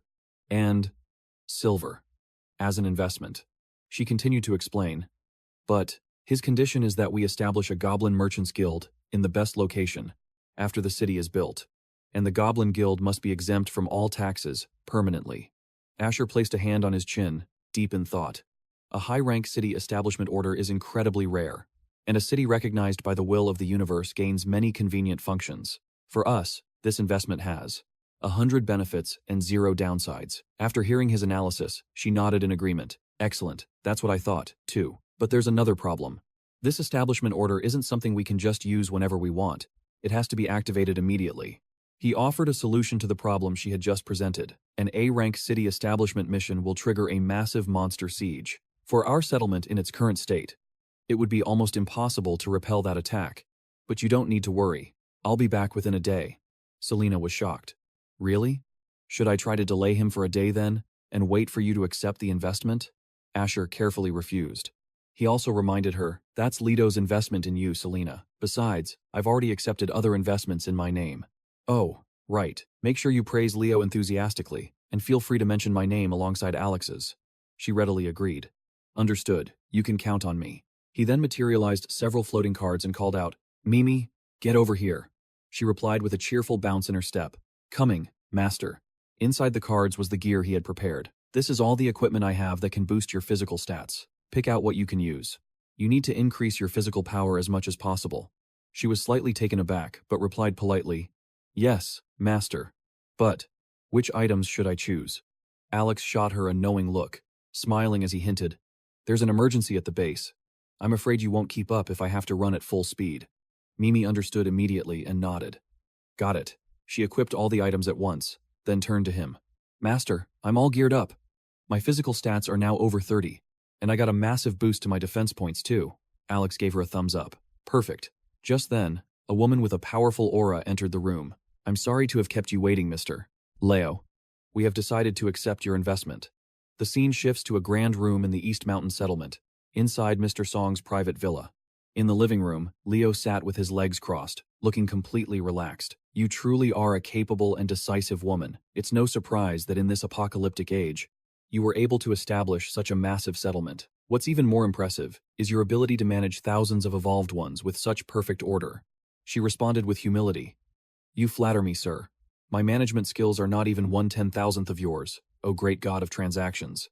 It is an honor for our entire settlement to be chosen for your investment. His cunning eyes observed her as he praised, such a humble young woman. I am more certain than ever that you can transform this place into the ultimate city-state for the evolved. Until that happens, Leo began. I trust you will take good care of our Goblin Merchant Guild. Veronica cheerfully accepted his proposal. That goes without saying. She crossed her legs and spoke with conviction. To be honest, the leader of our settlement has been an admirer of yours for a very long time. When he heard the Goblin Merchant Guild was coming to our city, he simply abandoned his quests outside and is rushing back here with everything he's got. The man feigned surprise and asked, Oh, and who might that be? There aren't many evolved who know about me and my merchant guild at this stage. Veronica didn't hesitate to introduce him. I'm certain you know him. His name is Alex, and he has also accepted an investment from you. Upon hearing this, Leo's eyes shot wide open. His calm demeanor shattered, replaced by a flicker of confusion and shock. He glanced at the red cards, awkwardly pushing them away. It's times that times, guy? No, this won't do. This investment is off, Veronica asked, her face falling. It's off? You can't invest? Leo's excitement suddenly returned. No, it's just, I never expected that kid to be the one managing this settlement. If he's involved, then this will be far more appropriate. Seeing the golden card, her eyes widened in disbelief. A Golden City creation order? He tossed the card to Veronica and said, That's right. It's an S-rank Golden City creation order. An A-rank city construction quest would be child's play for him, Leo stated seriously. If he can make it back in time, you might even have a shot at acquiring an S-rank siege monster. A system window appeared. It displayed the message, Leo has sent you an S-rank Golden City construction investment quest. She read the words, her voice trembling. This is. The system window then expanded with a long list of text. S-rank Golden City investment quest. Mission description. One day after using the city creation order in the center of the designated area, all surrounding monsters will be empowered and will launch a relentless attack on the city's founding location. The entire perimeter will be under siege. The mission will be complete after 5 days. Mission reward. centered on the city creation order, an area with a 10,000-meter radius, will become territory recognized by the universal will. And you will receive the rewards of a golden rank city creation order. Accept or decline. Veronica picked up the card, examining it carefully. This range is significantly larger than the A-rank order. A glint appeared in Leo's eye as he reminded her. And naturally, the danger is far greater.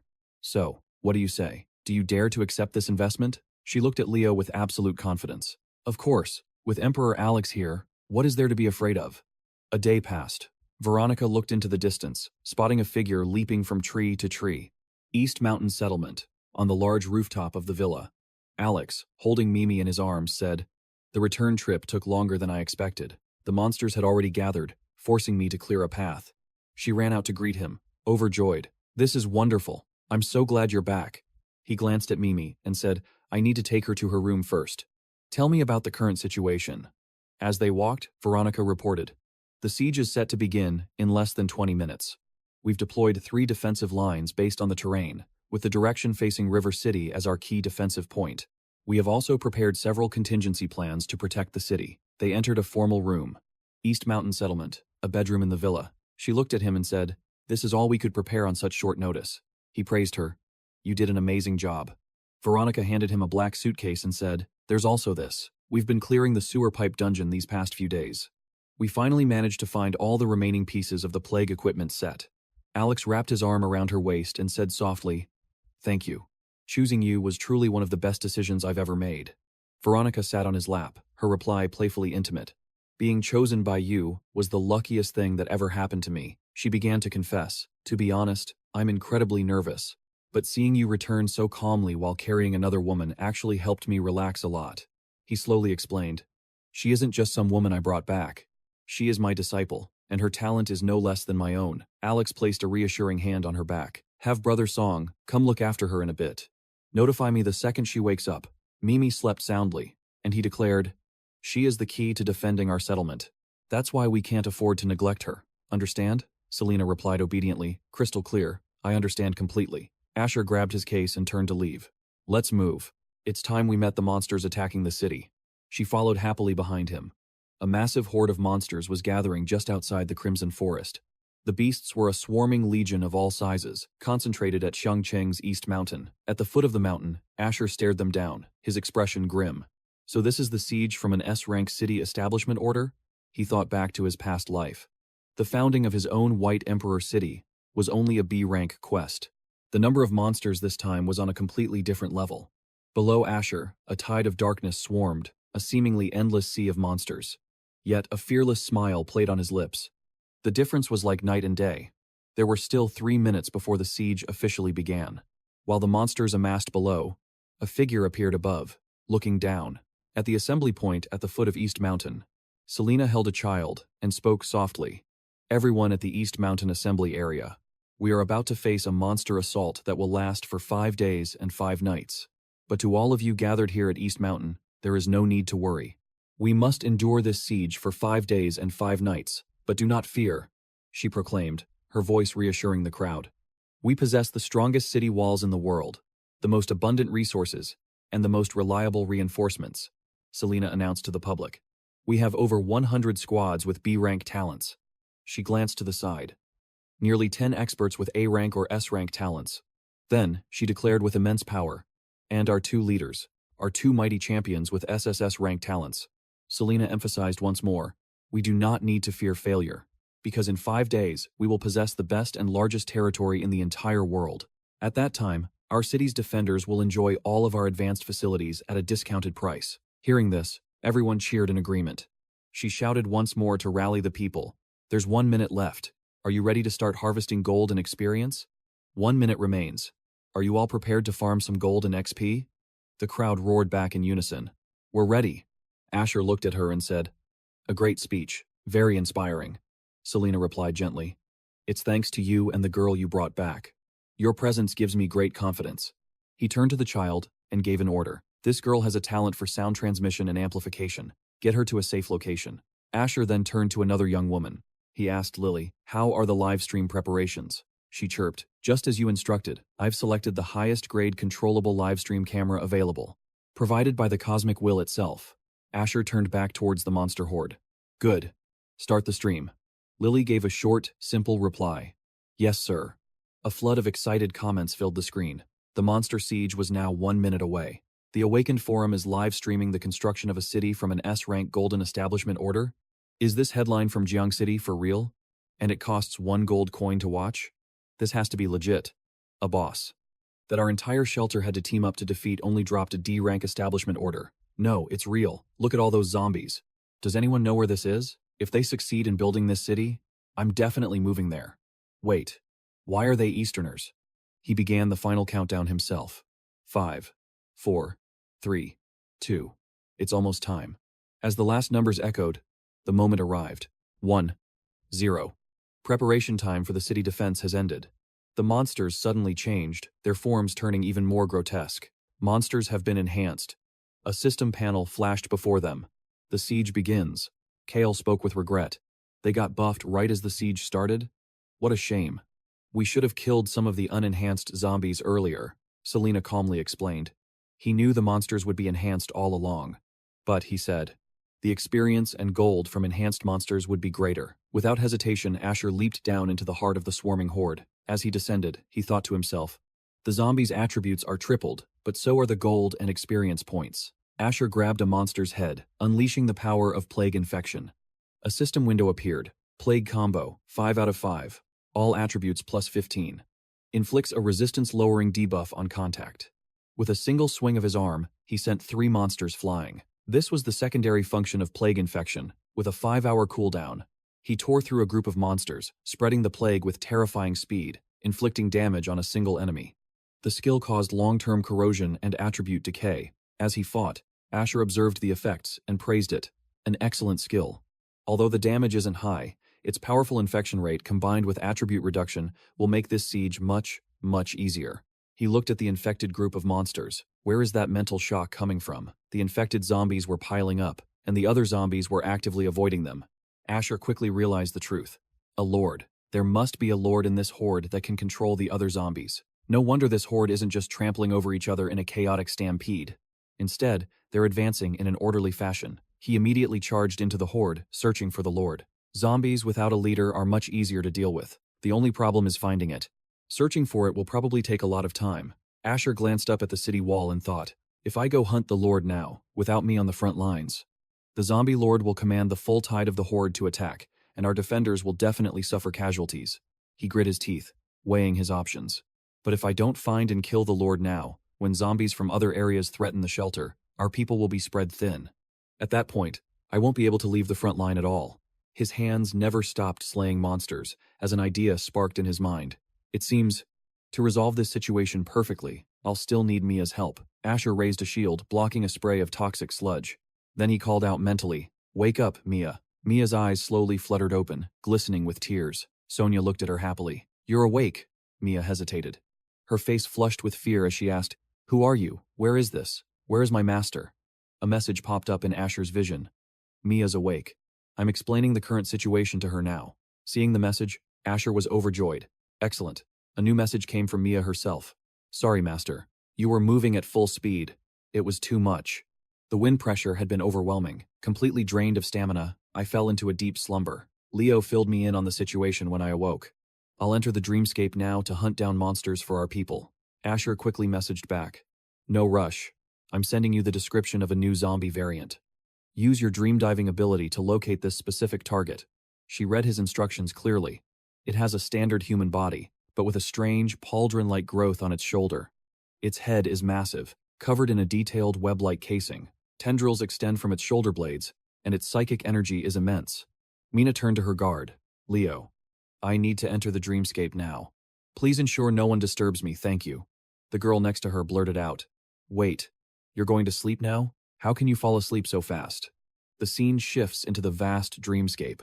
Mina gasped. There are so many of them. She stood on the fortifications at the base of East Mountain Peak. With a gesture, she unleashed her power. Giant boulders materialized out of thin air, a feat of instant dream weaving. They crashed down on the horde below, and the satisfying crunch brought a smile to Mina's face. This dreamscape ability is the best, she stretched, letting out a sigh of relief. All right, time to find the zombie my master described. With that, Mina shot into the sky. She couldn't afford to delay her master's mission.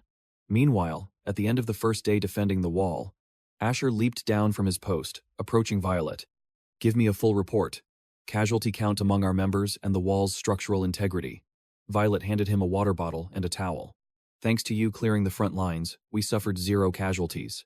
While the monster numbers were thin at the base of the wall, we launched a few counterattacks. We only have a few minor injuries." She gestured to the wall. "Structural damage is also minimal. I think you can afford to rest easy, sir.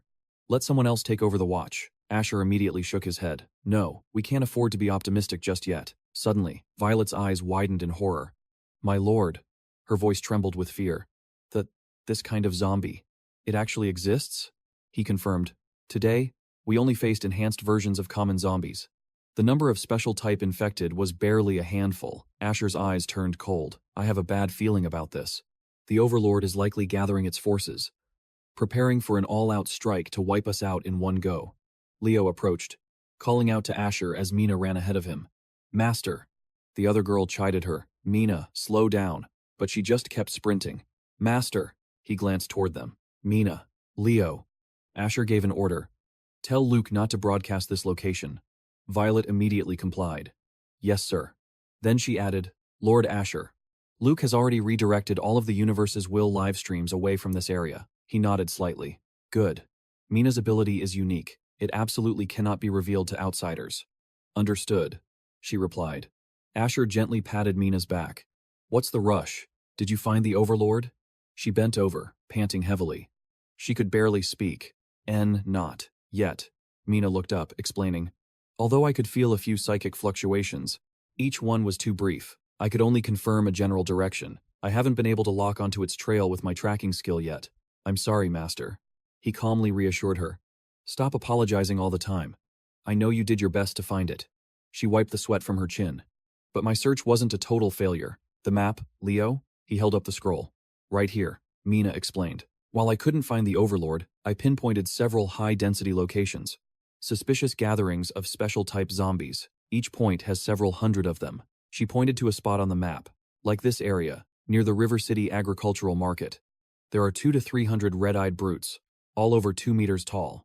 Mina now reported like a seasoned field agent. "East River Plaza is swarming with strange zombies. They have no hands or lower jaws. And the Riverside Broadcast Tower is crawling with a different type. They're all incredibly fast zombies, infesting the entire Vinhoa commercial street from end to end. And they are all powerfully built, with muscular limbs." Asher stroked his chin, processing the data. "Brutes, tanks, hunters, and screamers. Those are all Phase 2 evolved zombies." Violet agreed. "You're right. It seems they're truly planning to end this in one fell swoop." She then asked, "Lord Asher, in your estimation, how powerful is a Phase 2 evolved?" He stated plainly. "A Phase 2's level is at least level 10. Based on the numbers Mina described, I fear they've already amassed a force of over 1,000. A grim smirk touched Asher's lips. Against a force that size, if it were just me, victory wouldn't be impossible. But his tone grew cold.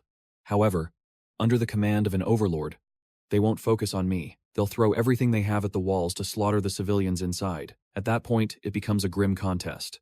A race to see who can kill faster. Our survivor count would likely drop below 10%. Hearing this, Violet's head snapped around, her voice firm. "We have to eliminate that Overlord first. I'll immediately search the city for any evolved individuals with psychic tracking or monster hunting talents." Asher stopped her. "Hold on, I think I have the perfect candidate for the job." A message was sent. "Can your ability trace the source of a psychic fluctuation?" Evan replied instantly. "Are you kidding, Lord Asher? My innate talent is mental manipulation. Of course, I'm extremely sensitive to psychic waves." "Good," Asher typed. "I need your help with something." Evan asked. "Is this about the Overlord you mentioned on the live stream?" Asher confirmed. "It is." "Let me brief you on the situation and our plan." Time passed. It was the afternoon of the second day of the city's defense. Inside the dreamscape, at the Villa District of East Mountain Peak, Evan looked around in awe. "So this is Lord Asher's base?" The live stream only showed the city wall. "I had no idea there was a massive villa complex like this." He teased, "Lord Asher, if I move here, do I get to live in one of these villas?" Asher agreed without a moment's hesitation. "Of course. There are plenty of empty villas at the summit. You can take your pick." Evan blushed with excitement. "You're treating me too well, Lord Asher. In that case, I'll have to give it my all today. I'm ready to go. Shall we depart immediately?" Mina spoke up then. Master, which group of special zombies are we hunting first? He looked up, his gaze fixed on the distant Riverside Broadcast Tower. The scene changes. The East City Riverside Broadcast Tower in River City.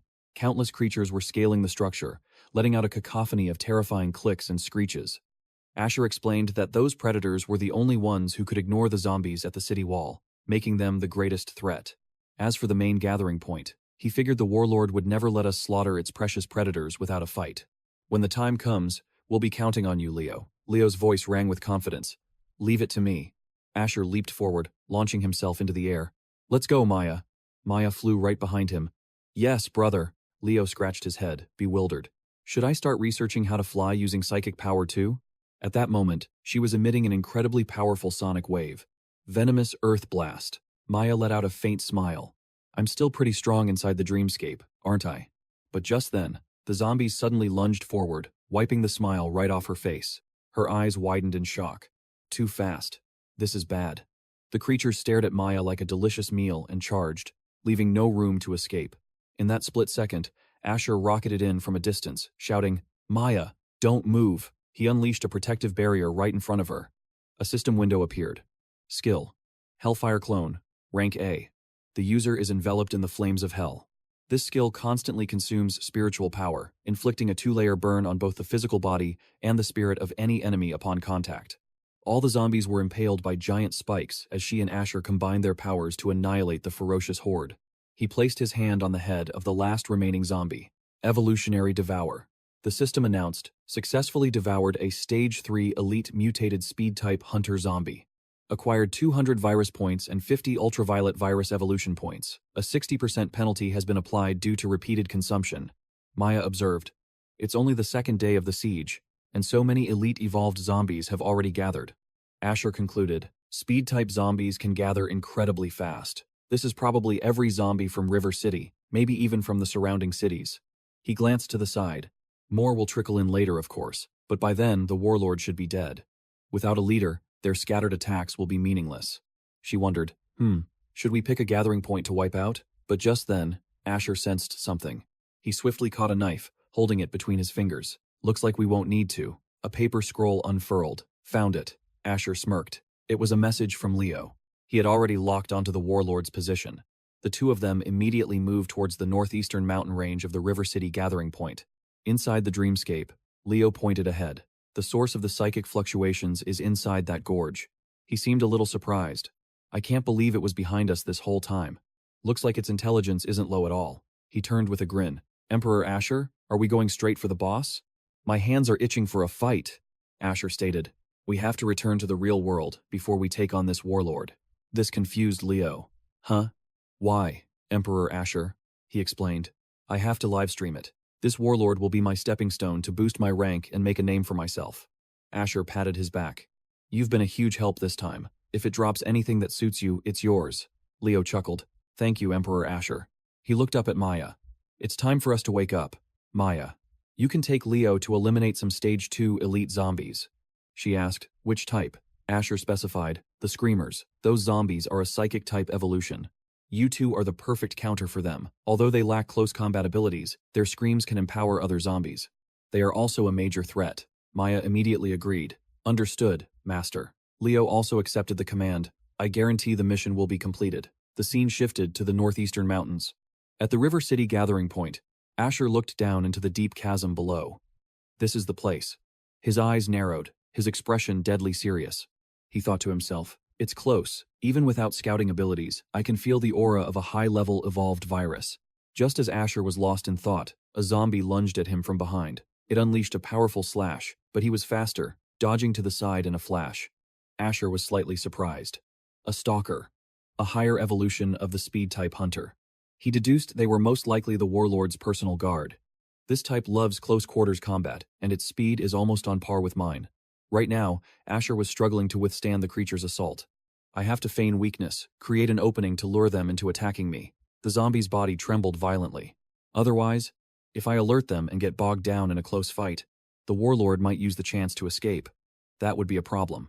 Just then, another one appeared from behind. A corner of his mouth lifted into a smirk. There you are. Asher struck instantly, killing the first zombie. The two-headed zombie was confused as it was suddenly lifted into the air. In the next moment, he sliced straight through both its heads, ending its miserable existence. Evolutionary Devour. A system notification popped up. Devoured Stage 4 Elite Mutated Speed-Type Stalker Zombie. All ultraviolet virus abilities have been enhanced. Reminder. Acquired 1,000 virus points and 750 ultraviolet virus evolution points. Reminder. Devoured Elite Mutated Entity. Reminder. Acquired 900 virus points. A 10% penalty has been applied for repeated consumption. Asher raised both hands. New form. A notification appeared.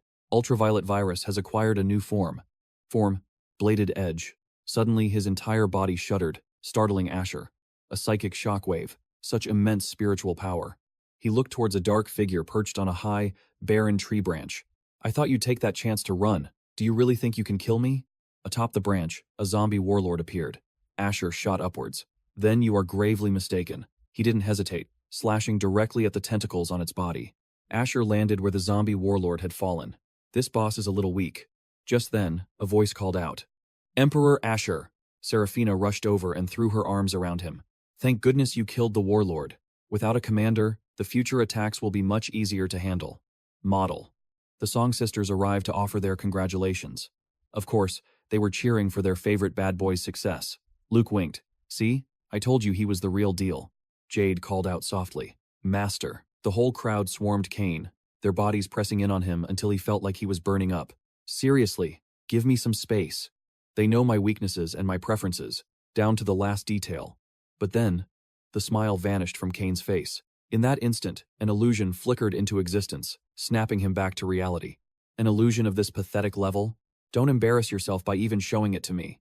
Cain turned to the zombie lord with a smirk. Even with its cheap tricks, it couldn't disrupt his focus. It can't even touch my basic combat judgment, which means your spirit attribute is far lower than mine. The creature shrieked, its mouth open in a cry of agony. Its entire body was still shaking uncontrollably. Cain spoke, Hello, Mr. Zombie Lord. The system flashed an alert. Illusion detected. No wonder I saw him slash at empty air twice. Too bad the livestream can't pick up illusions. I thought it was some kind of stealth monster. This high-level zombie doesn't seem that tough. Not tough? Why don't you try fighting one then? Gatorfall City just had a mantis zombie spawn. We barely killed one last week. Our party was full of A-rank talents. Hey, I'm from Gatorfall City too. That was our city's strongest team. And now this guy is saying a spirit-type evolution has less spirit power than him? Did I just hear that right? You heard him. I heard it too. This is absurd. I bet this whole siege is just some scam set up by those Eastern players. Disgusting. Those salty haters can never accept reality. Everyone, switch to livestream channel 3. The main assault is starting. The battle raged at the main walls of River City. A Phase 2, strength-type, evolved zombie appeared. The Raging Berserker Axe. A system-wide alert blared. All personnel, be vigilant. Kill the ones being thrown first. A B-rank talent, bald precision thrower, was taking aim. He was proud of his throwing arc, which boasted increased accuracy and damage. A C-rank talent, illusion arrow control, allowed them to alter the flight path of their arrows mid-air. Another C-rank talent, invisible resistance, could increase the air resistance in a designated area. A zombie's massive body crashed to the ground below, sending a shockwave that rattled the entire battlefield. Everyone clutched their heads in pain. Panic erupted as screams filled the air. Wall Section 4 has been breached. They're starting to throw the zombies over. Over at Wall Section 4, Violet threw a shuriken and roared, Don't panic. Hold your positions. In the next moment, attacks like Violet Crystal Blade Slash and Mirrored Lotus Strike flew out. The zombies howled in agony. With a flick of her wrist, she sent a Violet Crystal Piercing Spike through another undead creature. After a brief lull, Violet rallied the troops. Everyone, pull yourselves together. The White Emperor will kill their commander soon. We just have to survive this wave. If we do that, victory is ours. A unified roar echoed through the air. Kill! She's so freaking cool. Forget watching. I'm heading out. I want to be her loyal hound. I prefer the one behind her. The Queen and the Assassin. Oh my god. I'm in love. Stop dreaming. That's the White Emperor's woman. Everyone, go watch the White Emperor's stream. Quick, check his channel. I can't believe there are still so many high-level zombies left. As they watched the battle in the northeast mountains of River City, a question arose. So, what kind of zombie is that? An upgraded mutation. A tyrant. It's a strength-type evolution. They call it the Stalker. Bro, you know your stuff. You've seen one before? You must be new here. The White Emperor is the one who named them. A sudden explosion erupted right in front of Cain, kicking up a massive cloud of dust. The heretic appeared, a mocking smile on its lips. Let me educate you newbies. The White Emperor always waits for the Lord to summon its backup before he makes his move. Such arrogance, he's going to pay the price for that pride. Some people just get jealous when they see greatness. Let me educate you. That's the Phosphor Fire Heretic. It's on the same level as the Lord. Looks like another spirit type, but focused on offense. Why does this thing only attack the White Emperor, and why is the White Emperor ignoring it? You idiot. Obviously, you take out the Lord first. Exactly. In a chaotic battle like this, getting caught in an illusion is a death sentence. And here comes the Lord's final reinforcement, the Mountain of Flesh, a strength-type mutation. I've seen a bigger one. A bigger strength-type mutation? Stop bluffing. It's true. The entire city of Quan was swallowed by a fleshy mountain just like that. I live near Quan City. You could seriously see it from miles away. Cain crouched down, channeling power into his fist. Hellfire Avatar, you think this is enough to block my path? In an instant, his attack slammed down onto the zombie horde. The blow sent a shockwave of pure terror through the zombie lord. It tried to bolt, but Cain was already there, blocking its path. Trying to run? Too late. Is the Lord dead? I'm going to the battlefield to see it myself. Forget it. I'm staying here. Just report back as soon as you see what happened. The zombies on the front line fell into chaos, trampling each other in their confusion. With the Lord dead, their ranks completely collapsed. Even the fat zombie forgot how to throw his comrades. It seems this Lord was a complete and utter failure. But then, without warning, a colossal hand descended from the heavens. The tyrant had arrived, slamming its massive palm down on Cain. As the dust settled, the tyrant's enormous figure was revealed. But the creature it had snatched wasn't Cain. It was the zombie lord's corpse. Cain stood calmly atop the tyrant's trembling hand. His eyes turned ice cold. Who gave you permission to touch my kill? With those words, Cain brought his blade down, cleaving the tyrant clean in two. Wait, can't the White Emperor absorb monsters? Why isn't he absorbing these? It's probably not practical in the middle of a fight. But he absorbed them non-stop during the last zombie tide. How can you even compare that cannon fodder to these enemies? But the tyrant wasn't finished. It lashed out with a whip-like attack. Cain sliced it apart with a single, effortless motion. He chuckled softly, a little weaker than before. It seems the weakening effect of the plague infection is working nicely. He then unleashed a powerful aura that slammed into the tyrant. Cain sliced off its hand, his voice laced with mockery. Your resistance to the heretic's soul-refining phosphor fire is pretty impressive. Mind if I borrow it? With a final, deadly punch, he sent the tyrant flying and bisected the heretic in one smooth motion.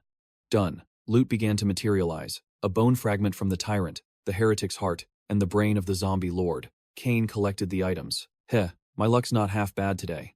I can't believe it. All the materials I've been dreaming of, gathered together so perfectly. The biochemical disaster. A C-rank crafting blueprint. Its required materials: claws from the corrupted, sinews of a flesh titan, the bones of a tyrant, the heart of a heretic, and the brain of a mind overlord. Every single one of these is a masterpiece. They're even a tier higher than what the design calls for. I have a feeling. This is going to be a legendary creation. A system window appeared. Corrupted claws, E rank. Agility +10. Strength +8. Landing a hit on an enemy grants lifesteal. Its attached skill, Phantom Claw, is an active ability.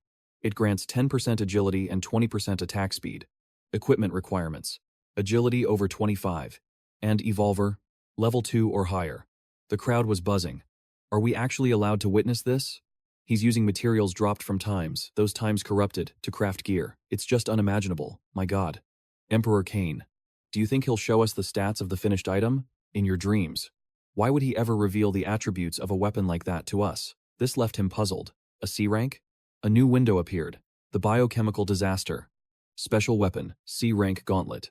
All attributes +35. The crowd gasped. He's checking the stats.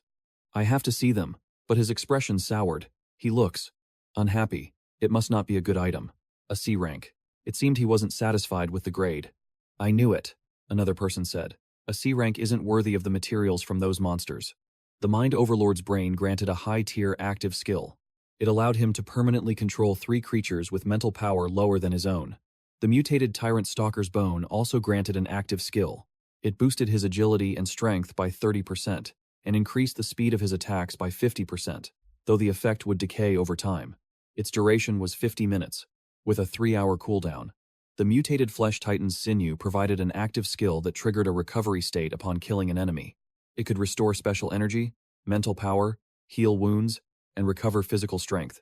Each time he killed an enemy, all his basic attributes, except for mental power, would get a non-stacking +1 bonus. The duration was 20 minutes. The Will-O-Wisp Heretic's Heart provided an active skill. It released a psychic field that could both attack and defend, resisting mental assaults and unleashing spiritual pressure. This equipment triggered a rare crafting effect, gaining the special ability Disaster Evolution. After the disaster equipment, kills 100,000 hostile targets and absorbs 100 high-tier mutants. The weapon will evolve into a fully matured living calamity. Cain watched the notification. A living calamity? This was. He looked up at the corpses, even though key parts had been stripped for materials. What remained still had immense absorption value. He wondered if these materials could push his blacklight virus to its next stage of evolution. A notification appeared. Devouring Special Mutant, the Tyrant Stalker, a Stage 4 speed type, received 1,200 virus points. Devouring Special Elite Mutant, the Mind Overlord, a Stage 4 spirit type, received 1,500 virus points. Devouring Special Mutant, the Goliath Flesh Titan, a Stage 4 strength type, received 1,200 virus points. Devouring Special Mutant, the Will-O-Wisp Heretic, a Stage 4 spirit type, received 1,300 virus points. A new alert appeared. A new ability of the Blacklight virus has been unlocked. Whipfist. Unlocked ability. Thermal tracking. A new ability of the Blacklight virus unlocked. Viral tracking. New heavy armor abilities unlocked. Ground Shatter and Blacklight Devastator. The basic awakening progress of the virus has reached 30%. The advanced skill tree has been unlocked. Suddenly, the virus snaked up Cain's hand. This new form. He immediately opened the Blacklight virus awakening and skill tree menus. The interface displayed the awakening panels. Cain swiped through the attribute options. He decided to first add all the evolution points directly to the Blacklight virus. Cain clenched his fists. It's done. If this precious weapon could truly evolve into a living calamity, it would gain even more new abilities. He was eager now. He wanted to test its effects immediately. A notification appeared. Aerial dash. Consume physical strength to fly through the air, or change direction mid-air. The stamina consumption increases with each consecutive use. The scene changed to a room in a villa in Riverfall City.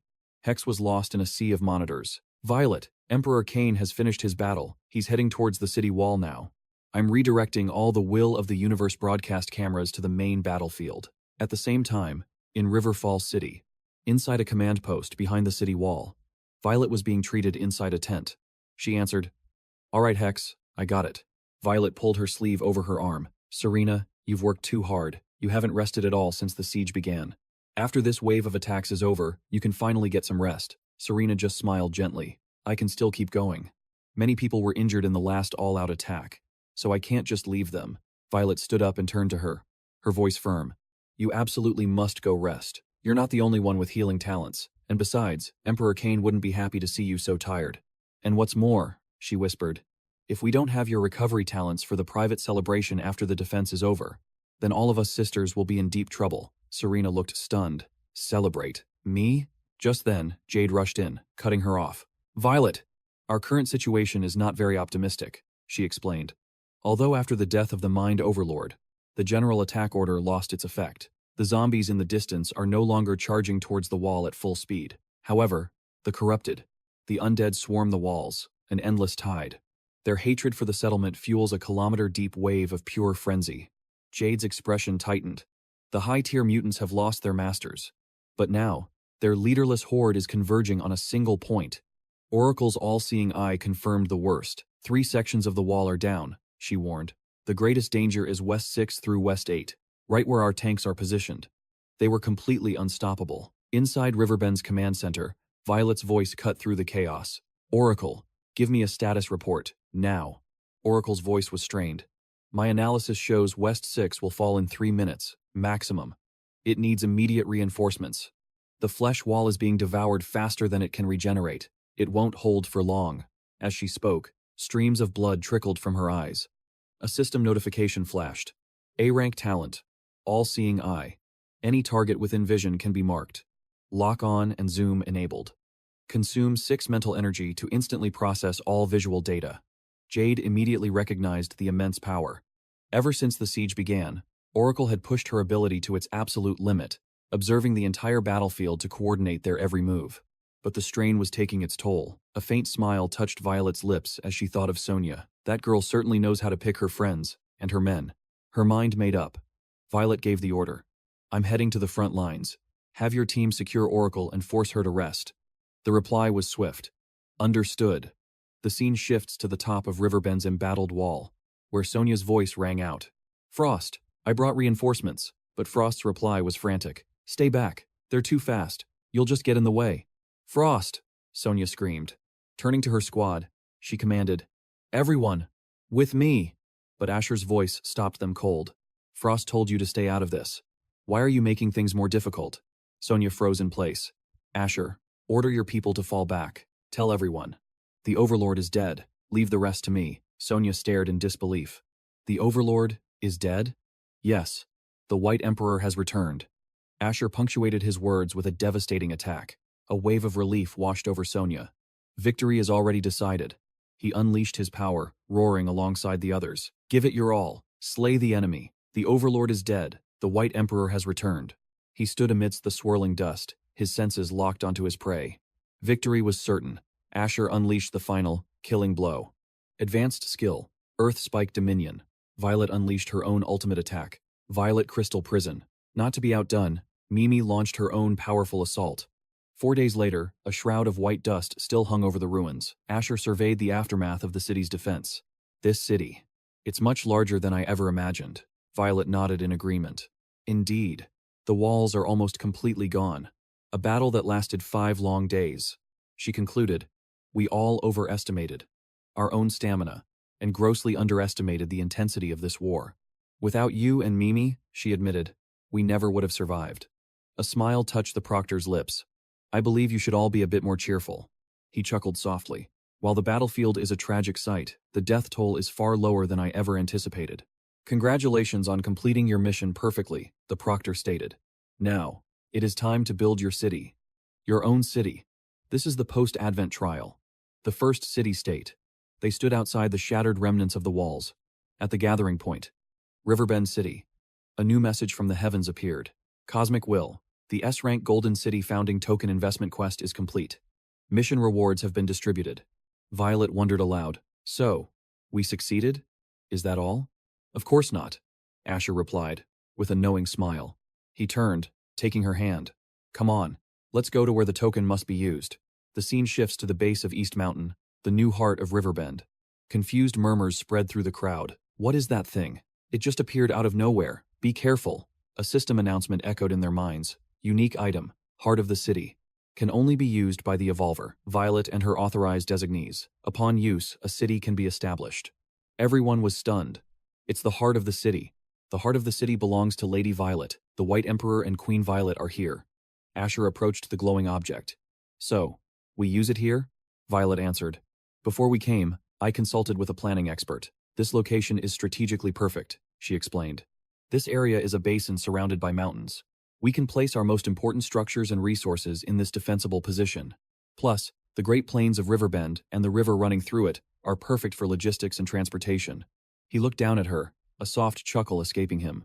Just like you, he said, thinking of everything. Come on, let's build our new home. But Violet glanced back. Wait, I need to ask the proctor something. She called out, Honorable Proctor, although this was your investment in me, I want Asher to be the city lord. The proctor tipped his hat lower. You don't need my permission. The heart of the city is yours. Just fulfill your promise to establish the Terrestrial Star Guild in the Central District. Violet patted Asher on the back. Go on, she said. I've already transferred the authority to you. Cosmic Will. You have received authorization. Use the heart of the city? Without hesitation, Asher accepted. Yes. Cosmic Will. Please name City S001. This particular prompt made Asher's eyes glint with cold purpose.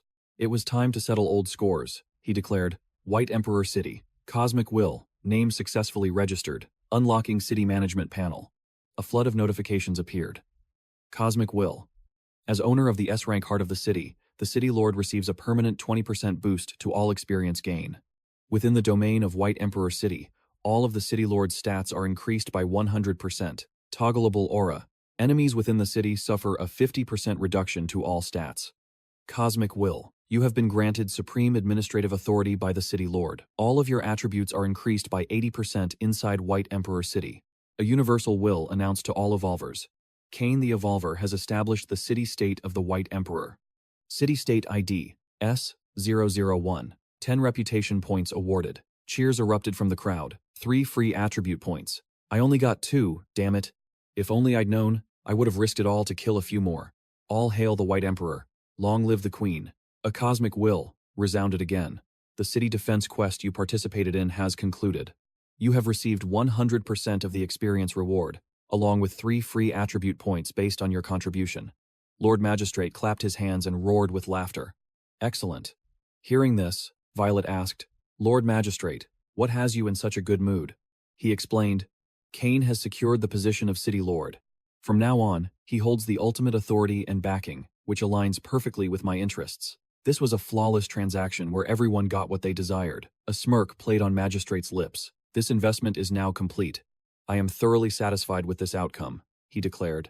The time has come for me to continue my journey. You must complete my investment quest quickly. You hear? Cain waved back and retorted, Do you have any idea how insanely difficult your investment quest is? Magistrate pulled his hood over his face, laughing loudly. I have faith in you, young man. Cain handed a scroll to Violet. This is for you.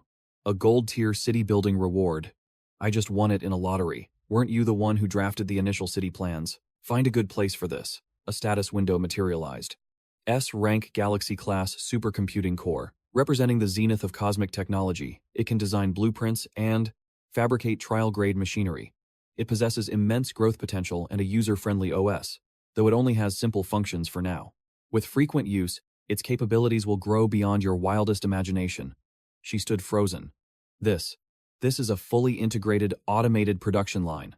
Indeed, it can be combined with the supercomputing core to automate the entire production process. Just feed it the materials, and it handles everything. Cain explained, all the mechanical vehicles it creates can be used in the trials. With these, our settlement's development will skyrocket. Violet's expression was filled with worry, but things are different now, even with guns. He cut her off. The guns this production line creates are nothing like the ones we used before the apocalypse. They have their own attributes. You need to abandon your pre-apocalypse mindset. Look, the city-state management system looks empty right now. Cain's face grew serious, but later on, when we have more exclusive city-state architectural blueprints, you'll be overwhelmed. For example, the S-Rank structure, the Bio-Backup Center. It can clone your body, effectively giving you a second life. And the S-Rank Anti-Gravity Foundation can help us build a castle in the sky. These are design blueprints that only an S-Rank city-state can utilize. Hearing this, a glimmer of excitement appeared in her eyes. I understand now. Our city-state will definitely become the strongest one in the future. Suddenly, a loud call echoed, Master! It was Mimi, waving her hands. That monster hunt was so much fun. In the dream world, I unlocked 3 new skills. Master, look at this. A system notification appeared. Mimi has shared skill descriptions with you. Enhanced Dream Totem, White Noise. The Dream Totem can now emit various sounds that can lull a person into a dream. Enhanced Dream Totem, Sleepy Haze. The hypnotic power of the Dream Totem is massively amplified and now includes a mental suggestion function, causing a person to lose focus and their will to crumble. Cain praised her, an excellent choice. Now, the Dream Totem can put people to sleep without them even looking at it. Combined with Sleepy Haze, it will be incredibly effective in real-world combat. She beamed with excitement. You praise me too much, Master. Isn't this the combination you suggested after looking at my skill tree? Mimi moved closer. Master, look at the third one. This one is from a newly unlocked skill tree. I chose it myself.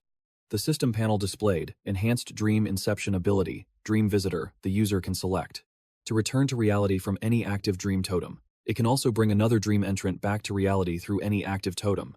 Cain was a bit surprised. This is a teleportation ability, she said cheerfully. That's right. If I pull Han into a dream now, I can use a dream totem to instantly teleport to his side. Of course, I could also stay behind and send you to him instead, he analyzed. In terms of skill selection alone, you've already mastered it, but you're still far from proficient in other aspects. Mimi asked, Master, are you free? I wanted to test the effects of my new skills. Cain immediately agreed. Of course. Go to the training grounds on the mountainside and wait for me. I'll be there soon. She responded with excitement. Yes, sir. With that, Mimi ran off. Cain turned to Violet. Violet, Gather some of our people with different spiritual power levels. We need to test the practical combat effectiveness of Mimi's new skills. She agreed. No problem. After I find them, I'll have them assemble at the training grounds on the mountainside. Violet then hugged him tightly. But don't train too late, okay? I've already made preparations. Tonight, we're celebrating our new city lord's victory. Cain smiled faintly. I know. Her voice dropped to a whisper. I heard Song. Even prepared a special surprise for you. The scene shifts to Violet's villa in the Riverfall settlement. Song giggled. This TV is perfect. We're going with this one. She turned to the others and called out, Hey ladies, are you confident you can help me make Cain submit? In our battle tonight? Everyone cheered. Of course we are. But Song, please don't be like last time and pass out before anything even happens. Song shrieked in embarrassment. That absolutely won't happen again. I put all my free attribute points into Constitution this time. Cain, with his hands behind his head, asked, Who? What did Mimi want from you? Violet replied. She was asking if there were any dungeons nearby. She wants to farm some experience points. He let out an "Oh." Tell her to find me after she clears the dungeon. I have a favor to ask her. She leaned against Cain's shoulder. All right. I've already told her. Violet looked up at him. That's right, Emperor. We all want you to guide us on combat techniques and our skill choices. Suddenly, Sasha popped up from below. Yeah. Alex gently pinched her cheek. That C-rank talent tree of yours? I can see the entire thing at a glance. It barely has any branches. You still want my advice? Sasha shot back instantly. Yes, he chuckled. All right then. All of you, send me screenshots of your skill trees. An air of excited anticipation filled the room. Alex rested his chin on his hand, deep in thought. S-rank amethyst eyes. It has quite a few evolution paths. Violet asked, What do you think? I feel the amethyst evolution paths are incredibly useful. He hesitated. But you're a queen, not a frontline warrior. Your leveling priority should be evolving your amethyst eyes and strengthening your mental power, Alex explained. The power of the amethyst sword heart is boundless. The noble gaze. These abilities let you understand your opponent. Combined with new control skills, they're a perfect fit for you, Violet acknowledged. The amethyst sword heart can see through attributes, and with a large enough gap in mental power, it can even read minds, boundless depths. Violet's eyes grew thoughtful. Just looking at me could daze them, making them lose all sense of direction. Noble gaze. Alex then turned to Ivy. Ivy, let's go over your A-rank skills next. She answered shyly, I only have 2 skill trees. He glanced at the system screen. Fewer trees aren't a problem. Unlock this one first. Threatening gaze. It marks targets in your line of sight. It establishes them as a priority threat. Then, unlock See What I See. This skill resonates with your allies' vision-based abilities. You'll become an indispensable, god-tier support. Ivy replied. I'll unlock these 2 skills immediately. Alex encouraged her. You've got this. Your fundamental abilities are already formidable. He turned towards Lily. Lily, your B-rank Phantom Illusion talent has a skill that can literally perform miracles. She stared blankly. Me? I've analyzed all my skills. None of them have any damage output. Alex shook his head. No, look at this one. Perception becomes reality. This skill has a unique effect. If an enemy can't see through your illusion, then for them, the illusion becomes real. Get it? If he believes the nuclear bomb in your illusion is real, then he will truly be vaporized by it. A smirk played on his lips. This is also why. The skill has no damage description, because anything is possible. Violet was in awe. Lily, that ability is completely broken, and it's only a B-rank talent? Alex sat up, leaning on his hand. Not exactly. Lily's talent can't fake power fluctuations or auras. It's pure, raw illusion. It's actually easy to see through. Success or failure depends entirely on Lily's technique. He then faced Serena. Serena, your B-rank high-speed recovery is up. Alex advised. You need to equally develop all 3 recovery abilities, stamina, physical regeneration, and mental power. That's because your skills always affect you first. You have to actively use them to be able to heal others. His voice softened. Your ability is simple but incredibly practical. I've yet to see a healing talent that surpasses yours. Sasha hugged Alex. Is Serena's review over? Is it my turn now? He glanced at Jade. Finally, let's cover Jade's B-rank ability. Singular focuses. Thank you, Master. Alex explained. Your ability might just seem like fast thinking, but it's a god-tier talent for dueling. You set one target and focus solely on them. He continued. It accelerates your thoughts and discards all irrelevant information, so you must choose skills that help you analyze the battle. And practice one-on-one against enemies with various talents. She bowed her head slightly. Thank you, Master. Let Jade thank you with her actions, she observed. She has definitely activated her focus. On you. If I stabbed her right now, she wouldn't even feel it. Alex frowned.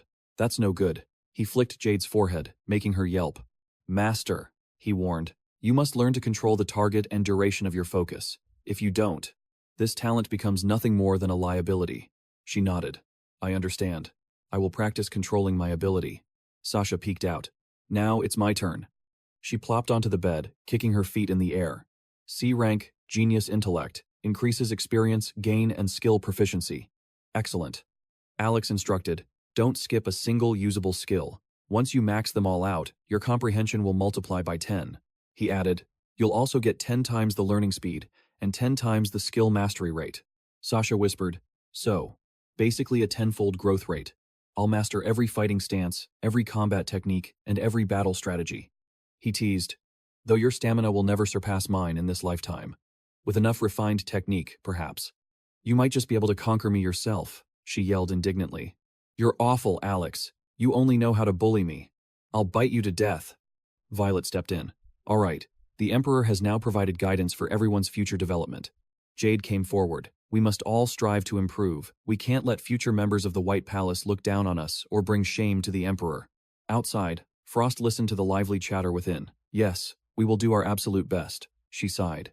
The Emperor's guidance on evolution paths. And A-rank skills. I want that too. Sometime later, in the demon capital, Jaden's eyes snapped open. He shot upright in bed, throwing off the covers. Elder Woods' skill is insane. She actually teleported our leader all the way here. A message from Dreamer arrived. Master, the teleportation distance felt too great. I feel dizzy. Alex replied. It's from the massive, instantaneous drain on your mental power. Go get some rest immediately. Jaden asked curiously. Emperor, how is White Emperor City coming along? He replied. All the major planning is complete. Now, everyone is working hard. To build the perfect White Emperor City, Alex asked. By the way, how many attribute points did you get from the city building reward? After all, you and Dreamer took down plenty of special zombies in the dream world. Jaden shivered, stammering. There was just that one time. Elder Woods and I went to eliminate the Shriekers. But inside the dreamscape, things went horribly wrong. Their combined scream was a massive psychic attack. I was using psychokinesis to fly, but the shockwave stunned me, and I fell to my death. After Liam finished, a heavy silence fell between them. Asher turned away in frustration. I'm not here to babysit. I can't carry dead weight. Liam's voice cracked. Please, don't go, White Emperor. Only you and Mona know about this, so it's not that embarrassing. For the sake of that chemical plant, I'll take you there right now. He turned back, with a faint smile. Relax. I was just kidding. Get ready. We're moving out. Liam's face lit up. Awesome. Just then, a faint glow emanated from Asher's hand, as a new thought entered his mind. The Mark of the Plague. My SSS-Rank quest. It's been pulsing with a strange energy ever since I teleported here. It seems Liam's story about a zombie plague at the chemical plant is definitely connected. Liam moved towards the window. White Emperor, this way to fly. A smirk touched Asher's lips. White Emperor City has just regained order. I need to hurry. I wonder what kind of rewards a SSS quest will even drop, he recalled. Back in Jiang City, I never dared to inspect this mask, afraid Loda would discover I had hidden it. A system window appeared. High-rank demon bloodline essence. Rank.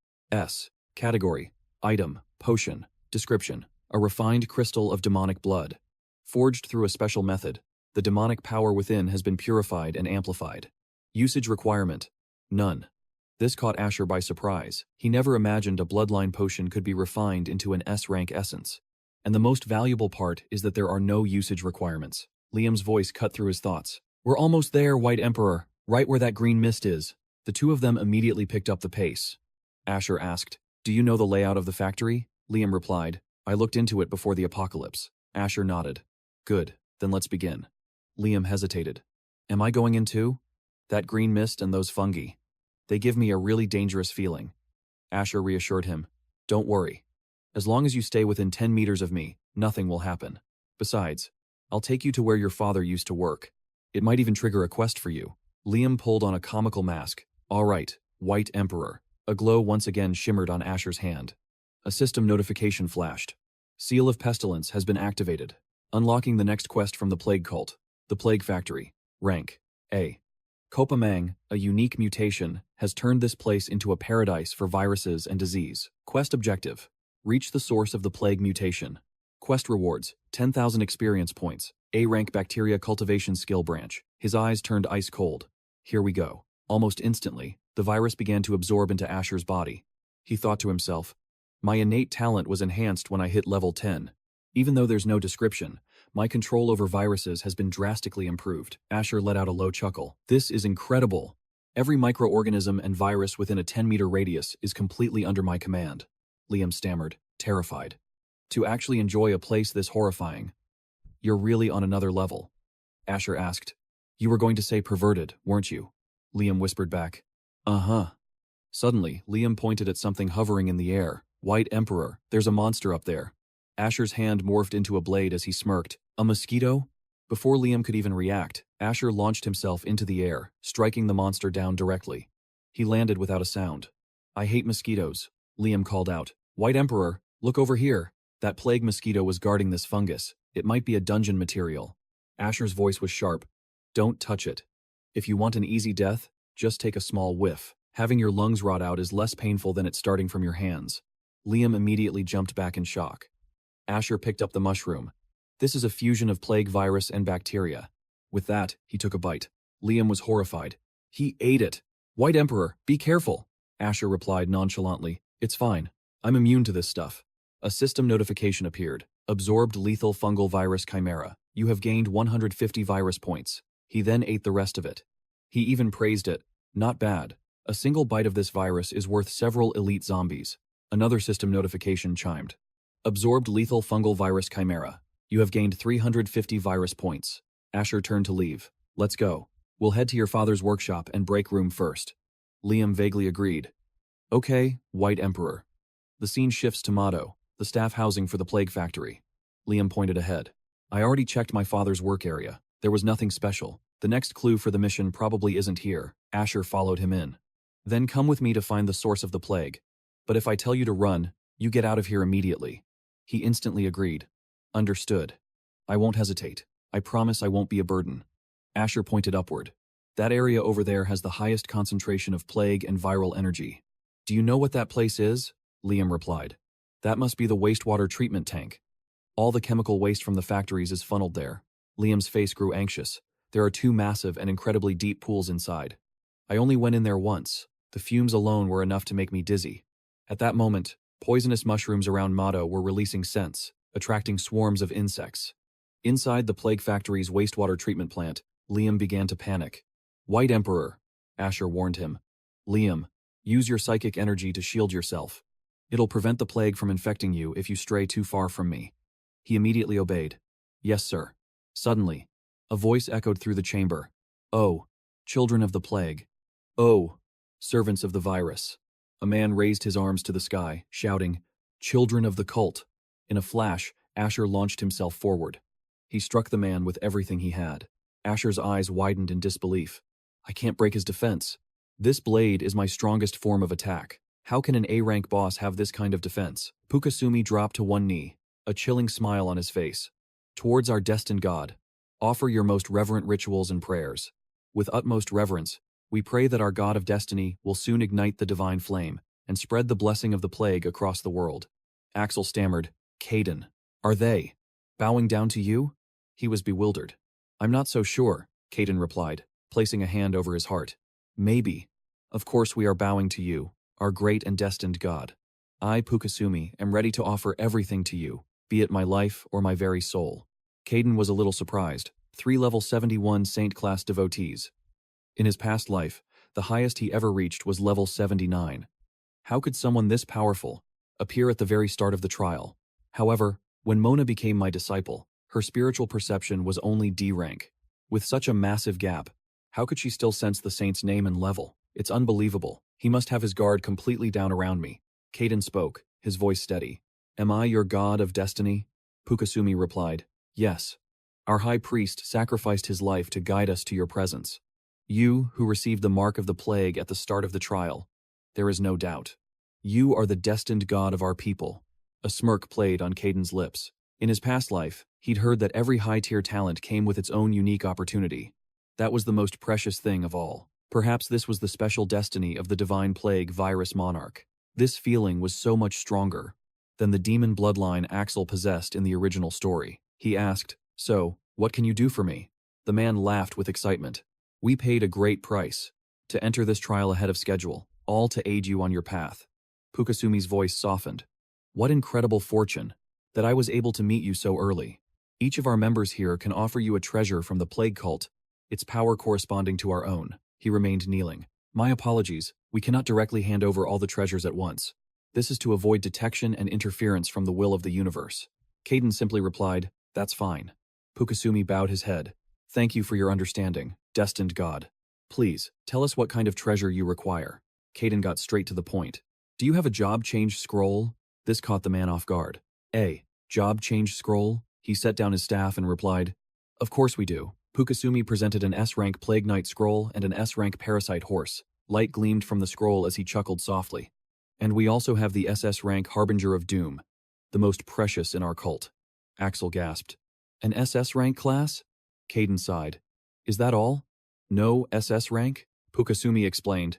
"Perhaps you are unaware, but an SSS rank class is nearly impossible to obtain at the start.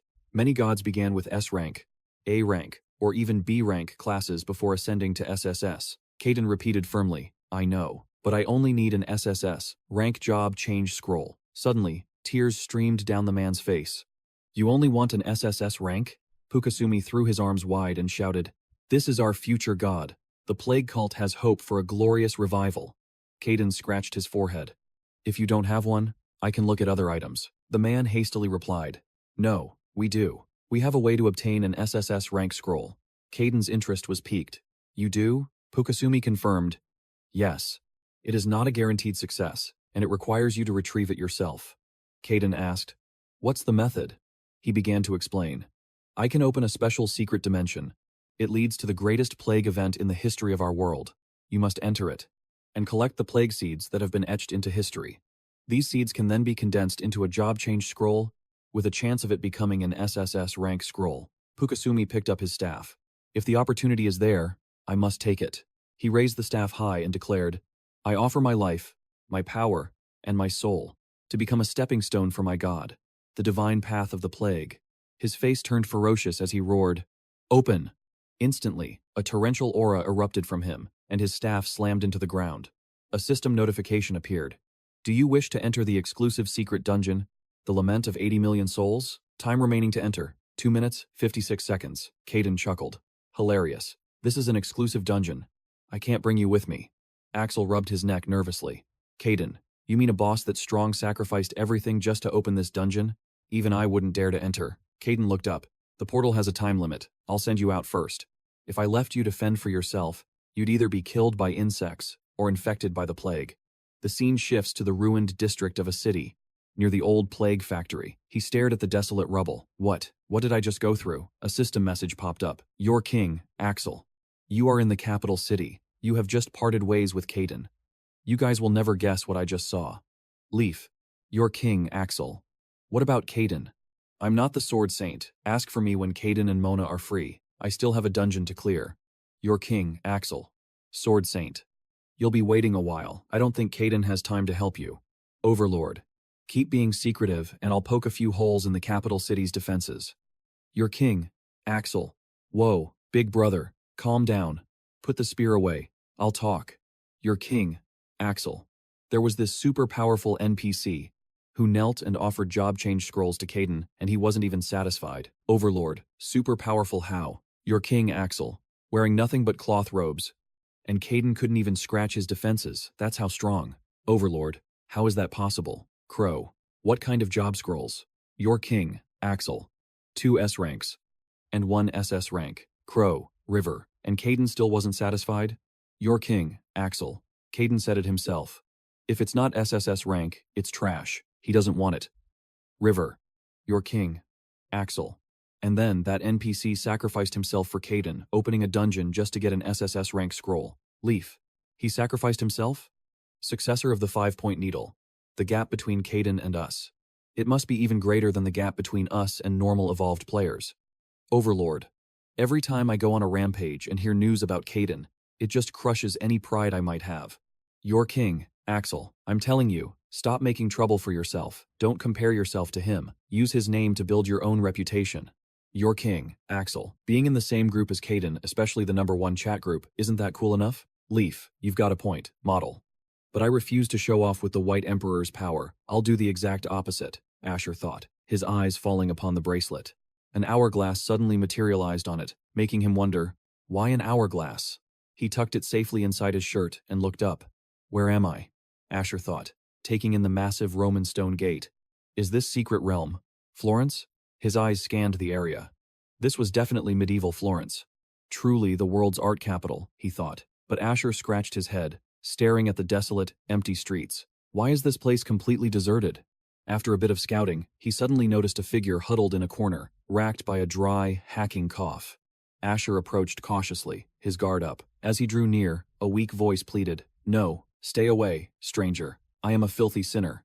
I was punished by God. That's why I'm sick." Asher placed a hand on the person's head, drawing the virus into himself. "You pitiful soul. Do you wish to live?" A system notification pinged. Black Death virus absorbed. Plague pathogen acquired. Virus points increased by 3. He looked at his hand in shock. So this is the Black Death. Another system window appeared. Contact with the Black Death has unlocked a plague faction quest. Hidden sub-scenario. Seed of Pestilence. The Lament of 80 million souls. The quest description read, in the history of the Blue Star, the Black Death claimed at least 80 million lives, a plague that swept across the land. The Plague faction holds the duty and the power to retrieve these seeds of pestilence. Quest objective. Collect 10 seeds of pestilence. Quest reward. The collected seeds of pestilence will be converted into a plague-type job change scroll. As the quest window closed, Asher wondered, what exactly is a seed of pestilence, and how am I supposed to collect 10? I need to figure this out first. Just then, the girl pulled down her hood, completely cured and awake. Am I? Elena turned around, making a holy sign with a radiant smile.